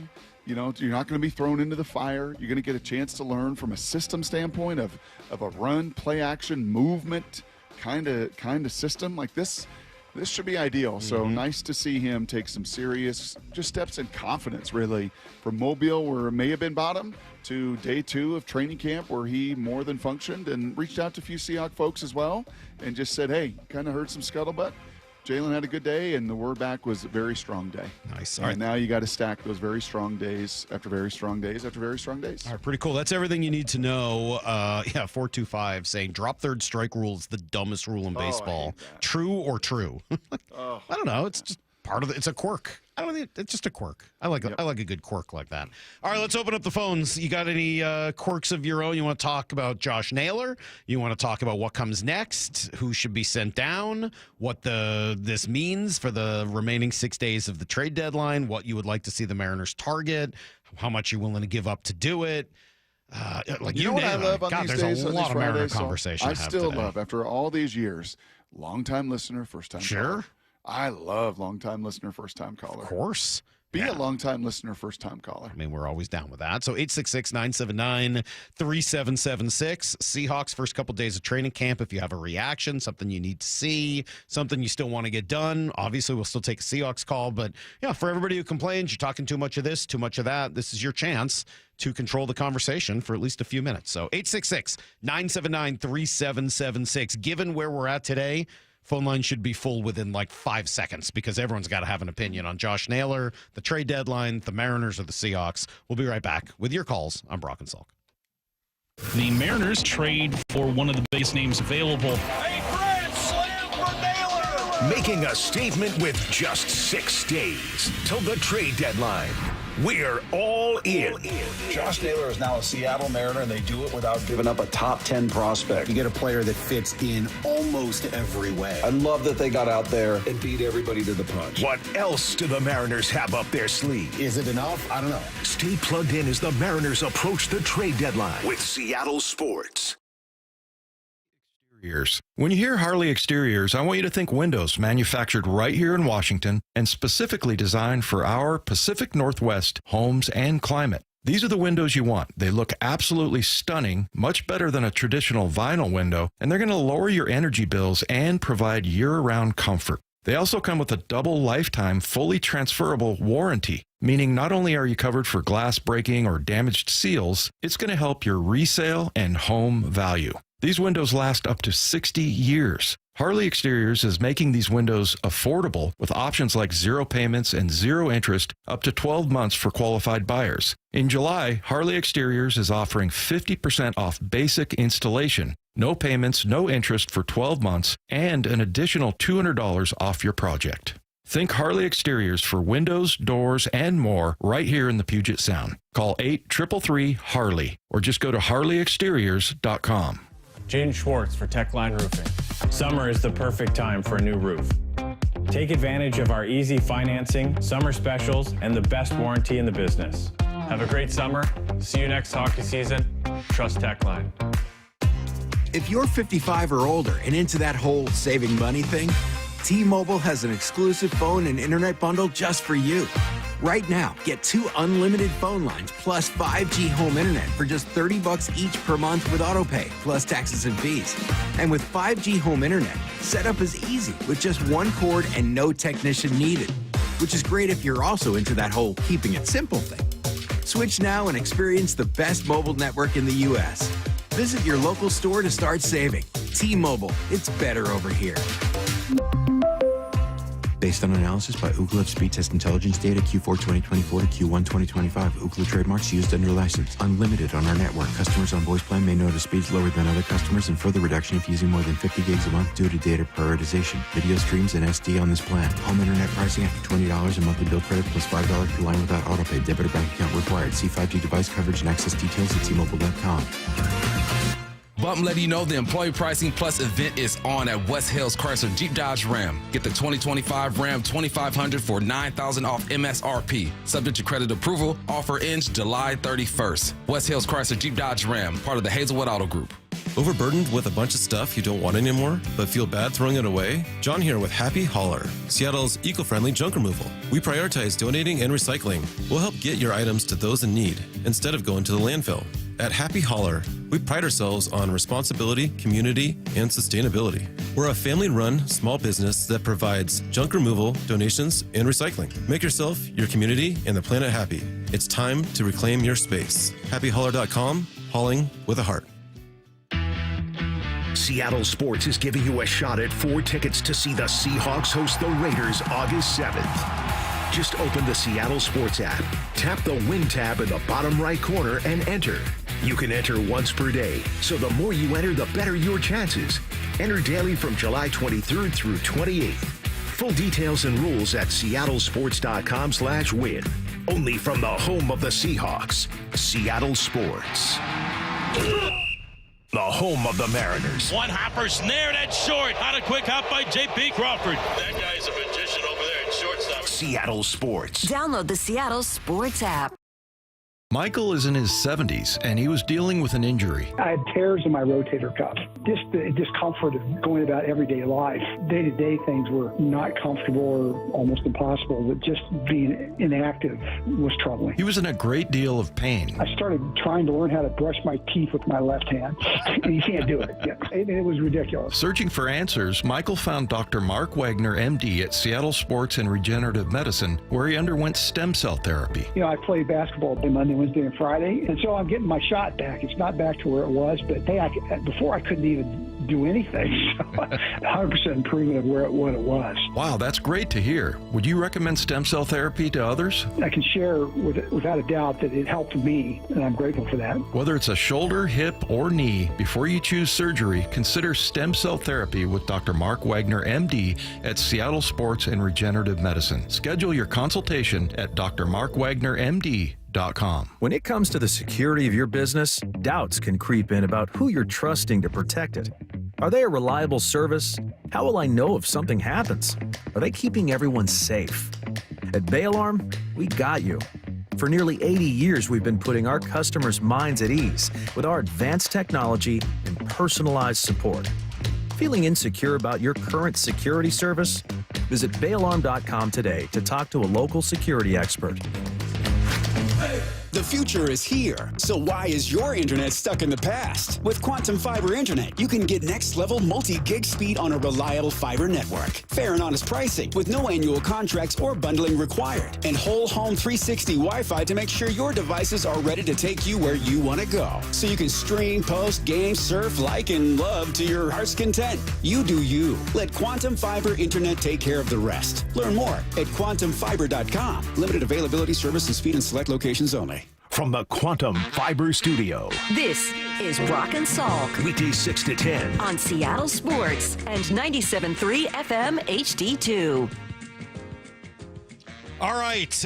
Your phone calls 866-979-3776. We'll have them open here for the rest of the show, and certainly plenty to talk about today with the big trade and Mariners, you name it. So let's just jump right in. 866-979-3776. And I think we got to start here, Brock. Someone at the hospital? If you're calling from the hospital while your wife is in labor, like Kevin is, I guess I'm willing to start there, right? Whoa. Kevin, is this baby number 1? This is 5. Yeah, so it's been way too long, Salk. Been way too long. Yeah. But yeah, wife's gonna have baby 5 here any minute, actually. So I'm in the delivery room and just coming with 3 bold takes this morning. The first being the Mariners are going to play for the World Series this year, I believe. The second being that the Hawks are going to play in the NFC Championship. And the third being the Huskies are going to make the college football playoff. Yeah. That's just what I'm bringing to you. All right. Well, it's certainly happiness and a lot of positivity as Kevin, you're getting ready. Is your wife there in the room, in the delivery room? Is she hearing all of this? Oh, yeah. Yeah. Oh. She knows the drill. I love you guys. Yeah, but I don't know that I'm coming. Can we talk to her instead? How's she doing? Yeah, hand her the phone if you wouldn't mind. What's her name? Her name's Mackenzie. She just got her epidural, so she's kind of out of it. Out of it. All right, we don't now. have to do that then. All right, fine. Nobody needs to. Poor Mackenzie. All right. Well, wish her luck, please. Go. Yeah. Jeez. Number 5. She's gonna crush it. Well, it sounds like she's got practice and experience. Can I just say, though, here's just something sneaky about that whole situation. Watching your wife get an epidural may have been harder than watching the actual birth. Really? That needle is like 12 inches long. Yeah. It is. That one got me a whole lot more than even the process. So never had kudos, Kevin, never you had and to see Mackenzie. that. God Yeah. bless you. Number 5. Let's go. All right, Kevin. Thank you for the bold predictions. Good luck today. Hopefully everything works out well with baby number 5. I don't know whether I'd be so positive if I That's was a about first. to I love that. add a 5th kid to my family. So but I asked for long-time listeners, first-time callers. Yeah. And what do we get? We get a delivery room phone call. That is so good. You never know. All right, that Kevin, clears if the the baby line. comes in the next 20 minutes, just call us. Yeah, call us right back. I'd love to hear that. I mean, maybe you should have asked him if he would name it Brock or Salk. He says he's a huge fan. Apparently. All right. Or Maura if it's a young lady. Yeah, You never know. there we go. All right, let's. That clears a line, which is now open. Let's try Dano. Good morning, sir. Hey, how we doing, guys? Great, Dano. What you got? I think the universe is all in line when Brock and Salk are on together on a Friday morning. I don't know. It's just right. great. So I gotta say, I love the Naylor trade. I think we're good on position players now. We need help in the bullpen. And I have the perfect trade. Harry Ford deserves a shot as a catcher, everyday catcher on a major league squad, right? You all agree with that. Mm-hmm. So let's just go straight up Harry Ford for Dan Altavilla. What? Send him to the White Sox. Send him to the White Sox. He can play every day for the White Sox. Dan Altavilla, ERA 1.49. Like the same Dan Altavilla that used to be here? Is that the same Dan Altavilla, the little fire hydrant? 1.49 ERA. I don't care what his ERA is. You could not sell me on bringing that guy back to Seattle, let alone giving up a top 10 prospect for him. I'm sorry, man. That's crazy talk. There's nothing you could do. I don't care what he's done since he's left here. That is one of my least favorite relievers to watch in my time here in Seattle. Unbelievable looking, and then would just give it up over and over again. Yeah, I'm sorry. That would be a hard no for me. Lyle, what are we thinking of Dan Altavilla? Have you looked at his next level baseball? I honestly didn't know he was still in the league. I would have bet against that. Let's take a look. I would have bet hard against Dan Altavilla. By the way, while he's looking, league. You know what? To his credit, wow. Dan Altavilla is pitching with the White Sox this year. 22 appearances, 1.48 ERA, whip is 0.9. Don't care. Don't care. Don't care. I'm out. I'm sorry. Now, I'm out. I'm out. Okay, this is a little crazy. Then you get into his underlying numbers. Again, I said his ERA is 1.48. His FIP is 5.39. Yeah. That's kind of wild. Yeah, okay. I don't care. So he's getting some really good But luck. if you are going to trade Harry Ford, I think I'd rather get Griffin Jacks for Harry Ford. But aren't you kind of getting to the point of feeling like now, like with Vargas, and we see this with relievers, just what happens over the course of the year, and we've seen it every year, and everybody that watches baseball for 162 games will tell you that it's not about what a reliever does for a week or for a month. Any one of them can have a really hot. But we're kind of now to the point with Legumina and Vargas and some of that, like, yeah, you need reinforcements. They You do. absolutely need a reinforcement. And that starts with high level. And by the way, what I would agree with there is I wouldn't say they're good in terms of the lineup, but if I'm asked what the next priority is, I would agree that reliever is now a bigger priority than another upgrade to your lineup. And I'd like an elite reliever. Yes, that's what yes. If I have to rank priorities right now, number one would be an elite reliever. A leverage arm. Yep. Number two would be another bat. Number three would be a depth reliever. And number four would be a starter. That would be my personal priority list. 3 and 4 change for me, depending on Bryce Miller. That's fair. Logan Evans going to be on a pitch count or inning restriction here eventually. So I think 3 and 4 flip for me, depending on what happens with Bryce Miller's simulated game today and how he continues to come out of this. All right, 866-979-3776. Let me go to Wydell in Spokane.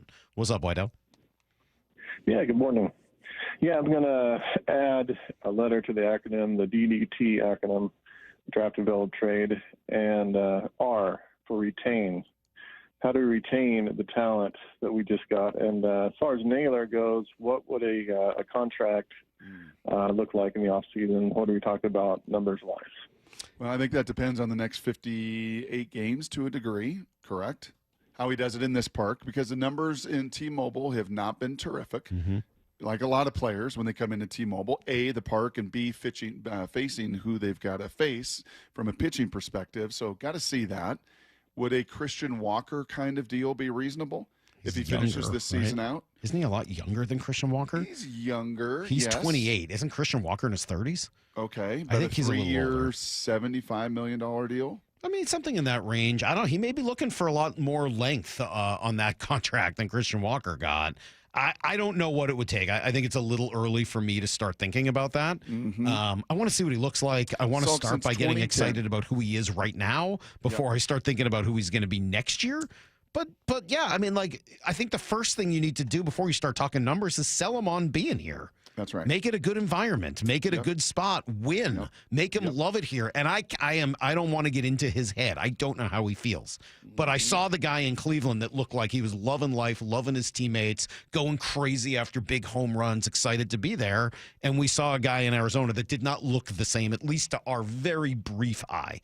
Maybe he was like that the rest of the time. Maybe it was an off day. I don't know. But we saw him hit that game-winning home run, and it didn't seem to even really affect him all that much.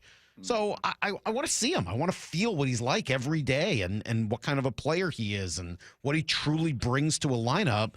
From afar, he looks like a nasty out, like a really hard guy that you don't want to face in a big moment. And he's a big dude, and you know the power is there. You respect it, even if he doesn't hit for a ton of it. He can make you pay for a mistake.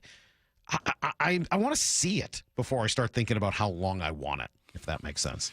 Since 2010, our buddy Mr. Curran sent me this. Since 2010, Salk, how many first base years have you gotten from a first baseman of the Mariners with a WAR above 1.5? Since when? 2010. 15 years. Two. Ty France. 2 years. Don't know the other. Don't care. Yeah. Just that's been a position that's been a void. That's been a position where you've lacked some of the production, certainly compared to your By the peers. way, Christian Walker, he's 34. Like that comp. But he had a lot of production. He did, you could but argue more production. But you're not going to pay 8 years for a 34-year-old. Naylor might want 7-8 years at Who's 28. getting 7-8 years? What did Bregman get? I mean, these guys are not getting that. Not with what is Bregman looming coming off down of the road. injury, very different. And I don't know, man. Different scenario. I would be curious. I think he's going to get more. I don't know if he's going to get more per year, but I would think he's going to get some years on that contract if he wants it. All right, 866-979-3776. Justin's been hanging on in Salt Lake. What's up, Justin? Good morning. Good morning. Yeah, I just wanted to give props to Mike McDonald. Thinking back to the hiring process, I feel like we all thought he was this elite X's and O's guy, but weren't sure how he would relate to players or culture. But I've been listening to him most of his press conferences and interviews, and it seems like he is turning into this elite culture guy. I feel like you can hear his players bring up very organically his philosophies and messaging in their interviews, and it just seems like he's got something special there, and I'm excited about him. I think that's the biggest key, that last point you make right there, because it's one thing if he's a good communicator and he's a super strong X's and O's guys and he's creative. But I think the key point there is, what do the rest of the mouthpieces actually sound like? Mm-hmm. Those that are taking that in, can they share that? And I was listening to Kobe Bryant's interview yesterday with Bump and Stacy. Everybody that's been on the station, Wyman and Bob, they're there in the afternoon. You listen to Boye Mafe, you listen to Julian Love, just listen to the guys. And it's organic. It's not cliche. It's not cookie cutter. There's a different level of depth, and that does start with the head man. Good point. All right, 866-979-3776. Going down the list. Nelson's in Kent. Good morning, Nelson. Hey, long-time caller, long-time listener, maybe fourth or fifth-time caller. I really like the Naylor move a lot. I've been wanting him for a few years now. I, too, also think we need a dominant power arm. I would not – if you can get Johan Duran or Bednar from Pittsburgh, I would not be afraid to land one of those guys worrying that – maybe offending Munoz, worrying if he's gonna be the closer. Munoz for the last month he's been good, but he hasn't been dominant like the first month and a half or so of the year. I really want to get someone that has control at third base. To me that is important. If you can swing a move, or even in the outfield, if you can get Kauser or Westberg from Baltimore, something like that. Make an offer where they can't say no. That just eliminates one of your moves that you need to make in the off season. I would way rather do something like that than pay way more for Gino than you got for him. Yeah, I think that makes sense, Nelson. And I think you're probably speaking the same language as Jerry DiPoto. I mean, if Jerry had called in and said all of those same words, that wouldn't have surprised me. I mean, that's kind of how Jerry thinks. He didn't want to make rental deals. This was a good one to make, and he didn't have to give up that much to do it. But I'm sure that's one of the main reasons they haven't been able to get a deal done for Gino and won't overpay for it. Look, there's risk in trading for Gino Suarez. As good as he's been really good. In a short sample, you're buying high, and as you know, in a small amount of time, you might not get the best Gino. There's a risk factor with a guy who's as streaky as he is. I actually kind of agree with that. I would rather see them find somebody who is, and I know Jerry would too, and Justin. They like guys with control. They want to get a couple of years out of someone. You can do it in the bullpen.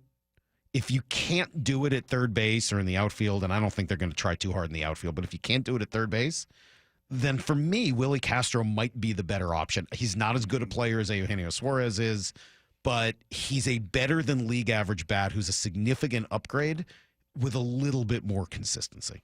By the way, I texted Gambo just during the last break, and Gambo is really connected. Yeah. He told us these moves were coming regardless, and yada, yada, yada. And he knows these guys, and he's around it, and they're, really close to the Diamondbacks, flagship, and everything else. And I just said, hey, man, what kind of guy are we getting in Naylor? And he would know this, and he would have an opinion about it. From afar, he looks a little surly sometimes, but curious what he was like up close. And he said, really good, consummate professional, this below average defensively, but a sneaky good base runner. Great contact hitter, puts the ball in play, replaced Christian Walker, and was flat out better than him. So that gives you, I think, some room to be a little bit creative in whatever this next step is as well, right? Totally agree. All right, 866-979-3776. Our guy Roger's in Tacoma. What's up, Roger? What's up, fellas? So rare to have both of you on a Friday. I know. We'll try to make sure it doesn't happen again. That's kind of nice. Well, I think they need to double down for Gino. I don't think they should have ever traded him. The guy was great in the clubhouse. You can't have him and Teoscar on the same roster because, they create like a wind tunnel, between the two of them. You got to have just one. But I'm gonna double down for Gino. You got all the ammo to get him, and you're right. They need not one. They probably need two relievers. And one of the reasons why we're having this discussion is the pitching staff has been a disappointment. If I could give you a choice between Gino and Naylor or last year's pitching staff, you might take last year's pitching staff because this year's pitching staff is not the same. The starters, as soon as you think that one of them is getting their act together, then they kind of have a bad outing. So you need to kind of help them. So I would double down for Gino and probably make an effort to re-sign him. But they just need to empty the tank a little bit because this American League is so doggone mediocre. It is mediocre. And you got a shot. So Well, the nice thing is, Roger, they don't need to empty the tank. Their tank is so full of prospects that the idea of emptying it isn't even really a thing. Luis felt like emptying, right? When you went out and got Castillo, that was a whole lot more painful than what this is going to be. Yeah, I think so too. Now, that's not to say that there's not, and I know what you mean. You're not saying literally trade every prospect, but I think they've put themselves. I said this earlier, and I can see how people will take it the wrong way, but I'll say it again anyway. They've put themselves in a position where they don't need to buy another bat. They don't need to. They should. They want to. They can. They certainly have the resources to do it. But they have the leverage to say, well, we don't need that. We like it, but I'm not going to pay you that price for it. And I think that helps them actually get a deal done if they want to. So they're in a much better position now with this trade in the books, I think, than they were yesterday morning before it got done. Yeah, I think I would tend to agree with that. Unfortunately, when you say that, the headline can be Salk thinks the Mariners have enough.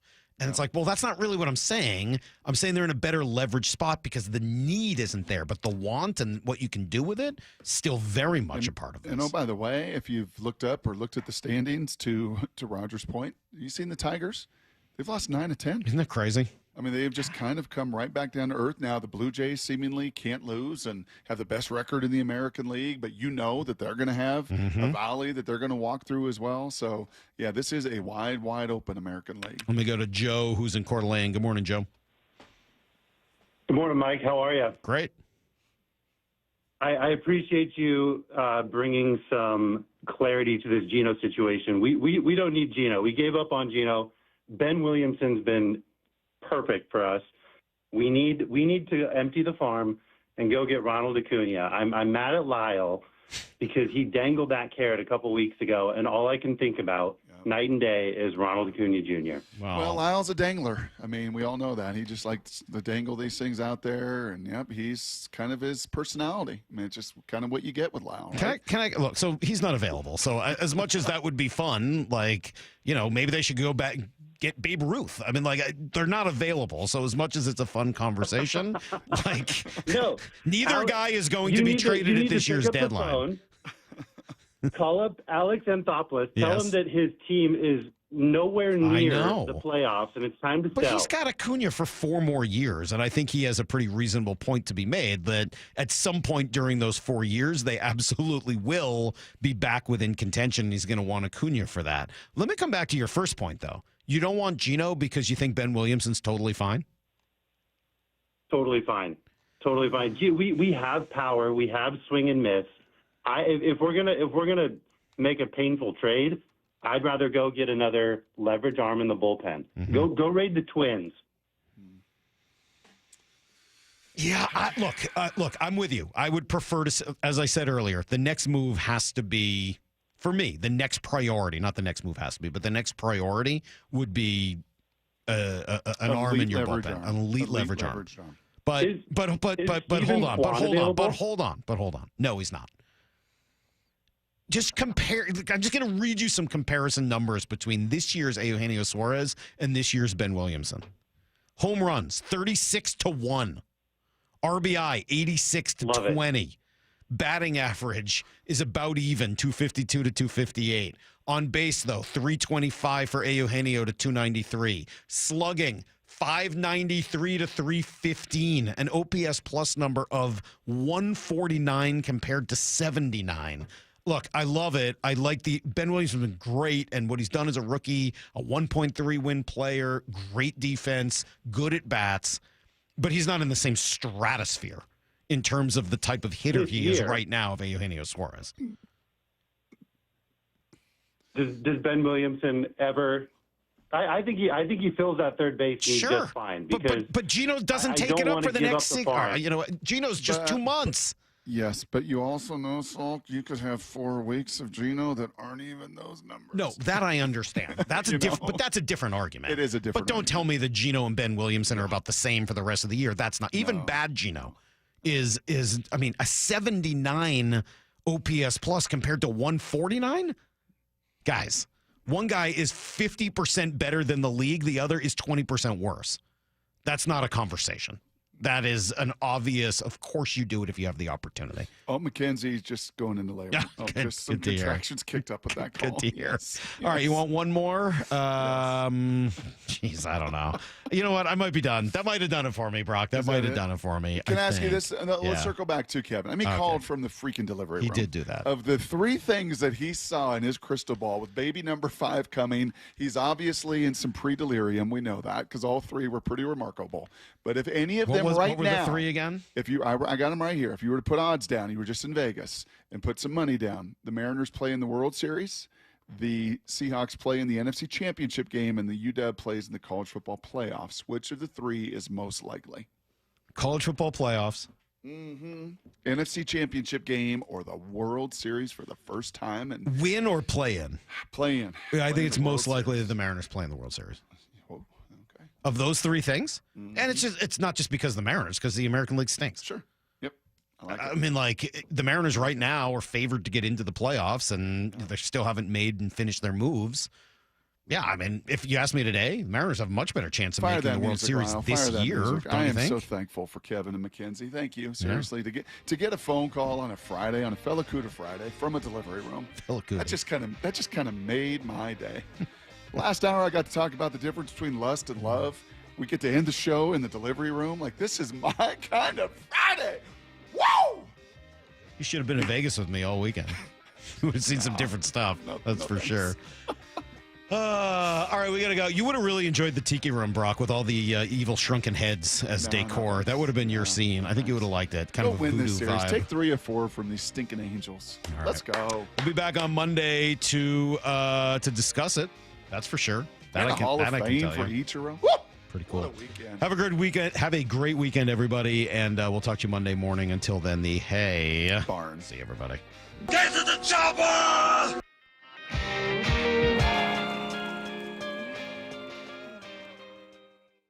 Bump and Stacy, weekdays 10 to 2. I'll start with the biggest storyline. I mean, it's Sam Darnold, right? Yeah, it's got to be Sam. When you get into training camp, this is when you really make this thing yours. And I compared it to like religion. Like, you just got to have faith, dog. Like, that's the only way. You can feel it sometimes, depending on what you believe in. You can see it sometimes, but you don't really know. You got to have faith. Bump and Stacy. Weekdays 10 to 2 on Seattle Sports, the app, YouTube, and your smart speaker. At O'Neill Plumbing, we don't just promise to get the job done, we back it up. No travel charge, no show-up fee, no overinflated pricing, and no out-of-town owners. Just clean, fast, and professional each and every day. O'Neill Plumbing.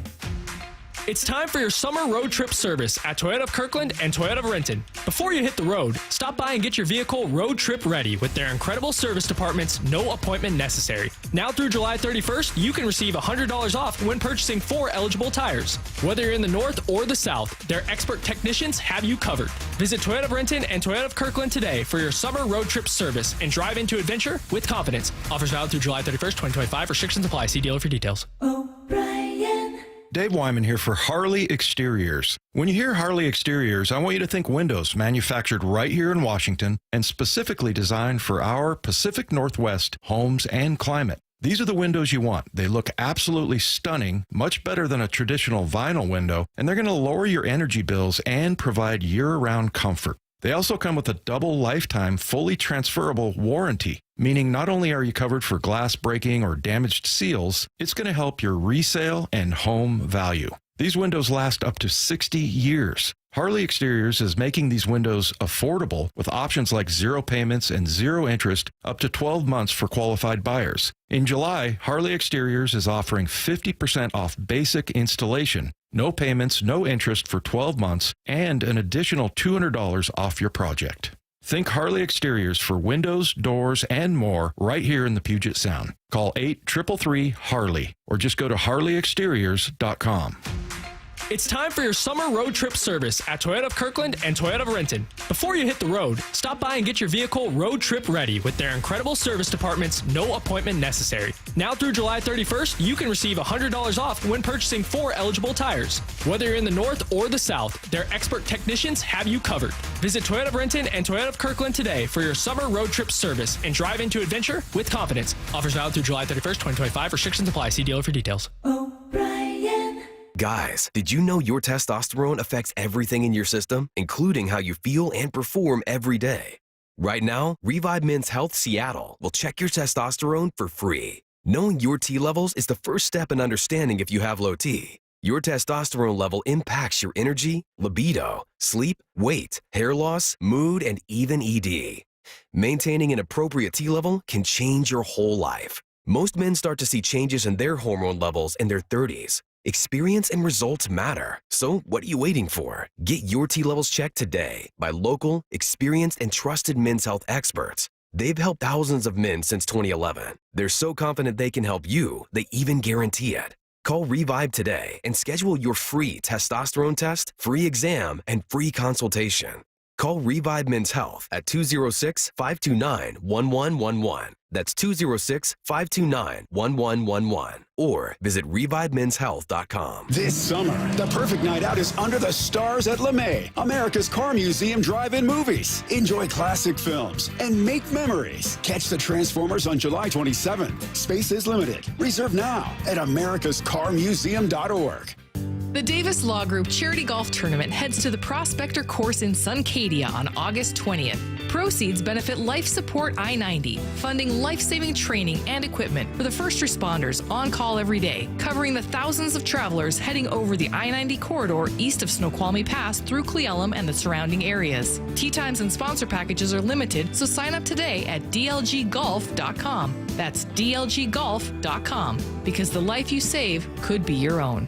Texting enrolls you into recurring automated text messages. Consent not required to purchase. Message and data rates may apply. Hey, Dan, haven't seen you around the gym for a while. Yeah, I've really fallen off. Since I turned 40, I just don't get the results I used to get. Could it be lower testosterone? Lower T. Happens to most guys after 40. I was in the same boat until I started using Nugenix Total T2. Total T2, the new one I've seen on TV. Yep, it's the next generation testosterone booster for both free and total testosterone. It's packed with even more man-boosting power, sending nitric oxide levels skyrocketing in just 3 hours. It actually works? I feel like I'm in my 20s again. can't. I've got more energy, better results in the gym, and things are even better in the bedroom. Send them a text and get a complimentary bottle. Text now for your complimentary bottle of Nugenix Total T2, the #1 testosterone brand at GNC. Plus, text now and we'll include a bottle of Nugenix Thermo X, our most powerful fat incinerator ever, absolutely free. Text CASH to 231231. CASH to 231231. CASH to 231231. These statements have not been evaluated by the FDA. This product is not intended to diagnose, treat, cure, or prevent any disease. Let's go! This is Seattle Sports. Streaming through the Seattle Sports app. KIRO AM Seattle. KIRO FM HD2 Tacoma. Home of the Seahawks, Mariners, and everything Seattle sports. Seattle Sports Snapshot. The dominoes are starting to fall days ahead of MLB's trade deadline. The Mariners acquired first baseman Josh Naylor from the Diamondbacks for Brandon Garcia and Ashton Izzy. Naylor's expected to be in the lineup today for Game 2 against the Angels in Anaheim. We're going to break down the trade in 30 seconds. Snapshot brought to you by Miller Lite. When it's game time, it's Miller time. From the Quantum Fiber Studio. This is Bump and Stacy On Seattle Sports. Streaming through the Seattle Sports app and at seattlesports.com. Now, here are your hosts, Michael Bumpus and Stacy Ross. Here we go now. Would you look at that? The first domino to fall. What? Do I count Devers? I'll count it as the first domino. The first domino to fall ahead of MLB's. That one was such a different category. Separate. Ahead of MLB's trade deadline is knocked over by the Seattle Mariners, who acquire first baseman Josh Naylor from the Arizona Diamondbacks. You need to know 3 very important things about this trade, and lucky for you, Curtis Rogers in for Michael Bumpus today, and you had a head start on us. You were on pre and post for the Mariners, broke the news of the trade, was able to do the research, had an interview with some folks about it. So you're working with quite a bit of information here.